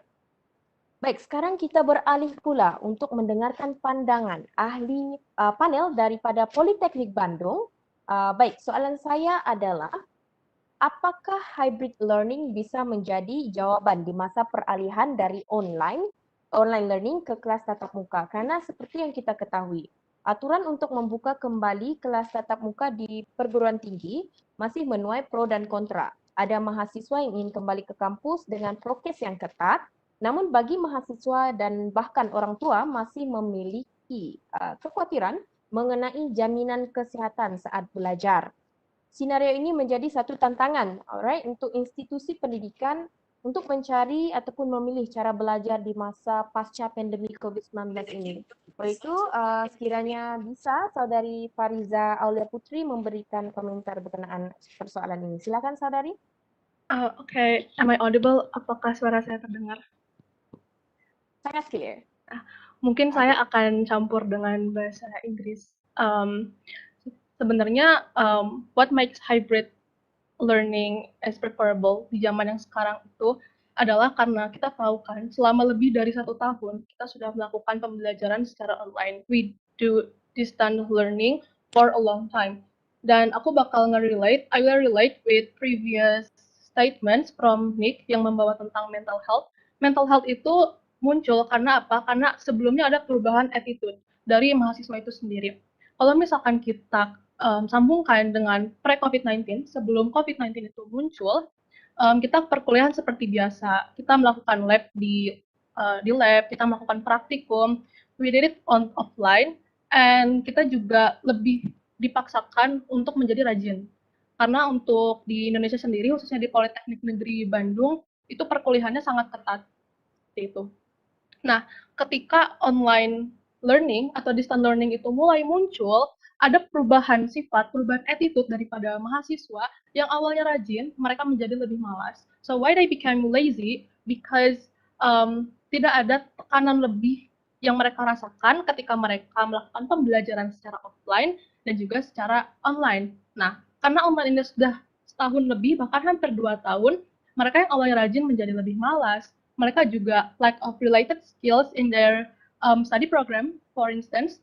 Terus juga they have less experience than other people that graduate before the COVID-19 pandemic, and also burnout, and most importantly insecurities increase. Kenapa? Karena sekarang itu lebih banyak orang yang menggembor-gemborkan pencapaian mereka, like they post their achievements through social media, for example. And for other people, it can be a motivation, but some people can also take it seriously and they become insecure because they don't have the same exact achievement as other people, something like that.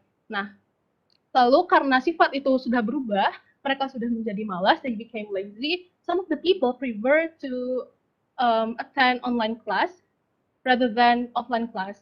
Mungkin ada beberapa yang bilang karena takut COVID-19, tapi apakah itu benar-benar alasannya? Or they're just lying? Because beberapa orang juga yang bilang seperti itu, mereka masih main di luar. They still hang out outside, oftentimes. Something like that. Nah, menurut saya sendiri, kenapa sistem pembelajaran hybrid ini merupakan langkah yang cukup oke, karena kita balik lagi, apabila sifat ini, if this become continue, kalau misalkan online itu terus-terusan, itu akan mengubah sifat, sikap, dan attitude seluruh mahasiswa dan siswa mungkin di seluruh dunia yang awalnya mereka terpaksa untuk rajin menjadi tidak rajin. Tapi juga kalau misalkan kita langsung ke offline, if we attend offline classroom right away, tidak semua orang bisa beradaptasi karena sifat mereka sudah berubah, attitude mereka juga sudah berubah dan mereka juga akan tidak kuat. It happens to me as well because when the hybrid class happens, it was kind of hard for me to make my schedule right, because before I can do anything outside the classroom, karena pelajaran-pelajaran itu kan ada waktu senggangnya. Kalau misalkan dikerjakan di rumah itu bisa banyak, kita bisa mengikuti kegiatan di luar. Tapi ketika masuk ke pembelajaran hybrid, ketika kita masuk ke kampus, itu kita nggak bisa melakukan apa yang kita lakukan sebelumnya. For example, I actually do a lot of activities outside college because of this pandemic COVID-19 situation, because I have more time. Dan itulah yang membuat kenapa orang-orang juga lebih memilih online school, karena mereka merasa lebih santai. They feel it's easier for them, but for some people, they can be more productive. Jadi ada 2 tipe mahasiswa. yang aku lihat di saat COVID-19 pandemic ini, yang pertama orang semakin malas. They became lazier, dan satu lagi semakin produktif. They become more productive.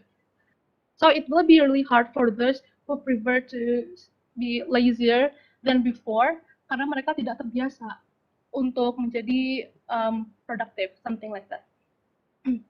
Terus juga ada beberapa hal yang bisa kita bilang kalau misalkan hybrid class itu better daripada full online, karena we know that especially in Indonesia we have a lot of activities that helped by Ministry of Education. For example, we have something called Student Creativity Program or PKM. Mungkin untuk anak-anak Polban itu udah sering dengar tentang PKM. Nah, untuk PKM sendiri yang aku rasain, because I joined PKM ever since I was in the first year in my college life until now. So I can see the difference between the offline class and online class struggling with student creativity program. Yang pertama adalah karena saya adalah anak elektro, I'm majoring telecommunication engineering, which is a part of electronics engineering department. Itu semakin lebih susah ketika saya ingin membuat sebuah alat. If I want to make a system, if I want to make an IoT device, I need a laboratory for me to work, and it's really hard for me to work it at my home, for instance. Itulah yang menjadi salah satu keresahan saya. Dan di Indonesia sendiri, khususnya di Polban, ketika sekolah online, kita nggak boleh sama sekali masuk kampus. So if we want to go to campus to use the laboratory, we won't get the allowance. Kita nggak akan boleh. Walaupun ada birokrasinya, tapi itu susah dan panjang. Nggak semua orang bisa masuk. Sedangkan ketika hybrid class ini lebih longgar. Jadi yang mau ngerjain PKM atau yang mau belajar atau yang mau ketemu dosen to meet the lecturers, it will be a lot easier. Something like that. And also, actually I want to break this one. So semenjak pandemi COVID-19, itu juga Ministry of Education membuat sebuah program, a new program called Kampus Merdeka, and there are a lot of categories, a lot of activities that is held by this Ministry of Education. Dan selama program ini juga tidak sepenuhnya online, tapi tidak sepenuhnya juga offline. Jadi ada work from home dan work from office, something like that. Menurut saya mau ngambil sedikit plus point dari adanya COVID-19 pandemic ini. Karena sebelumnya banyak yang membawakan negative side of pandemic COVID-19, but there are also positive sides. The first thing is there are a lot of activities that becomes online. Yang awalnya itu offline semua, bisa jadi online. Contohnya dari kompetisi. A lot of, for example, speech competitions, itu baru pertama kali ngerasain online itu semenjak ada COVID-19 kalau di Indonesia. Terus juga mulai ada seminar-seminar, webinar, free webinar, yang sebelumnya nggak bisa secara online, sekarang bisa secara online. Makanya tadi saya bilang, student yang awalnya rajin, mereka makin rajin, dan yang malas, mereka makin malas. Jadi seperti pedang bermata dua. Gitu. Mungkin untuk kedepannya, yang bisa saya sarankan adalah ke sesama mahasiswa, for all of the students here and yang ada di sini, we have to be aware kalau misalkan masa depan itu kita yang pegang. So if we want to be better, kita harus cari pembelajaran di luar juga. Karena saya sendiri pribadi, saya pikir selama online, I lack of skills. Skill saya berkurang karena saya anak teknik. Maka dari itu saya coba untuk mengikuti bootcamp di luar. Terus juga saya mengikuti competition yang relate dengan study program saya ataupun yang saya suka, seperti itu. Nah, untuk hybrid class itu sendiri juga kita tidak boleh memikirkan apa yang kita suka gitu, apa yang kita enaknya. Kalau misalkan ditanya, saya juga pribadi lebih suka kelas online daripada kelas offline. Tapi ketika saya merasakan kelas offline, itu pembelajaran jauh lebih mudah, khususnya di praktikum yang awalnya simulasi menjadi tidak simulasi. Mungkin ke depannya, ketika kita bisa beradaptasi, ketika mahasiswa semuanya bisa beradaptasi, kita bisa mulai kembali ke kehidupan kita sebelumnya, sebelum COVID-19 ada, kita semakin rajin, juga kita bisa melakukan apa yang kita mau di kampus, dan juga semakin banyak aktivitas, seperti yang Nick tadi bahas sebelumnya, student exchange bisa ada lagi, terus juga kompetisi yang lain bisa ada lagi, dan lain sebagainya, karena itu kan yang kita mau juga. So I hope we can adapt in this post-COVID-19 pandemic situation, and also untuk para lecturers juga semoga bisa lebih membuat ini pembelajaran yang menarik, khususnya apabila masih kelas online, karena not all of the subjects offline, tapi juga ada beberapa yang masih online. I hope they can catch the students' attention. Ini juga untuk menguatkan statementnya yang sebelumnya, dan juga materialsnya harus dibuat lagi supaya kita bisa paham gitu apa yang sedang dipelajari, dan juga lebih memikirkan bagaimana nanti ke depannya mahasiswa itu bisa berkembang. Jadi jangan asal diberikan tugas atau diberikan pembelajaran seperti biasa, tapi juga coba untuk membuat mahasiswanya itu lebih aktif. Walaupun mereka punya waktu luang, coba berikan tugas yang membuat mereka lebih explore. Seperti itu. So, in conclusion, I support hybrid class because I believe that in the coming future we can be better and we can be the best generation, because a lot of people think that we are the worst generation because of this post COVID-19 pandemic situation, but just don't believe it. Just believe in yourself, and I hope that we can make this world and make this country and make this generation better. Thank you. Baik.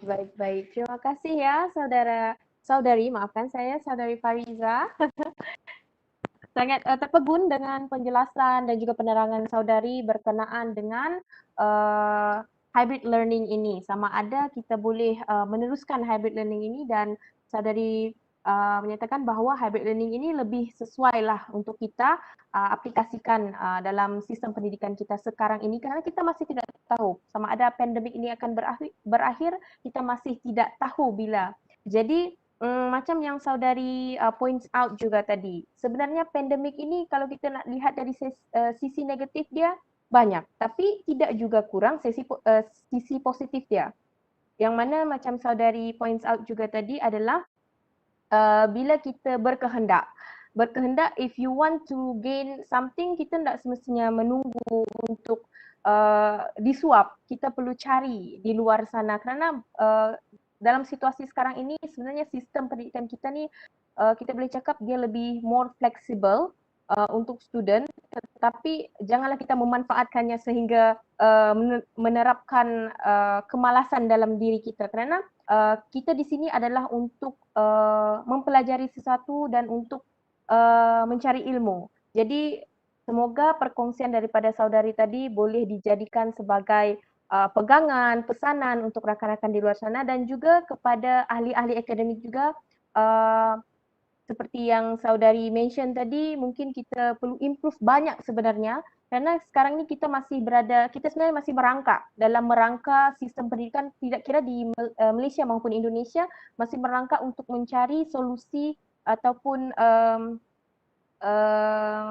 kurikulum pendidikan yang terbaik dalam tempoh masa yang panjang nanti. Kita boleh katakan sebenarnya hybrid ni kita tengok dari sudut tempohnya mungkin sementara, tapi kita tidak tahu mungkin mungkin ianya akan berkekalan. Jadi ambillah peluang dengan sebaiknya untuk memanfaatkan hybrid learning ini. Okey, terima kasih saudari Fariza. Seterusnya saya ingin menanyakan soalan kepada saudari Iklima Farhani. Okey, saya percaya dalam usaha untuk memastikan kejayaan pengaplikasian model hybrid learning ini terdapat banyak faktor yang perlu diperhatikan. Jika saudari boleh berikan komentar untuk statement ini, silakan saudari. Okay, can you hear my voice clearly? Sangat clear. Oke, terima kasih. Sebelumnya mohon maaf karena videonya tidak muncul padahal udah on tapi ternyata off kameranya, nggak tahu kenapa.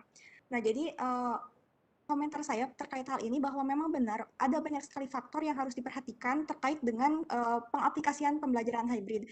Tapi kembali lagi kepada kondisi pandemi di mana pembelajaran hybrid ini bukan hanya sebuah opsi melainkan sebuah solusi, karena kita tidak bisa continue online tapi juga belum bisa sepenuhnya offline. Jadi hybrid ini tuh bukan hanya sebuah opsi, tapi ya memang ini tuh sebuah alternatif gitu. Nah, oleh karena itu faktor-faktor yang memang terkait dengan hal tersebut perlu kita find out gitu. ya mungkin beberapa faktor tersebut itu diantaranya kesiapan dari pihak akademisinya sendiri, dari pihak kampusnya sendiri. Karena kita itu menghadapi masa transisi dengan sangat cepat dari yang awalnya full offline, kemudian secara kayak dalam sekejap, kemudian menjadi totally online. Ketika kita mulai terbiasa dengan pembelajaran online, kita juga sudah mulai harus adaptasi kebiasaan yang baru lagi dengan hybrid, dan tidak menutup kemungkinan nanti juga setelah hybrid kita juga akan kembali offline. Jadi kita itu sebenarnya bergulat pada transisi waktu yang cukup cepat. Jadi tentu saja faktor yang pertama diperhatikan itu adalah kesiapan dari tenaga pendidiknya, kemudian kesiapan dari mungkin fasilitasnya, dan juga kesediaan dari si mahasiswa itu sendiri. Karena mungkin sudah hampir 2 tahun online, mungkin ada ya banyak siswa yang lebih nyaman untuk online gitu. Jadi dari 3 faktor itu saja tuh banyak hal yang bisa kita telaah gitu. Di samping itu kita juga perlu mengetahui faktor dari kebijakan pemerintah dan rencana berkelanjutannya gitu. Jika pembelajaran hybrid itu hanya diartikan online dan offline tanpa ada perencanaan yang matang, maka ini jatuhnya tidak akan membawa perubahan banyak, karena kan tujuan hybrid itu untuk menutupi kelemahan yang ada di online, dan juga untuk bisa meraih achievement yang hanya bisa kita capai dengan offline gitu. Jadi tentu saja pembelajaran hybrid ini hanya akan berhasil jika kita memiliki planning yang matang, memiliki perencanaan yang jelas tentang mau dibawa kemana si proses pembelajaran hybrid ini. Jadi faktor-faktor lain juga perlu diperhatikan, misalnya kesiapan dari stakeholder lainnya. Apakah mungkin pemerintahnya sendiri mengadakan misalnya peraturan.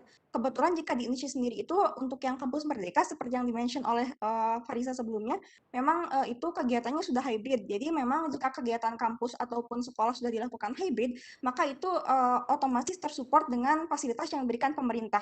Tapi mungkin jika di beberapa daerah, mungkin jika pandeminya sedang naik, itu mungkin akan berbeda cerita. Mungkin bisa saja dilakukan hybrid dari kebijakan kampus, tapi di daerah tersebut masih harus sepenuhnya misalnya tuh online karena belum bisa keluar rumah. Jadi memerlukan integrasi yang cukup strict dari berbagai faktor, dari berbagai stakeholder yang terlibat, dan juga membutuhkan perencanaan yang matang. In conclusion, bahwa menurut saya pembelajaran hybrid ini memang bagus, dan juga dengan catatan harus memperhatikan banyak-banyak faktor, dan tentu saja dengan perencanaan yang jelas.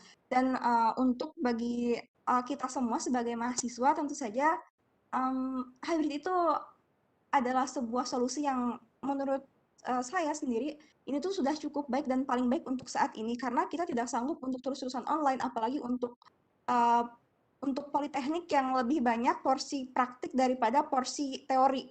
Sedangkan jika misalnya online itu untuk porsi praktiknya itu jelas berubah, apalagi untuk yang harus nge-lab itu kan kita nggak mungkin di rumah nyediain alat lab gitu, nggak ada gitu. Jadi kita tuh butuh offline gitu. Di satu sisi kita belum siap sepenuhnya offline karena keadaan. Jadi memang jika memang ada pembelajaran hybrid perlu dimanfaatkan semaksimal mungkin.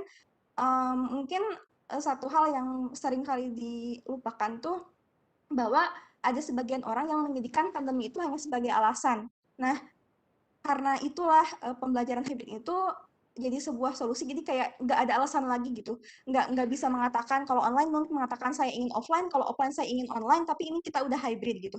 Dan untuk para tim akademisi dari pihak kampus juga saya mungkin suara dari banyak mahasiswa itu menginginkan pembelajaran hybrid yang benar-benar terkonsep, jadi benar-benar tercover apa yang benar-benar bakal meng-create mahasiswa tersebut.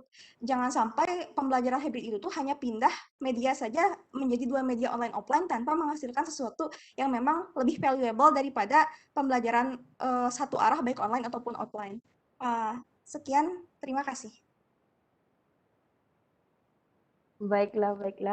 Terima kasih juga Saudari Iklima atas perkongsiannya tadi. Baik, saya juga ingin mendengarkan pandangan daripada Saudari Rinta untuk soalan yang sama, untuk persoalan yang sama. Mungkin ada untuk kita bersama-sama merungkai permasalahan dalam menjalankan model hybrid learning ini yang memerlukan solusi. Silakan Saudari. Ya, baik. Jadi setelah dari sharing teman-teman yang lain, kita mengetahui sistem hybrid itu sendiri, yaitu dengan dua metode pembelajaran secara daring maupun luring. Nah, hal ini sama halnya dengan teman-teman lain bahwa ini merupakan solusi yang terbaik gitu bagi khususnya mahasiswa. Saya merasakan sendiri bahwa banyak sekali perbedaan atau gap yang kita rasakan ketika melakukan online atau kuliah secara online ini. Oleh karena seperti betul tadi dikatakan insecurity atau mental health issue, terus selain itu tentunya dengan online ini selain pada kesehatan mental juga berakibat pada kesehatan fisik gitu. Karena secara tidak langsung kita itu di depan device atau gadget itu cuma berdiam diri, terus terkadang gadget sepanjang hari dan dapat membawakan hal yang negatif bagi kesehatan itu sendiri. Jadi dengan adanya hybrid yang kombinasi antara luring dan daring ini merupakan solusi yang terbaik bagi mahasiswa itu sendiri. Asalkan benar dikatakan bahwa pihak akademisi itu perlu mempersiapkan hal yang benar-benar matang, perencanaan yang baik gitu bagi mahasiswa dan pihak akademisi itu sendiri dalam melakukan perkuliahan secara hybrid learning ini.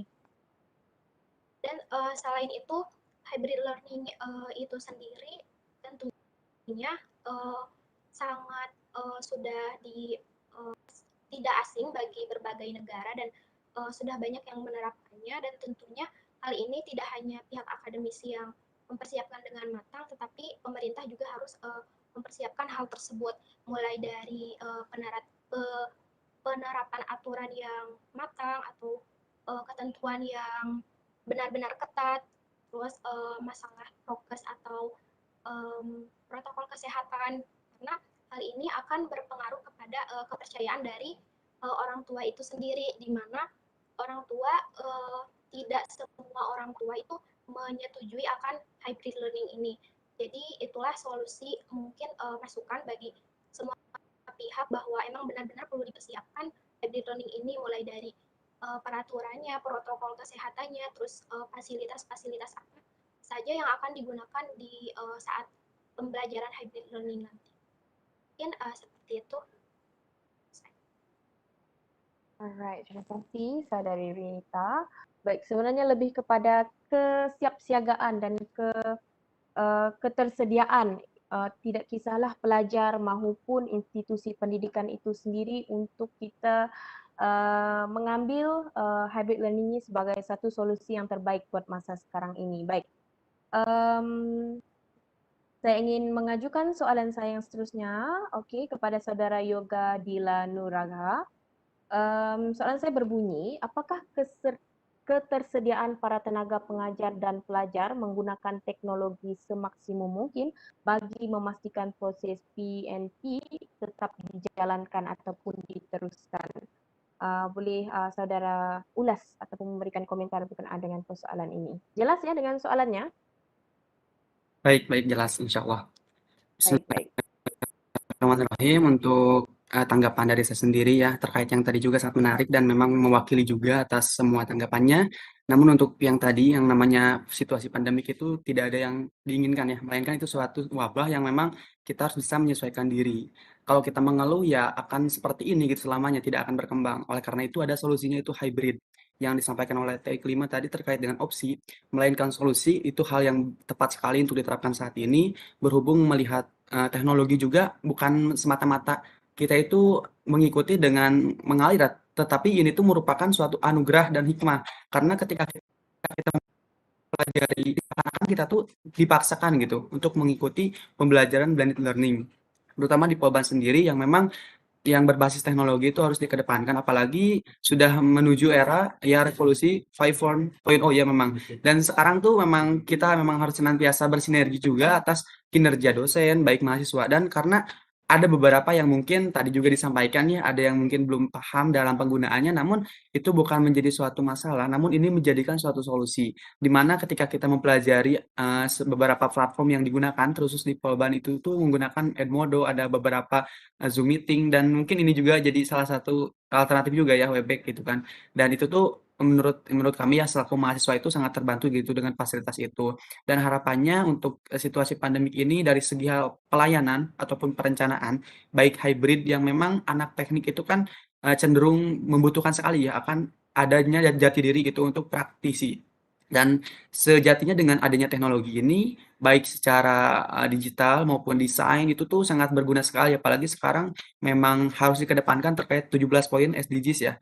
Yang itu tuh salah satunya poin ke-9 terkait dengan inovasi teknologi.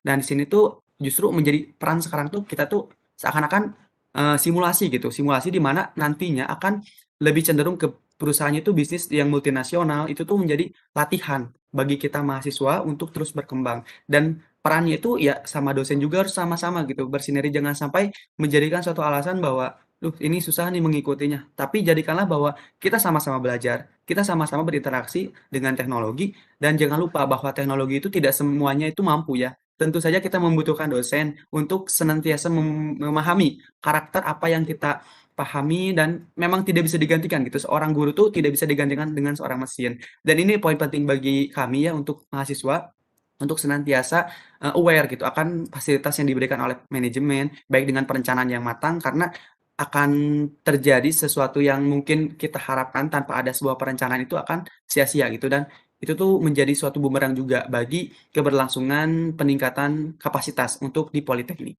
Seperti itu mungkin tanggapan dari saya sendiri. Baik, terima kasih Saudara Yoga. Baiklah, sebenarnya kita sudah hampir di penghujung perbincangan meskipun masih banyak sebenarnya soalan yang ingin saya ajukan tapi disebabkan oleh keterbatasan waktu dan kita perlu memberikan ruang untuk sesi yang seterusnya. Saya ingin memberi ruang kepada Saudara Aditya Dias Gumara untuk mungkin menutup topik perbincangan hari ini dan sedikit harapan Anda menghadapi PNP secara daring ataupun atas talian ini bersama dengan Saudari Elvi Amanda dan juga Saudara Rizwan Ghafur. Silakan untuk menutup sesi kita pada hari ini. Apakah suara saya terdengar jelas ya? Halo? Ya, jelas. Jelas. Bismillahirrahmanirrahim. Menutup terkait diskusi tadi bersama teman-teman, saya sudah mendengarkan banyak sekali insight-insight baru ya dari teman bahwa pandemi COVID ini itu sebenarnya bagaikan pisau bermata dua, bisa berdampak negatif, tapi tak sedikit juga dampak positifnya. Kemudian setuju juga dengan perlunya berbagai persiapan untuk bisa menjalankan berbagai konsepan gitu terkait hybrid learning agar pembelajaran itu tetap bisa efektif sehingga output kualitas dari setiap student itu bisa sama gitu, bisa sama sesuai kebutuhan industri mungkin jika ingin bekerja atau sesuai kebutuhan akademisi jika yang ingin berkarir sebagai akademisi. Untuk harapannya saya berharap dari setiap pihak sama-sama saling paham untuk yang mahasiswa yang bisa memahami bahwa sistem itu tidak bisa diubah secara cepat gitu untuk yang di institusi, dan untuk yang di institusinya sendiri bisa memahami bahwa mahasiswa itu memang sangat mudah gitu untuk menghadapi perubahan. Jadi kampus juga harus sangat cepat dalam bergerak, terutama dalam pemerataan kemampuan teknologi di setiap pemegang kepentingan di kampusnya, karena di hybrid learning system ini kan yang paling penting adalah penguasaan tentang teknologinya yang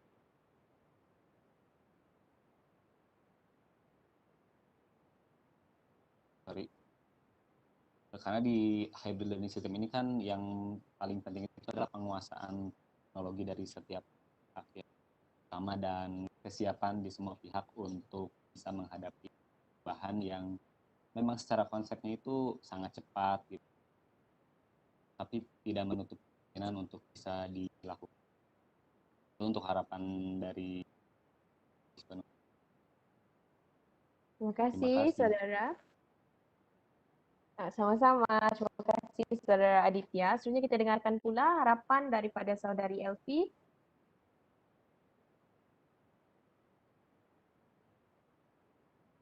Halo. Halo, Halo. boleh dengar saya? Boleh. Kejap, Silakan saya Saudari. coba try. Oke. Hai,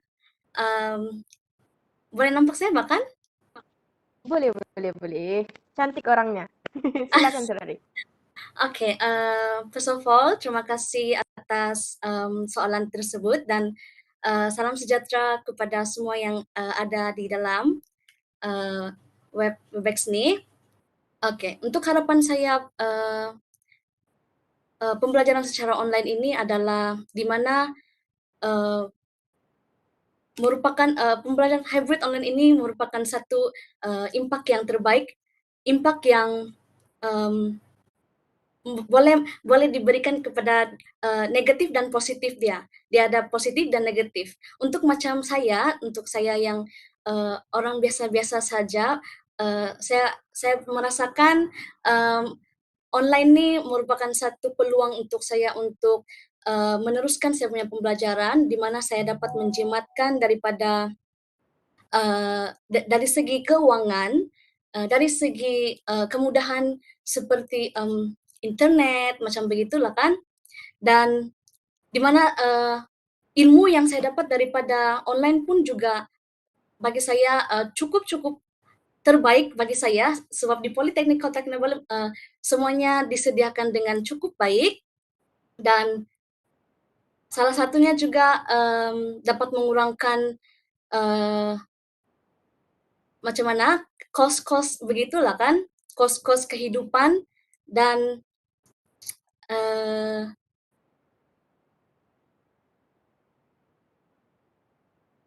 Kiranya pada hello? kayaknya Hello? bagi pasangan hello. Hello? Oke. Oh, oke. Masih dengar suara saya? Masih. Oke, masih. Oke, dia macam begitu. Lagi satu, di tempat saya nih dia punya line memang kurang memuaskan. Saya sering juga balik-balik yang keluar masuk Zoom.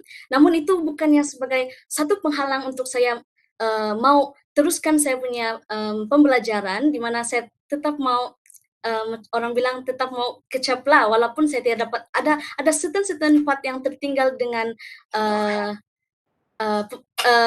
pembelajaran learning, tapi learning gap disebab lah. ya betul, tapi disebabkan Zoom kan dia boleh record kan, so kita itu satu peluang dan kebaikan kita boleh tengok balik apa yang lecturer itu sudah sampaikan kepada student-student.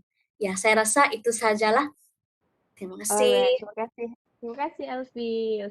Seterusnya kita dengar pula harapan daripada Saudara Rizwan. Halo, boleh dengar suara saya? Boleh, teruskan. Ya, baik. Harapan daripada saya sendiri, semoga apa yang kita buat hari ini merupakan diskusi kita pada hari ini seperti mana daripada perwakilan Indonesia yang saya banyak dengar tadi, yang mana pandemik ini bukan merupakan satu obsesi tapi merupakan satu solusi. Jadi semoga ada solusi di sebalik apa yang kita diskusikan pada hari ini, yang mana setiap pihak ataupun setiap orang memainkan peran yang penting, dan usaha-usaha yang konkret dan berterusan perlu dimainkan untuk oleh semua pihak, terutamanya bagi mahasiswa, bagi mencari solusi untuk pra pandemik maupun pasca pandemik kali ini. Jadi bagi penutup, saya rasa semua kita mesti dapat cari hikmah bagi kejadian di sebalik suatu kejadian. Jadi saya rasa itu saja, berbalik kepada saudari moderator. Terima kasih Rizwan. Alright, kita telah pun mendengar harapan wakil panel bagi setiap universiti yang terlibat dalam dialog pelajar pada petang ini. Maka dengan ini berakhirlah sesi Culture Environment dialog pelajar Malaysia Indonesia. Saya ingin mengucapkan ribuan terima kasih kepada semua ahli panel yang sudi hadir untuk membicarakan topik kita pada petang ini dengan harapan perkongsian dan buah bicara barisan panel pada hari ini mampu memberikan informasi yang bermanfaat buat mahasiswa di luar sana dan hadirin yang mengikuti sesi Culture Environment Dialog Pelajar Malaysia Indonesia.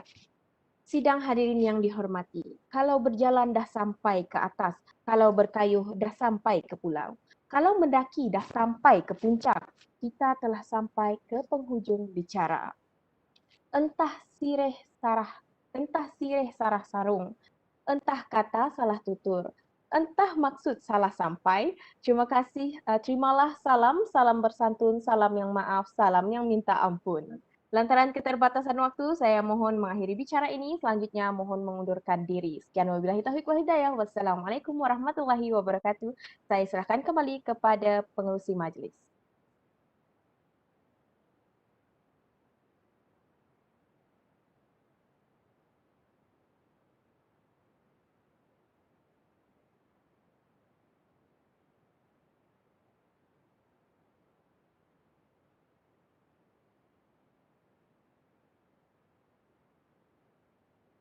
Terima kasih mahasiswa-mahasiswa daripada gabungan 3 institusi daripada UMS. Terima kasih Ms. Martika Muhammad Rezwan dengan kendalian moderator yang sangat baik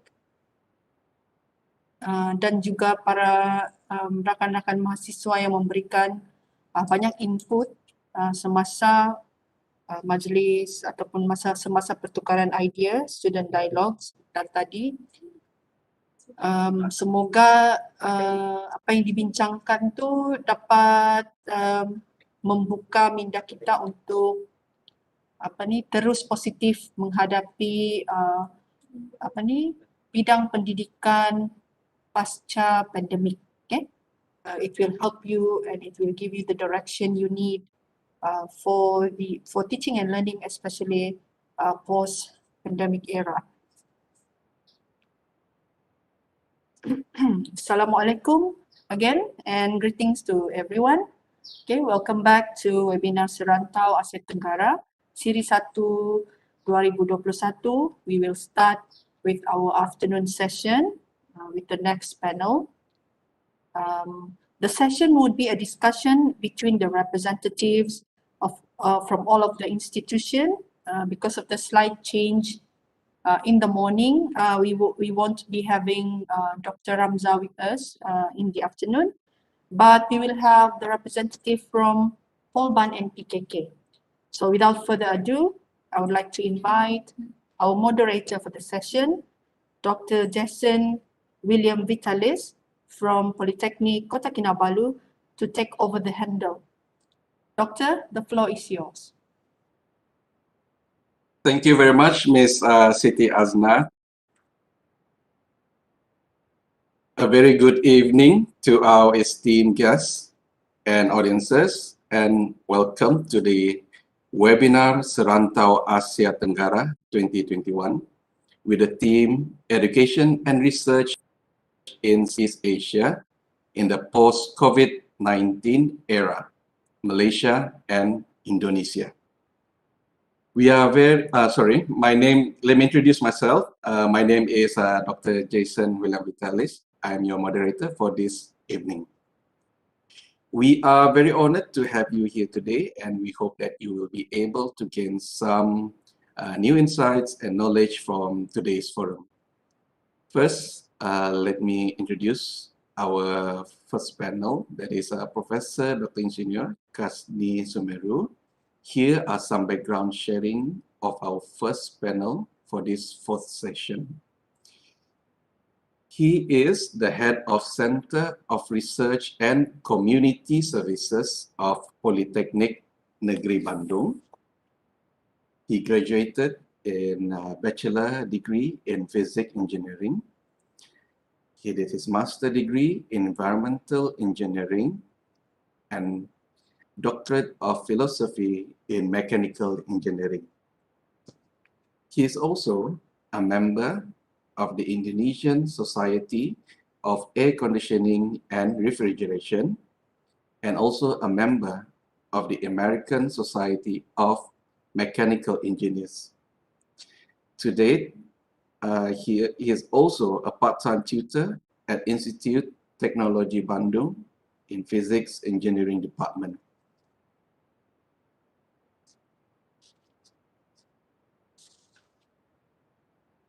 And other experiences, he's also a professor in refrigeration and energy conservation on the air conditioning system. So just to name a few of his research grants, award from government, on the title Subcooling Using Condensate in Air Conditioning from 2017 to 2023. And also the latest is the energy conservation on the air conditioning system from 2021 to 2024.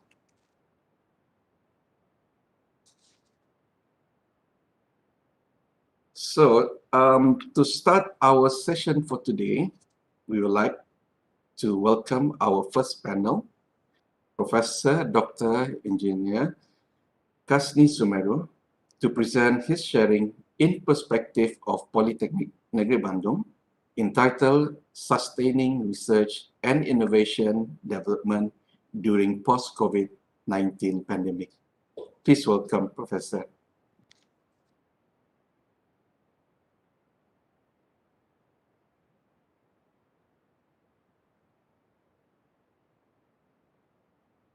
Sorry, Professor, we couldn't hear you.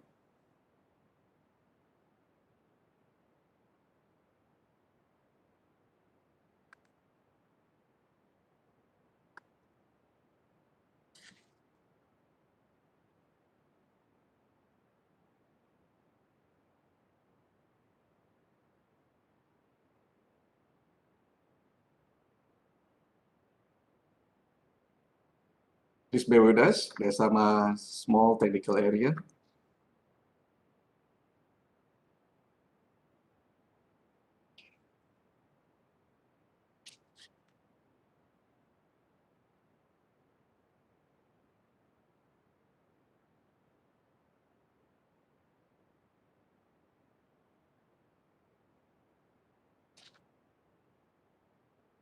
Hello, Professor.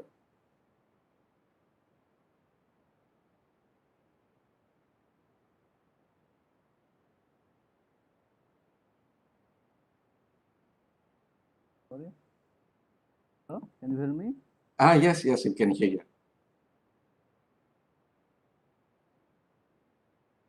I cannot share my presentation. Oh, you want to share your presentation? Technical team, can you please assist? This media we are sharing. Okay.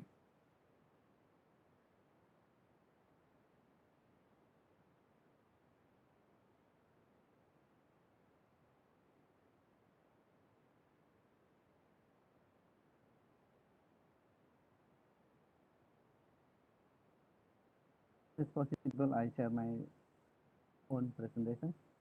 You want to share your own presentation, technical team?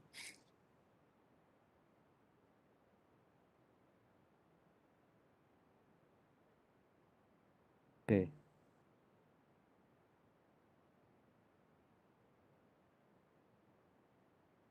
Okay. Okay. Can you see it? Yes, we can see it.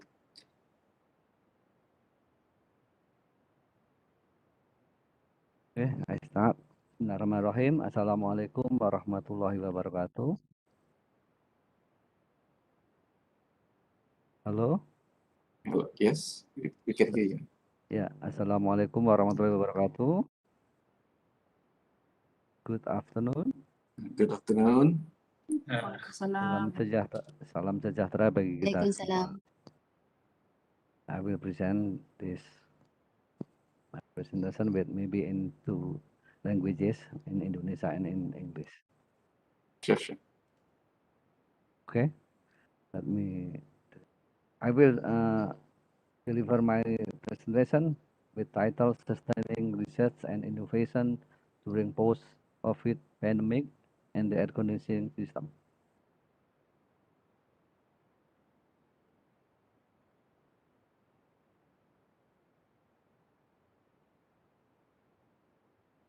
role of air conditioning system or aircon system during the COVID-19. As we know, the first technology that is widely used in modern society, information technology or IT, because nowadays almost everyone uses IT. The aircon technology is the second most widely used technology in modern society after IT, because aircon is needed in almost every activity in industry. IT has changed the lifestyle of modern people. Meanwhile, COVID-19 has forced aircon technology to adapt to pandemic conditions. And also we know the aircon consume the largest energy in the building. It's more than 55% of total energy consumption in building. Therefore, the COVID-19 pandemic will automatically increase the percentage of energy consumption by air conditioning, because the need of fresh air for ventilation is increasing. The fresh air is needed to avoid the transmission of virus and also to dilute the concentration of COVID-19 virus in the indoor air. On the other hand, the higher the need for fresh air, the higher the operational cost. Therefore, technology is needed to improve the performance of aircon to reduce energy consumption.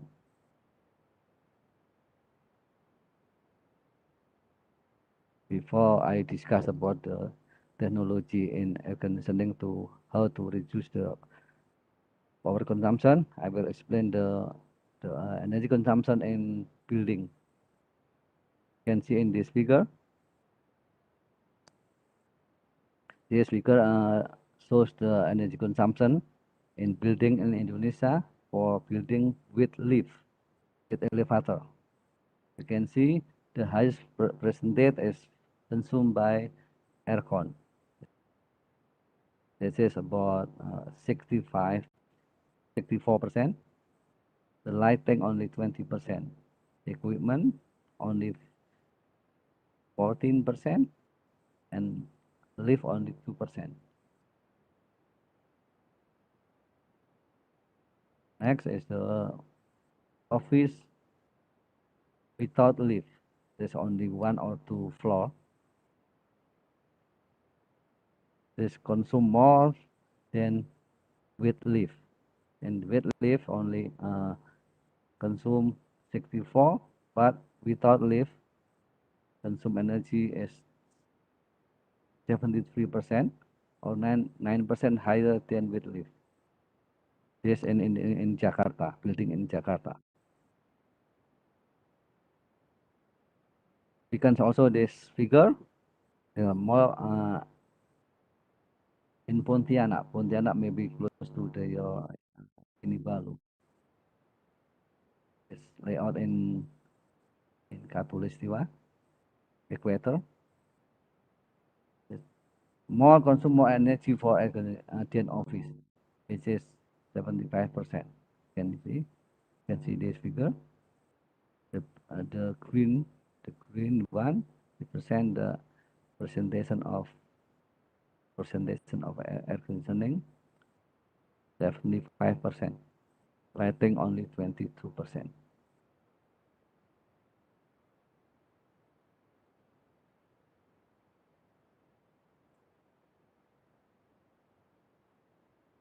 And the next figure, you can see the energy consumption in building in Malaysia. Of course, it is with lift. We can see from this figure, the energy consumption for AC is 58%, lower than Indonesia, about 6%.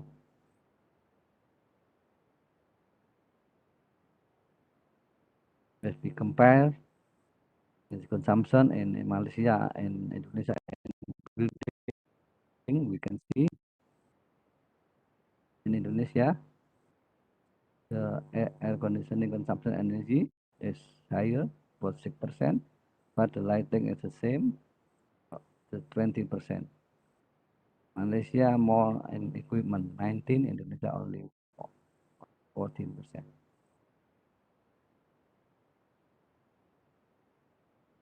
Okay. Then we go to post-pandemic, post-COVID-19 pandemic, air conditioning energy saving technology must be applied.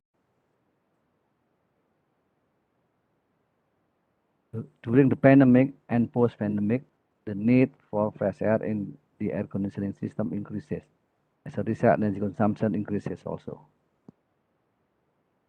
At least there are 4 technologies to improve air conditioning performance to reduce energy consumption. First is subcooling. There are 4 types of subcooling, namely liquid suction heat exchanger or LSHH, dedicated, integrated, and condensate. We will discuss more after this. And second, an inverter to regulate compressor rotation according to cooling load. And third is ejector expansion device to reduce cooling capacity. And the last one is nanoparticle.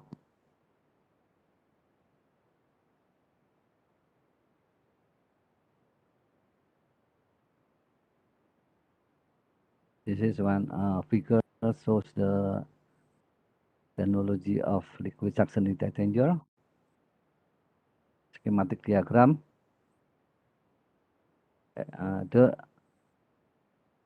If we know the temperature of condenser is more higher than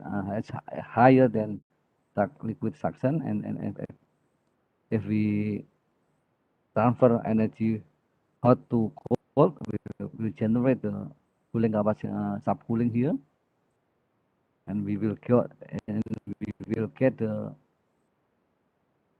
COP improvement.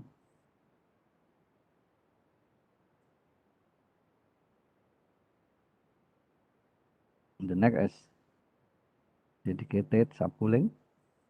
In this system, we put the small system and big system.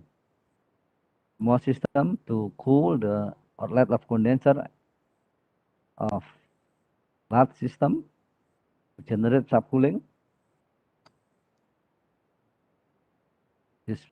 This method to increase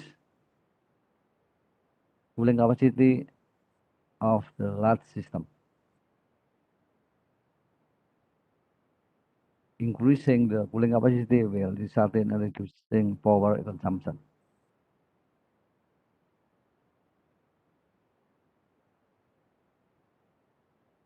The next subcooling is integrated subcooling.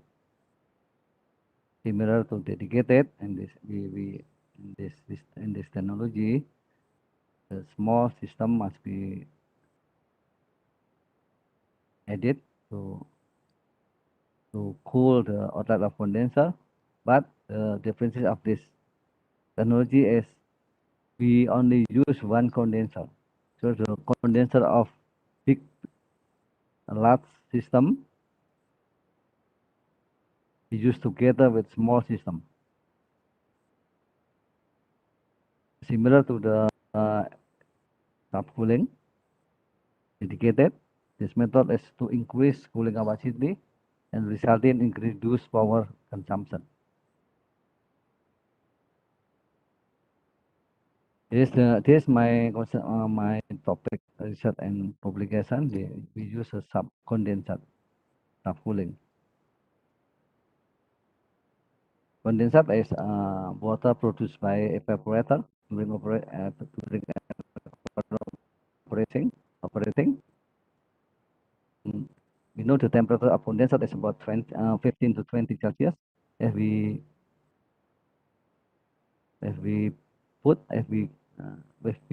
contact to the condenser will reduce the pressure and will result in the subcooling, and also, of course, will reduce power consumption. Second technology, inverter. conventional air conditioning without inverter, the compressor rotation is constant at maximum rotation. Meanwhile, if we use inverter in the air conditioning, the rotation of compressor will regulate based on the cooling capacity. This figure show the experiment using two rooms, room A without inverter or conventional and room B with inverter. Based on this experiment, the air conditioning inverter save energy consumption up to 20%. As a result, the price of air conditioning with inverter is higher than non-inverter.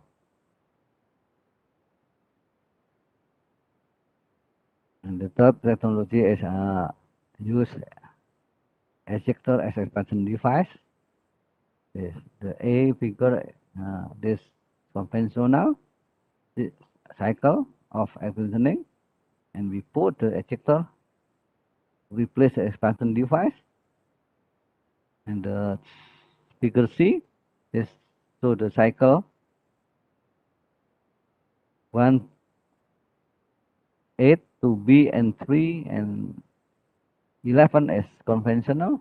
After put ejector, cycle will change to 1, 2, 3, 4, 10, 5, 6, 7, 8. As can be seen from this figure, the power consumption will decrease and cooling capacity 7 to 8 will increase. Of course, this system will reduce power consumption. This is experimental conducted by several researchers. The first column shows the COP improvement. The second column of working fluid or refrigerant. Last column is work type. You can see based on application using refrigerant or R11, 12, and so on. By numerical, this method can increase the COP up to 21%. If we see from all these experiments, the highest COP improvement achieved by if we use CO2 refrigerant up to 55.5%. Very high, very high, very high energy saving. It's on numerical. Best is achieved by if we use R290 or propane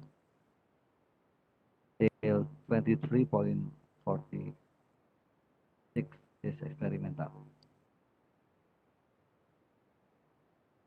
And the last one, we use nanoparticle. We know nanoparticle very small particle.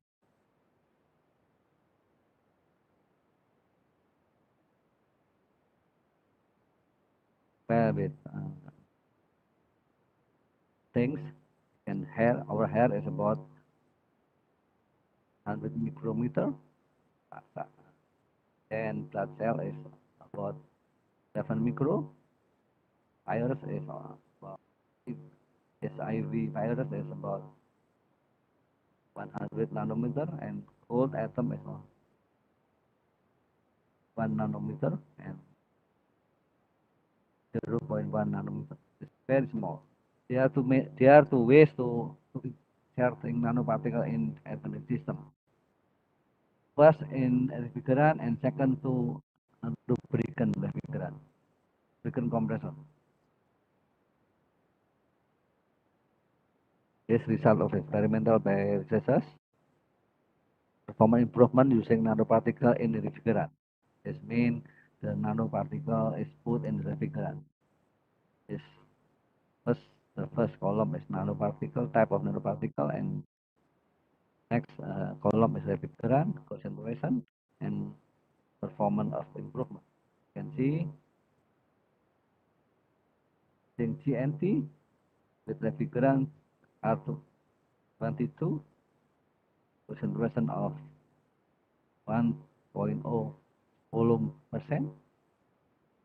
Then boiling transfer coefficient was increased about until up to 28.7.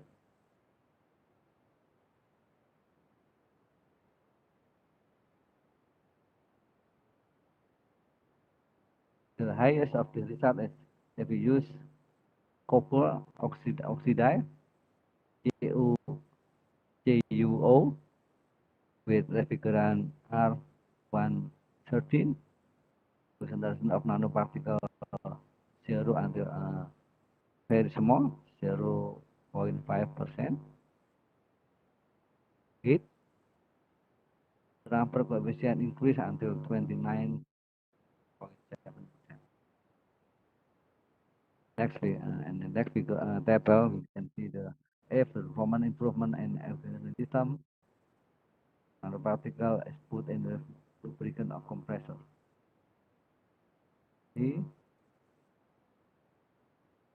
the highest result of this is mineral oil, titanium oxide, present 0.1 with, and energy consumption was reduced to by 26.1%. This technology is still ongoing. It's not. It's been not been applied in the reality in the market. The next we discuss about the role of immune system in reducing the potential for COVID-19 transmission. As we know, COVID-19 virus is transmitted through the air. There are two main factors why we are infected by COVID-19. First is concentration and duration in the air. Unfortunately, these two factors are influenced by indoor air distribution. As a result, air conditioning system has potential to break this system. For the current system, we give you about the size of virus.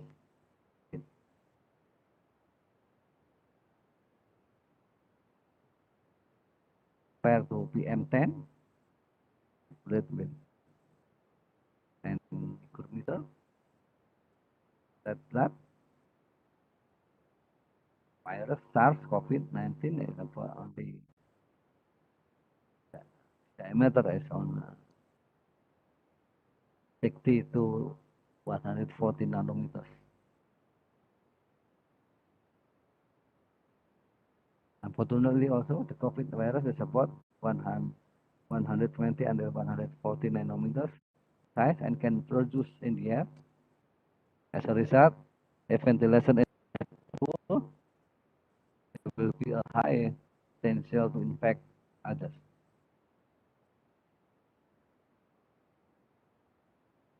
In building application, air conditioning, there are three types at least. First one is window and split type. It's often used in our home and our house or small office. Characteristic of this type is no fresh air. If we want to dilute the concentration in indoor, exhaust duct must be installed. If fresh air is to be introduced. The advantage of this system, relatively inexpensive and easy to be installed. The advantage in terms of transmission virus in the room is very evenly mixed, so very high potential to transmit to the others. If there is one in the room has positive of COVID-19. The second evaporative cooler is cooling using water. It is not recommended for area with high humidity. This for Indonesia and Malaysia. I think the same, very high humidity. such as in Southeast Asia countries, the Philippines or Malaysia and Singapore. But this system also has advantages, very cheap and easy to be installed. The smart set increase the humidity indoor, causing the virus to multiply rapidly. The second one is the central system is air conditioning. Aircon is applied in for large office or small or large building. The system using fresh air or outdoor air. The fresh air can dilute the virus in the room. And this, in terms of transmission virus, much better than unitary system. The system is window and split type. So the airflow pattern can be controlled. The advantage expensive in initial cost and operating cost.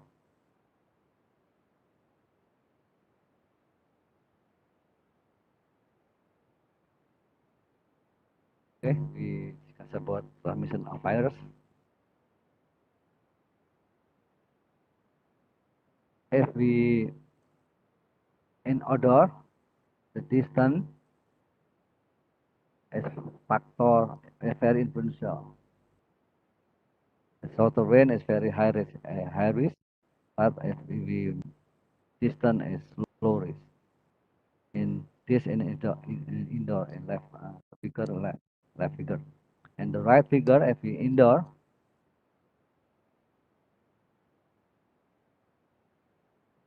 The ventilation factor is very influential, not the distance anymore. Because in this room, we inhale the air the same quality. So if there's one positive COVID-19, it's possible to transmit to the others. The result, we must add the ventilation. This one. Example, if there is a room with insufficient ventilation, if the people here, a person here with positive COVID, he will transmit to the another. But in the left is B, and the right one, if the ventilation is enough, is sufficient, the level of transmission can be reduced.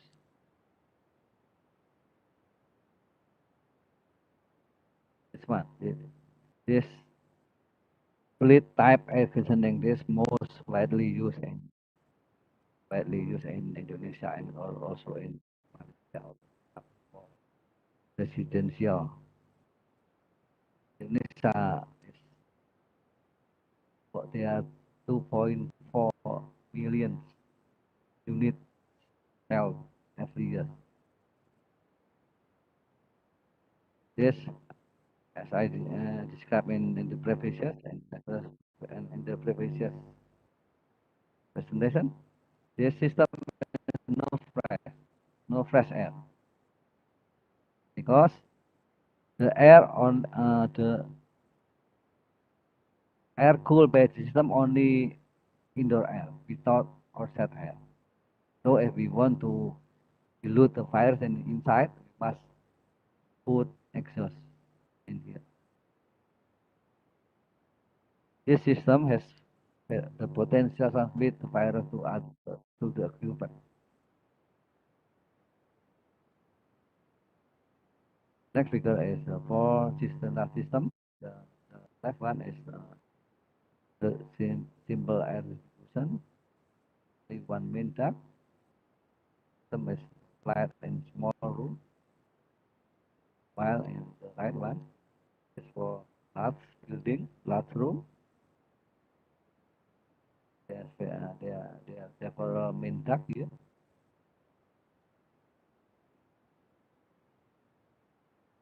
Here configuration of air distribution using ducting in central system in office or in rest building.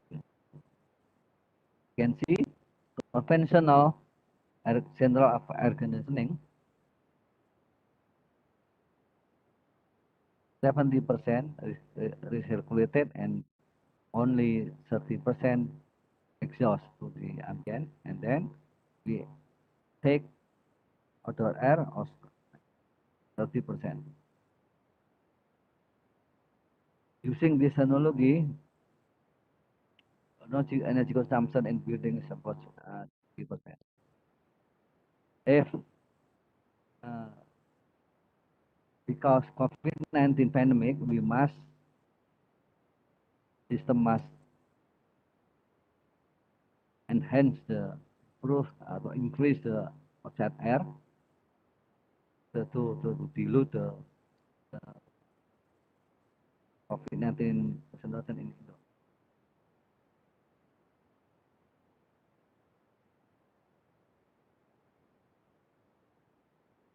This is the best system right in the building if we use full fresh air. This means no air from the room recirculated. But this system will need more energy, energy consumption.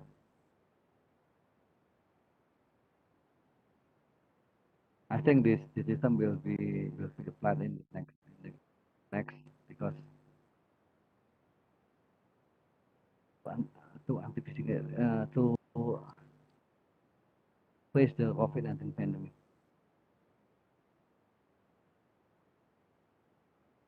How to prevent the virus transmission in the room? First, arrange the airflow pattern. Adjust the airflow pattern. Arrange so that the airflow pattern of one person is not inhaled by another. Install HEPA filter and ultraviolet or UV light to filter and inactive airborne viruses before being distributed indoors. Set the room pressure. Prevent the virus from polluting the environment and breeding indoors.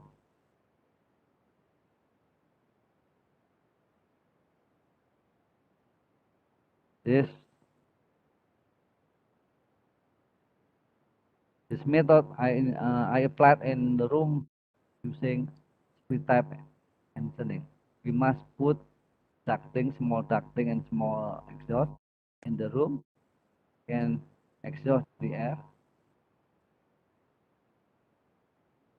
But consequently, the system will increase the power consumption, but is safer than conventional split type without exhaust. We can see single or double ducting depend on the size of the room.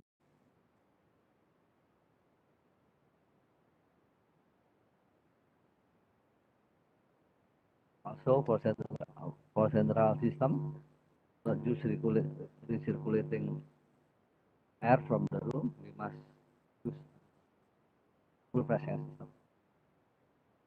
System will prevent the transmission of COVID-19 from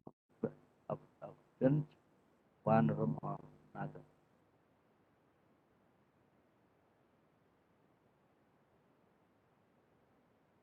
But if using an air, install the HEPA filter and the ultraviolet in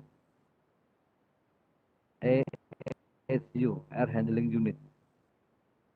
Here, filter fan and HEPA filter viruses in the air. HEPA filter viruses in the air, and while you filter the viruses. This example, location of HEPA filter in the air and handling unit.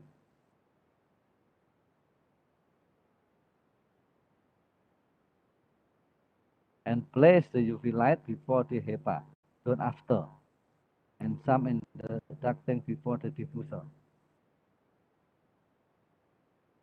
Diffuser is outlet of outlet air in the room. This characteristic of HEPA filter.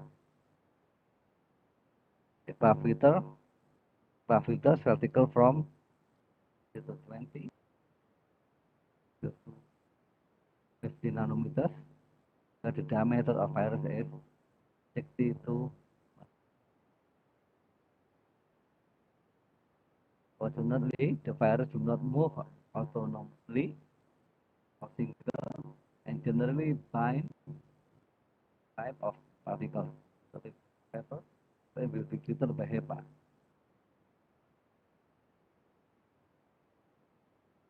There are four HEPA. There are four UVA, B, C, and UV violet.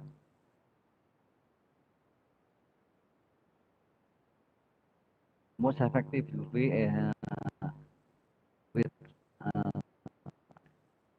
can kill the virus with a wavelength of 164 nanometers, affecting virus. But UV cannot directly contact with our skin. This figure shows the effect of UV rays, but contact with our skin.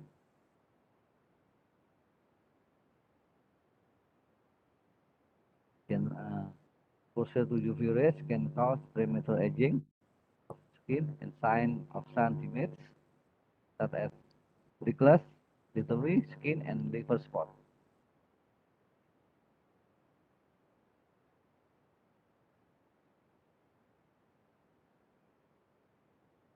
Last one, so how to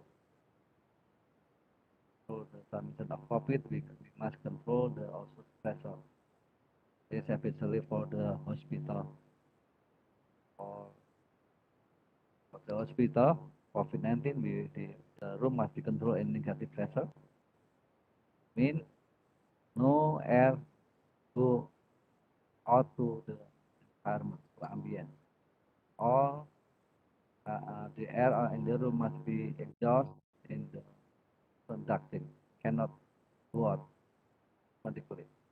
Because if virus inside, there is potential to transmit COVID-19.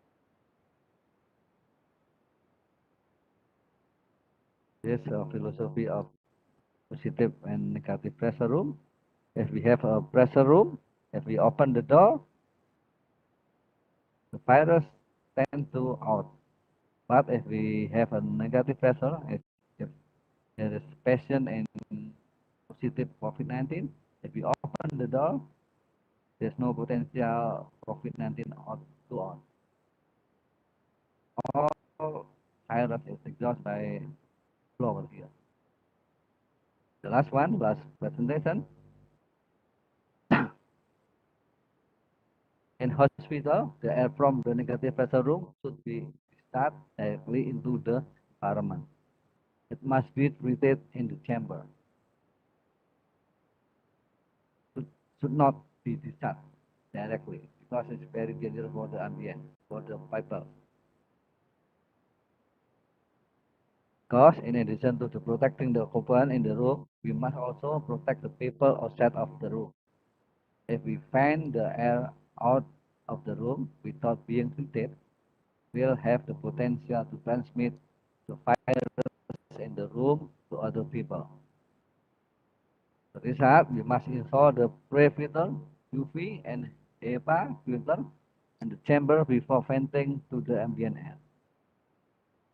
Also install a heater if you want to be safer, because heat can paralyze the virus. Okay, that's all my presentation. Thank you for your attention.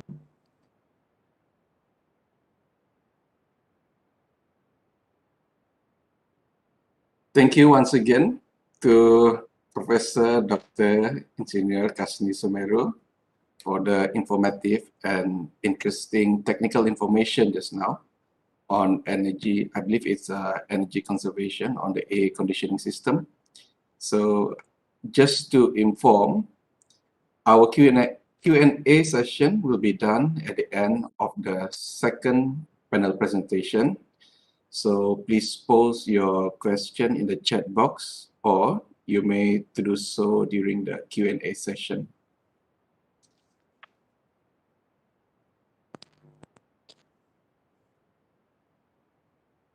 Okay, now for our second panel speaker, first let me introduce technologist Zenvi Fu alias Hu Jingwei. He is the head of research, innovation, and commercialization in Polytechnic Kota Kinabalu. He is a member of IEEE, student member, and is also a member of Board of Engineer and also Malaysia Board of Technologies.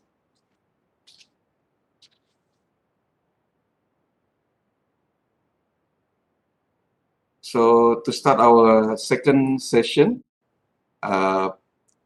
please welcome technologist Zenvi Fu for his presentation in perspective of Polytechnic Kota Kinabalu entitled Sustaining Research and Innovation Development During Post-COVID-19 Pandemic. Please welcome Technology Zenvi.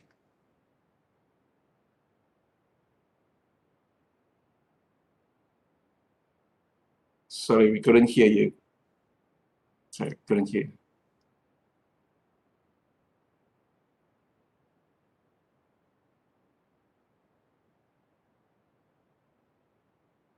Still couldn't hear you, Zenvi.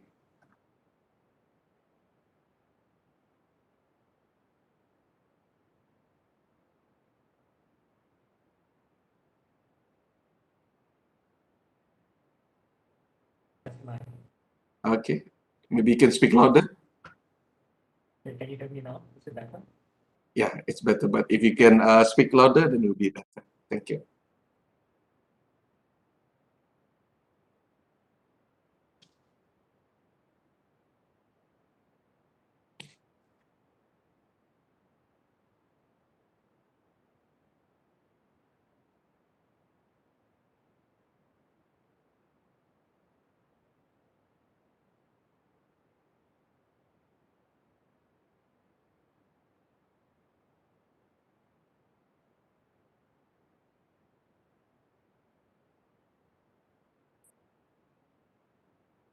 That's mine. Okay, yeah. Is it Yeah. better now? Yes.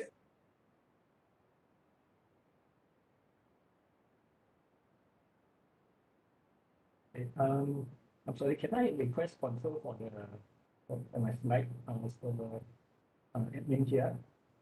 Okay, technical team, can you assist Okay. on that, please? Thank you.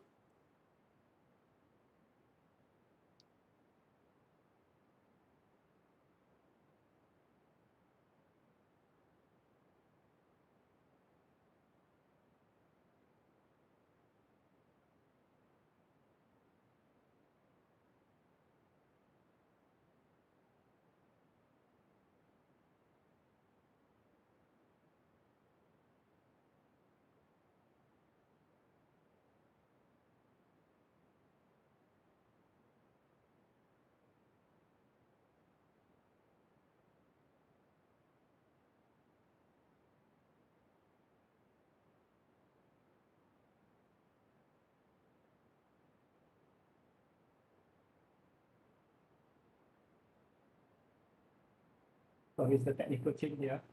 Okay.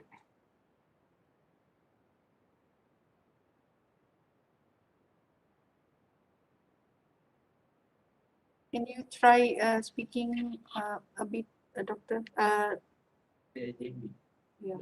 Yeah.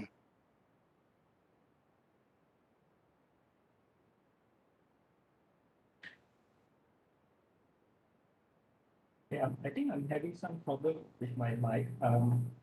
You don't mind? Can you give me just a minute to try to restart? We can hear you actually now. Or maybe you can share your slide first, or is it possible? Yeah, I'm sorry, I can't share my slide. It's disabled. Oh, is it disabled? Yeah. Team, can you please? It's okay. We will share the slides for Dr. Zenvi. Okay.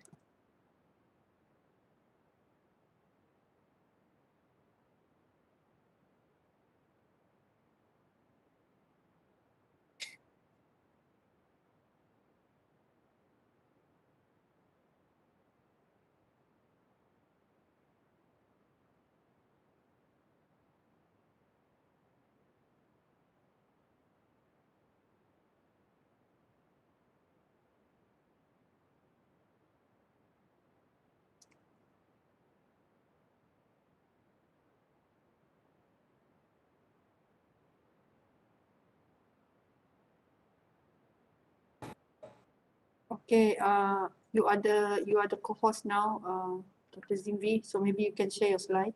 Okay, thank you.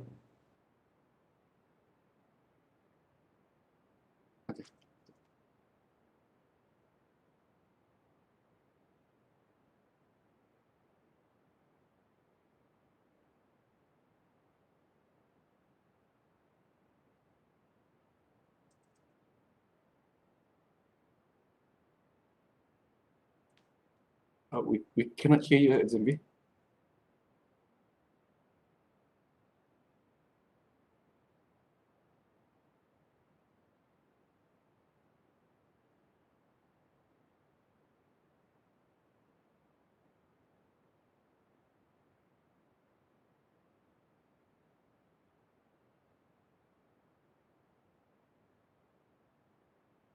I think maybe you can unmute. I think it's unmute. You muted yourself. Okay. You try to speak.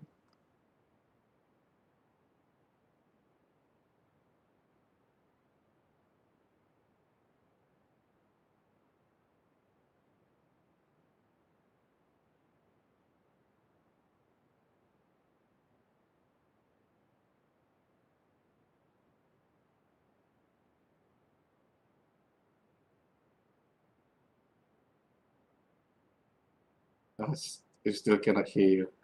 It was all right just now.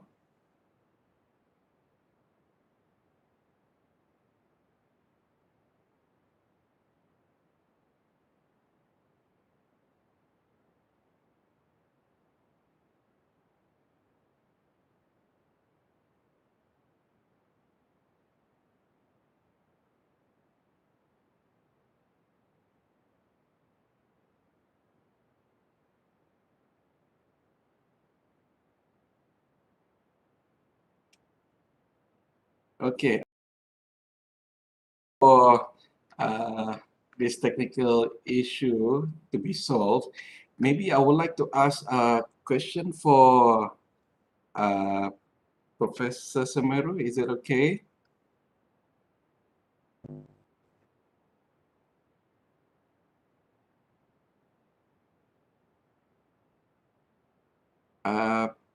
Prof, I couldn't hear you. Maybe you can unmute your microphone.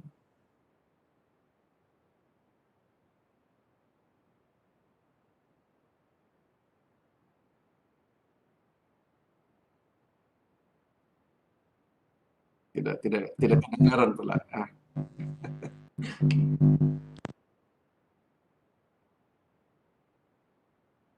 Halo? Yes. Now we can hear you. Yeah, we can hear you. Oke. Okay, so Prof, izinkan saya bertanyakan dalam bahasa Melayu ya. Oke, silakan. Silakan boleh ya. Oke, Dengan senang hati. jadi persoalan saya di sini adalah berkenaan dengan apakah pendekatan research dan inovasi pasca COVID-19 di Politeknik Negeri Bandung. Itu soalan pertama saya. Iya. Tentang riset ya, riset di Politeknik Negeri Bandung. Jadi begini, sekarang itu mulai menteri yang baru, kita dipecah menjadi dua. Sebelumnya Politeknik itu bagian dari Direktorat Pendidikan Tinggi. Sekarang dibagi dua, jadi diksi dan dikti. Pendidikan tinggi yang university itu menjadi dikti, yang Politeknik menjadi diksi, Direktorat Vokasi. Oke. Kemudian diksi risetnya itu kalau sebelumnya itu orang lebih banyak fokus output atau outcome dari riset adalah publication. Now the outcome is a product yang langsung applied by masyarakat, by industri or masyarakat or people. Jadi kalau COVID ini belum secara air conditioning masih belum apa ya. Tadi yang saya terangkan itu belum diaplikasikan secara penuh, itu hanya konsep-konsep saja. Secara umum Belum, Pak. Jadi kita masih menggunakan pola riset, masih fokusnya hanya yang teraplikasikan langsung dan dapat dimanfaatkan oleh industri kecil atau industri besar, bukan lagi pada publikasi. Sedang publikasi itu sekarang menjadi ranahnya atau menjadi untuk yang university, untuk yang polytechnic vocation, bukan luaran lagi, bukan publication lagi, tapi adalah produk. Demikian, Bapak. Demikian. Halo? Ya, oke. Terima kasih, Profesor.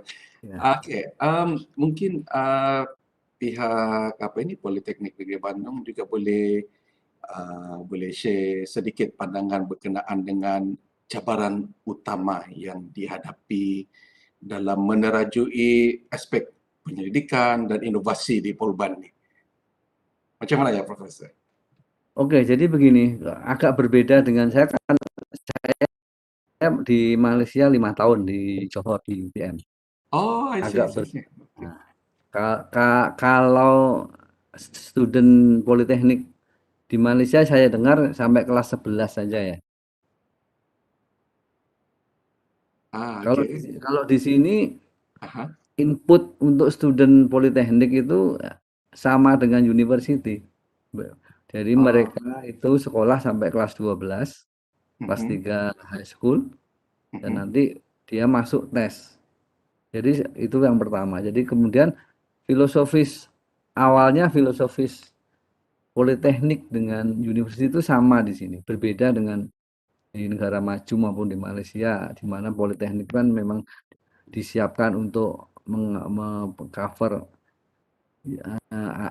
sedikit di bawah university. Sedangkan di kita dengan perkembangan zaman ini sekarang hampir politeknik itu udah malah beberapa politeknik besar itu malah mengalahkan university. Karena SDM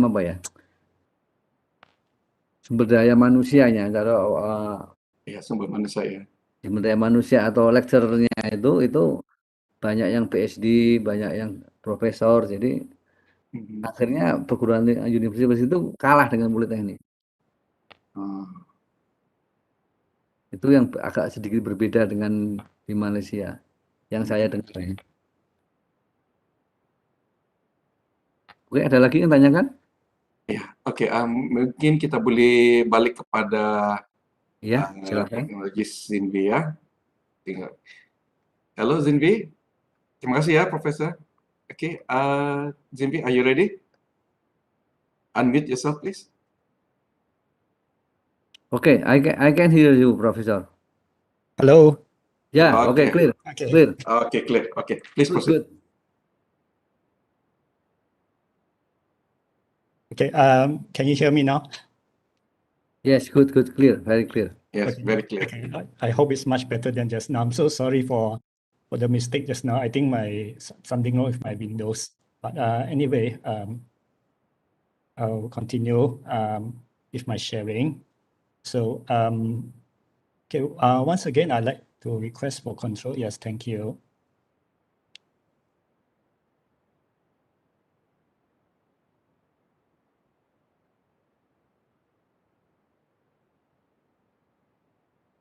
So good afternoon, Dr. Jason and Prof. Kasni, and also to the organizer.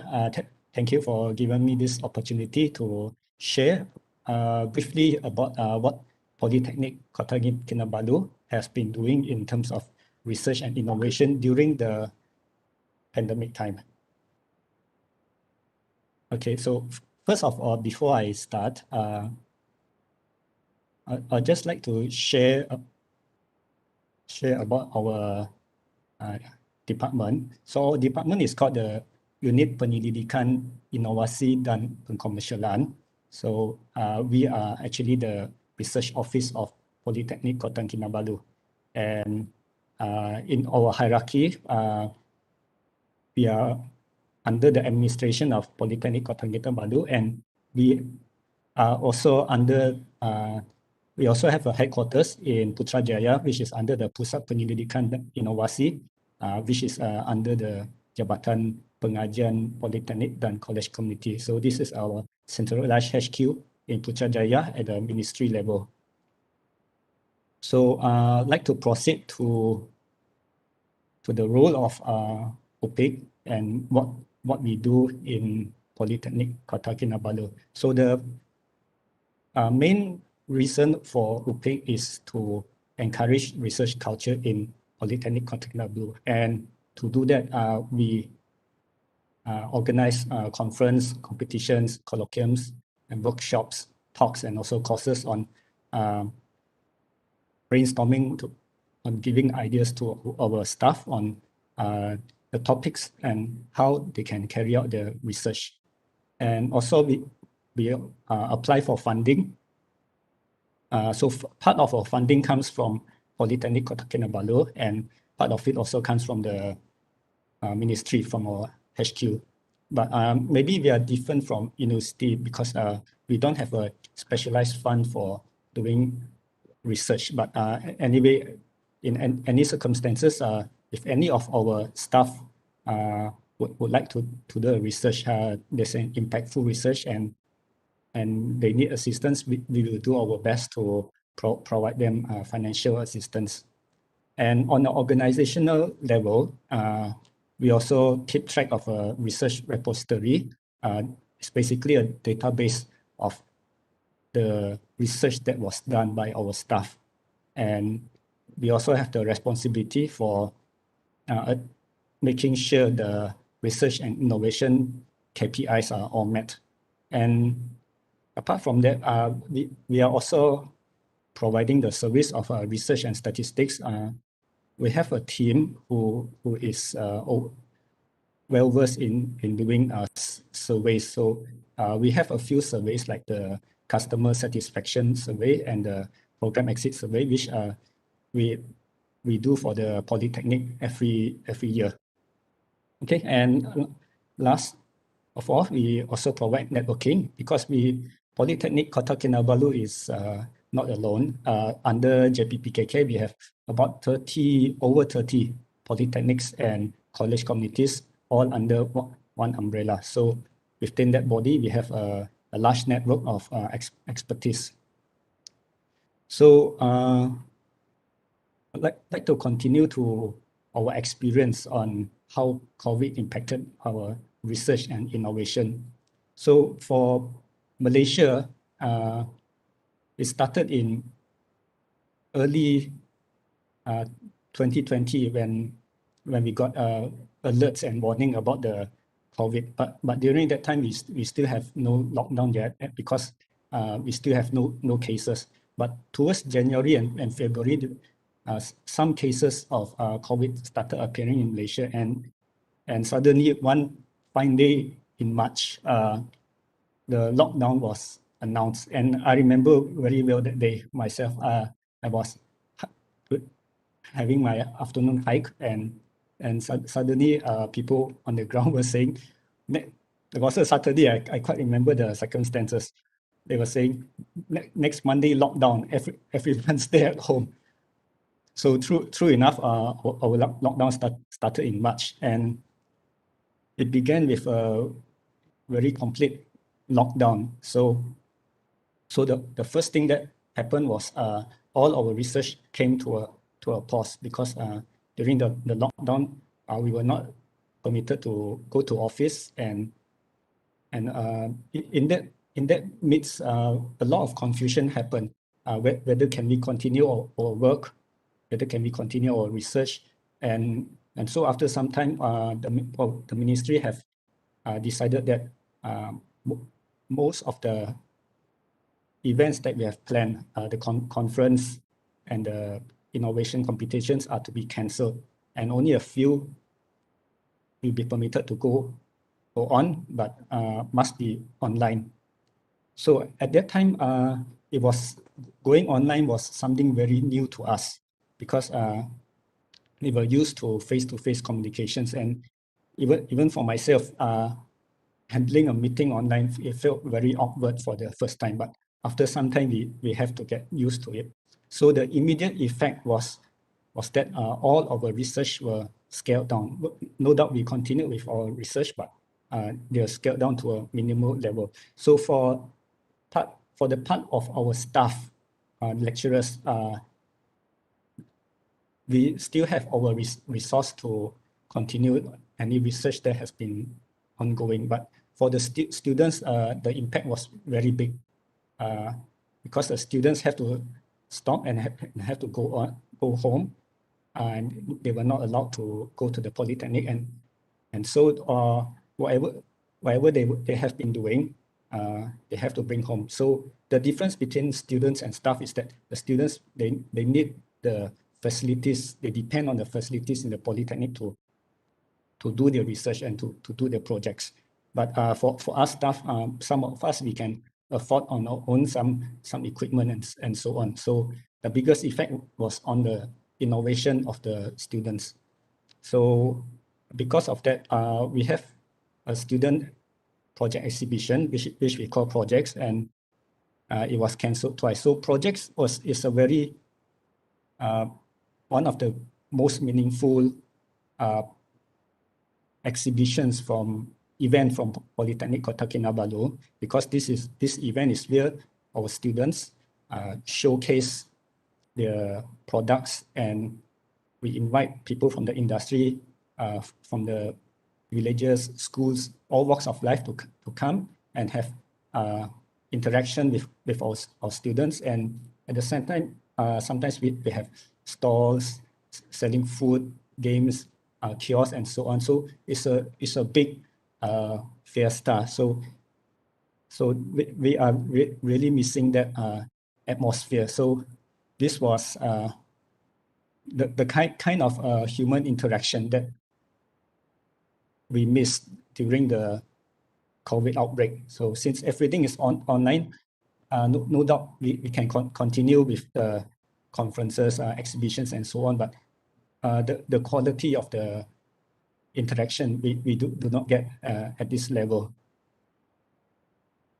So by June 2000, during that time, our COVID situation was getting a little bit better, but then we still continue with our events online. So at the same time, we realized that our staff's research need to go on, and at the same time, they also need a venue to showcase their work and to share their work with people. So first, all our conference and sharing sessions we have gone online, and I believe all over the world we have done this as well. And at the same time, we raise awareness of the new norm with new research teams. So most of our conference and exhibit projects, we give the team on COVID. So from there, we started encouraging our staff to do what we can to improve the COVID situation. So some of our staff, they did research on personal protection gear, sanitary systems, and some from the education department, English departments, they did research on the impact of COVID onto the students, teaching and learning in particular.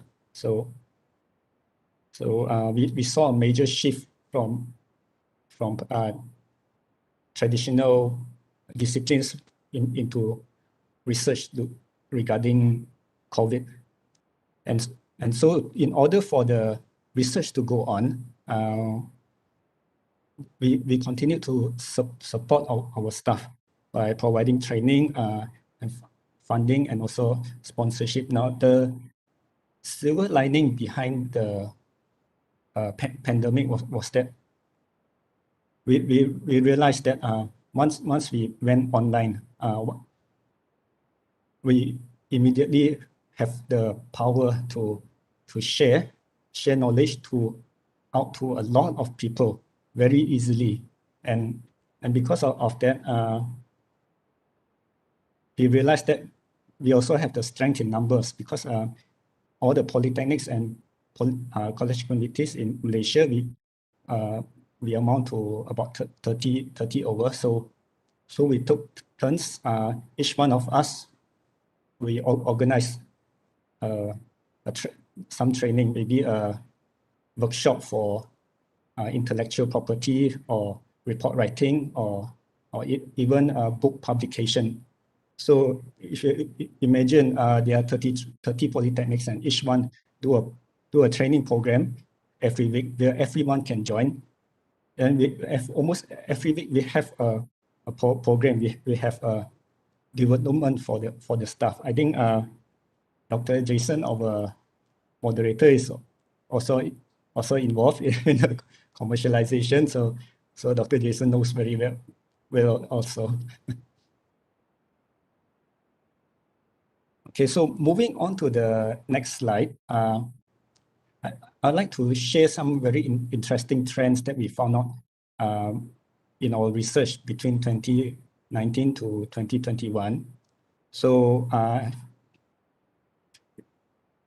if you can see on the graph on the left, we have a graph of our innovations versus publications. So in our polytechnic system, we term innovations as inventions, projects made by our staff, and publications is publications in journals, proceedings, and so on. So if you can see here, there's a very interesting trend. So this figure is we started here 2019. 2019 is a meaningful year because that was the final year before the pandemic started. So we can start and see our trend from there. So in 2019, we have an amount of 66 publications and 19 innovations. So these 19 innovations are those which we sent for competition, and they have won recognition from the judges.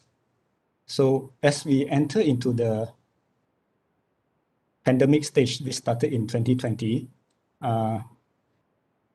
we see a drop in the number of publications, but at the same time, the number of innovations which we bring out for competition and exhibition increase.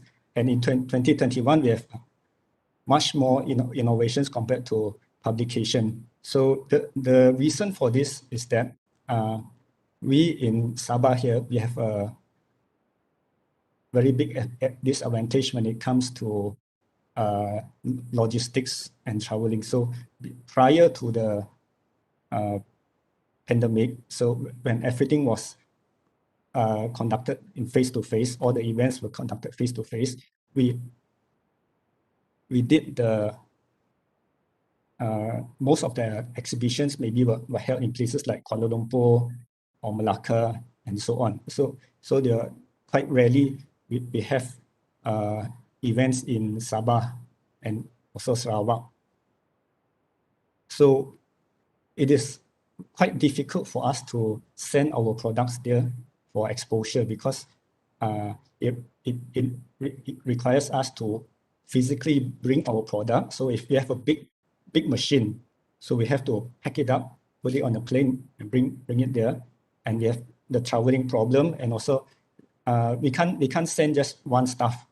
We need to send a team, maybe a few students and so on. So it will be very costly in terms of finance and also in terms of energy to actually bring the product there. So starting from 2020, we have more and more innovations going up for competition. So the very reason behind this is that all these events are now online, and suddenly it is so easy and so affordable for us to send our innovations out for exhibitions and competitions. So that is why we see a very sharp increase in the number of innovations which we send out.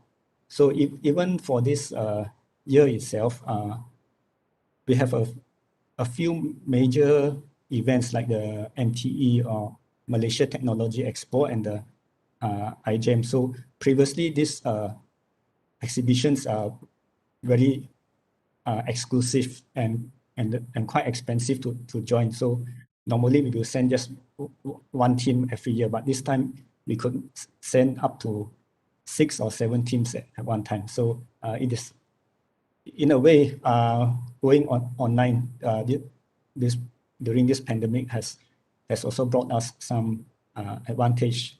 And I believe if we continue to harvest the full potentials of going online and IR4, I think we can level out the playing field, the technology gap between Sabah and Sarawak and also the Peninsular Malaysia and the rest of the world. Okay, so another interesting trend which we found out was that due to the COVID situation, due to the pandemic, we have a sharp increase in the number of research which are related to applications, teaching and learning studies, and also teaching and learning innovations. You can see here from 2019, we have only a few research that were done to develop apps, and 2020 we have more, and by 2021 we have almost an equal number of research dealing with online apps, teaching and learning studies, and so on. So this is similar to the trends which we find in other institutes or in other publications as well. So most of our staff have developed online apps for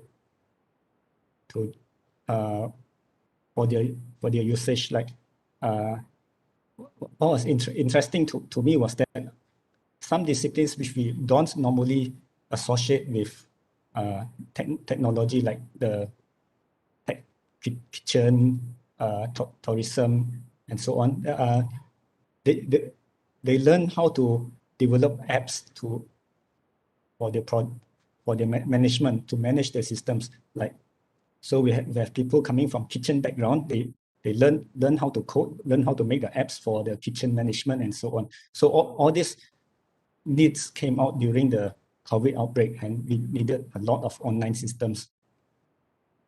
So we saw a major shift from there. And also before this, we had very few research on online teaching and learning, the students' perception of online learning, the impact of online learning, and how well the teachers and lecturers are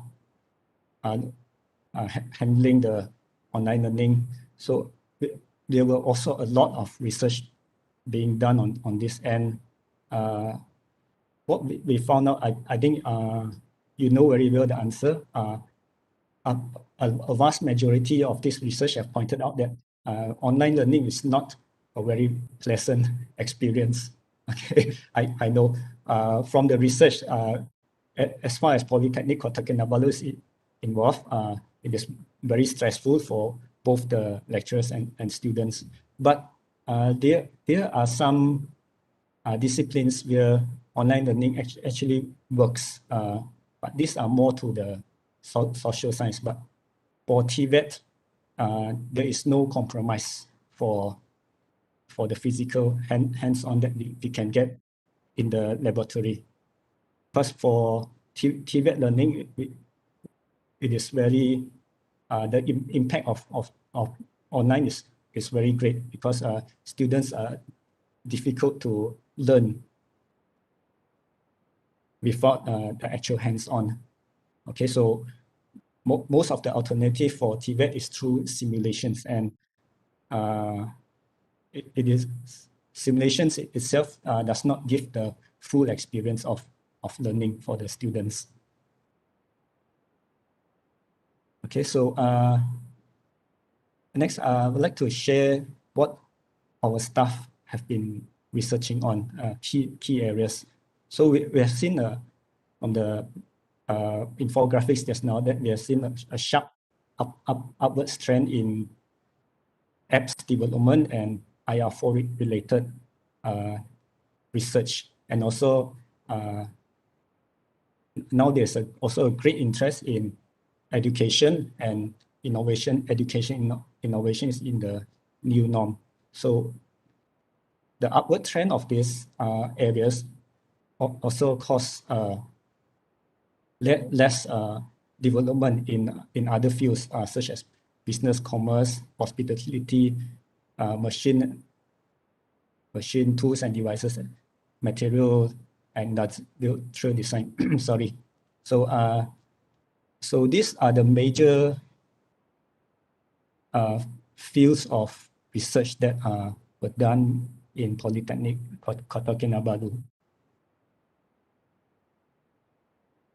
So as a closing, I would like to just share some notable innovations that came from Polytechnic Kota Kinabalu. So these are some of the notable ones which we managed to develop during the pandemic time. So the first one is the chili stalk remover. So this is one of our success story. Our researcher, they managed to build a industrial grade machine to remove the stalk from the chili, the small chili. I don't know what you call it, chili padi. Okay, so the next one is the IoT-based solar power monitoring station. So this one is for the rural application. Some parts of Sabah, we don't have electricity. So through this mobile solar panel, it is capable of charging small devices like handphone and so on, based from using just the energy from the sun itself. And the next one is Supik tiles. So Supik tiles is a floor tile made from recycled plastic. So this is one of the innovation from our civil engineering department, which also gained quite a number of recognition. And the final one is the two-way exhaust fan, which we also sent out for competition. So just a while ago, Prof. Kasni shared up on ventilation. So I think this is one of the products that deal with ventilation. So this is quite a highly efficient one, which product which can cool down the room quite a lot. Okay, but the most notable one which we did was the 3D printed face shield. So during the early stages of the outbreak, there was a major shortage of face mask and protection devices, and especially for the hospitals, they don't have enough. So our team here, we designed the face shield. You can see the frame. The frame we 3D printed, and the cover in front was just a A4 size plastic. So we developed the face shield with a very minimal cost, and we actually delivered them to the hospitals for actual use. Okay, so that is one of the innovation that we have done during the COVID outbreak time. So, and it has benefited the society as well. All right, so I think that wraps up my sharing. So if you have any questions or anything you'd like to discuss, please feel free. Thank you.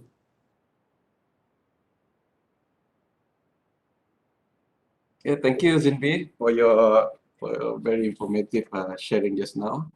So actually now we come to our next session, that is the Q&A session. So again, I would like to inform our, if any question coming from the audience, please you may do so by unmute your your microphone, and then you may ask on the spot, and also you may post any question from in the chat box. I will read it out to the panelists.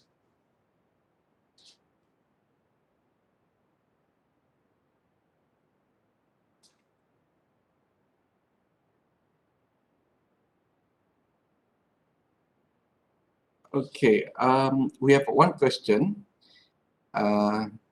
from Dr. Esther, a very informative sharing, technology ZMV. So based on your personal experience, what is the most challenging thing that you have to face in terms of the research and innovation in PKK in the earlier stage of MCO? Okay, in the early stages of MCO, we face a lot of issues. So the first one was that all our research had to come to a pause. And after we were allowed to go on with our research, I think with all the strict SOPs in place, and also with the fear of contracting the virus, at that period of time we did not have the vaccine yet. So naturally, we are afraid to.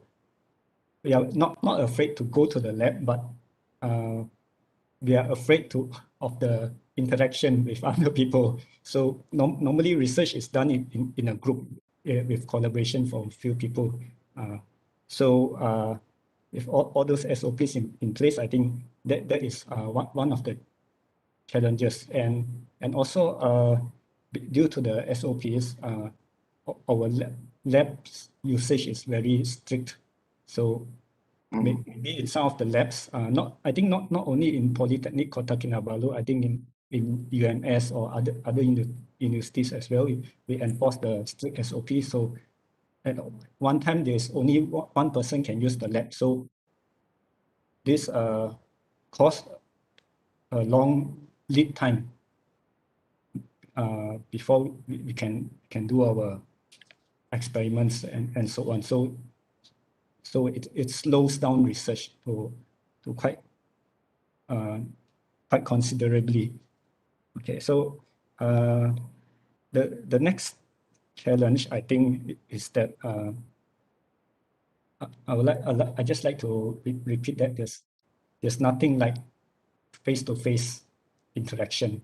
So when we go online and we participate in forums, conferences, exhibitions, and so on, the very objective of this. Okay, the very objective of these events are for knowledge sharing and interaction and so on. But since it has gone online, the interaction is very limited, and so we are not able to learn so much during online presentations and so on. Okay, so other than that, I think due to the time factor also, because for us lecturers, we face also a lot of problems as educators. Okay, we have a major shift in the way we carry out our lessons online. In some we have synchronous and asynchronous day, and because of that, sometimes it becomes a lot of effort just to get the class running, and so that leaves us with actually quite little time for research. And last of all, I think another major problem which we face is the funding issue, because I think this is not only happened to Malaysia, to other countries as well, because during the COVID, the economy stops, and because of that, we have a slowdown in the funding. So with quite limited funding, it is sometimes a bit difficult to go on with the research. Okay, so that is from my experience, some of the challenges of doing research during the COVID time. Okay, back to you, Jason. Yeah. Question. Okay, Prof. I will Kasni. answer the question Okay. from Jason William. Yeah, let me read out the question first, yeah, Prof. Okay, the Yeah. question is, which is important of innovative studies or some supplementary from studies for the industry. The data acquired from the science research and the application are yet to be completed for the industry integration, mainly engineering. Nevertheless, researchers already jumped to innovation, leaving gap between academy and the industry. I think it depends on the atmosphere industry in this in the country. Misalnya seperti Indonesia, mungkin atau negara-negara berkembang lainnya sangat susah untuk menemukan to find the novel industry. We must start from supplementary for small industry. Kalau if like America, China sangat maju, sehingga dia boleh selalu novel. Karena teknologi yang barangkali kita bisa membuat sesuatu alat, tapi kita tidak bisa menjual. Itu problemnya di situ. Kalau terlalu novel, sangat berat usaha untuk kalau terlalu baru ya, itu sangat susah untuk negara berkembang seperti Indonesia untuk menjual. Berbeda dengan Amerika, different with America and China is very high technology. We can easily to sell their technology. Jadi mana yang lebih penting tidak bisa dimiliki. Kalau untuk negara for developing country, I think is for industry engineering is important. Okay, gitu. Okay, thank you. All right, thank you very much, Professor, for your answer just now. I think now it's almost actually we are 7 minutes past our end session. Yeah. Thank you for the information. Yes. To both of our panel speaker this evening, yang berbahagia, Professor Dr. Engineer Kasni Semeru and also Technology Pro. Yes. Dr. Jason, is it possible we collaboration in research between Polban and Polytechnic Limbalu? I'm very interested with presentation from Professor Sinvi Vu. It's very interesting for me. We can make a further arrangement on this. Yes. Thank you for your interest, Professor. Yeah. So before we end, I would like to have everyone to switch on their camera, for remembrance. Okay. Maybe technical team, you may proceed from this side. Okay.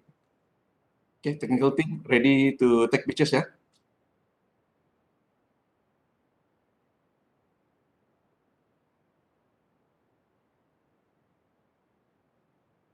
Masih ada yang belum. Okay, ready, smile.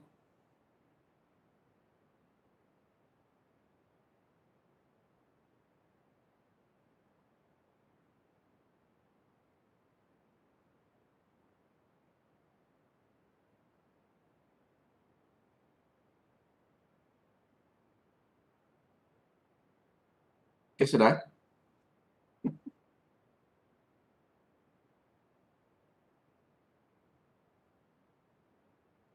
Oke, sudah, terima kasih. Oke, sudah. Terima kasih. Okay. Again, thank you once again to both our speaker this evening, yang berbahagia Professor Dr. Engineer. Kasni Sumeru dan Teknologi Sindifu atas penyampaian perkongsian ilmu yang amat bermakna sebentar tadi. So majlis ini berakhir sudah sesi soal jawab soalan tadi. Tibalah kita ke akhir program untuk slot pada petang ini. So saya ingin mohon maaf lah kalau sekiranya terdapat tersilap atau terkasar bahasa sebentar tadi, dan I'll hand over to our MC, Miss Siti Azna.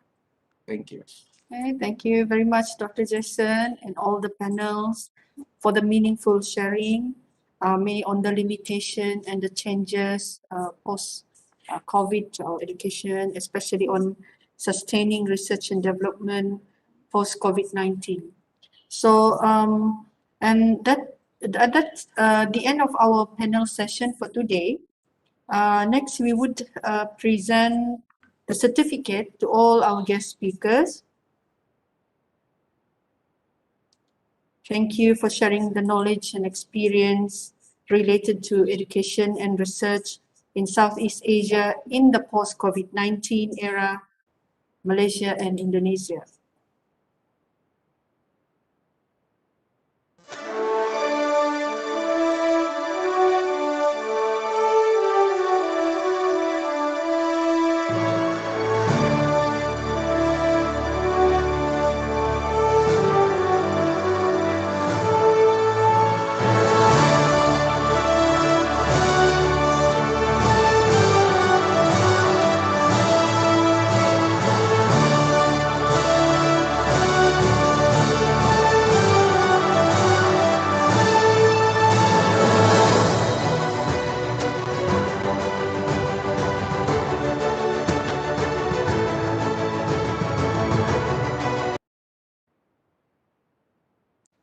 Okay, and also today, we will also determine the next organizer for webinar Serantau Asia Tenggara Siri 2. Who could it be?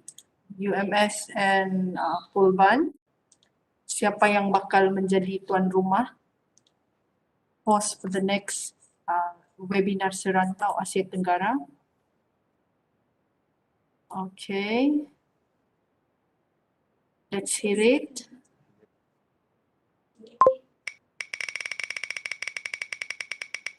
Siapa yang kena? Siapa yang beruntung? But we would enjoy it otherwise. We have to go to Indonesia if Polban is the organizer.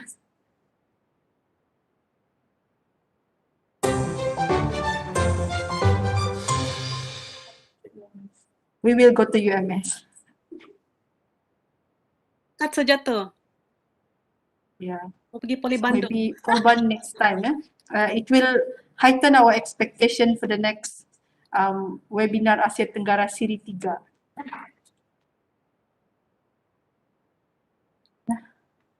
Ladies and gentlemen, with that, congratulations to University Malaysia Sabah. That concludes our event for today. Thank you to all the participants, our guests of honor, guest speakers, our students for the wonderful energy for the webinar today. We couldn't have it better than today. Until next time, please stay safe and hopefully that everyone has benefit. Maybe we could take a little lesson from Al-Quran Surah Al-Insyirah, ayat number 5, which said, surely with hardship comes ease. Ya, bersama kesusahan akhirnya akan datang kesenangan. Jadi begitu juga dengan pandemiknya, mungkin akhirnya akan berakhir. Thank you everyone. On that note, Assalamualaikum warahmatullah and have a nice day everyone. Please stay safe always. Waalaikumsalam warahmatullahi wabarakatuh. Bye. Bye, thank you. Thank you very much. Thank you very much. Thank you everybody. See you. Bye Bandung. Jumpa lagi Mbak Harita, Profesor. Boleh jumpa.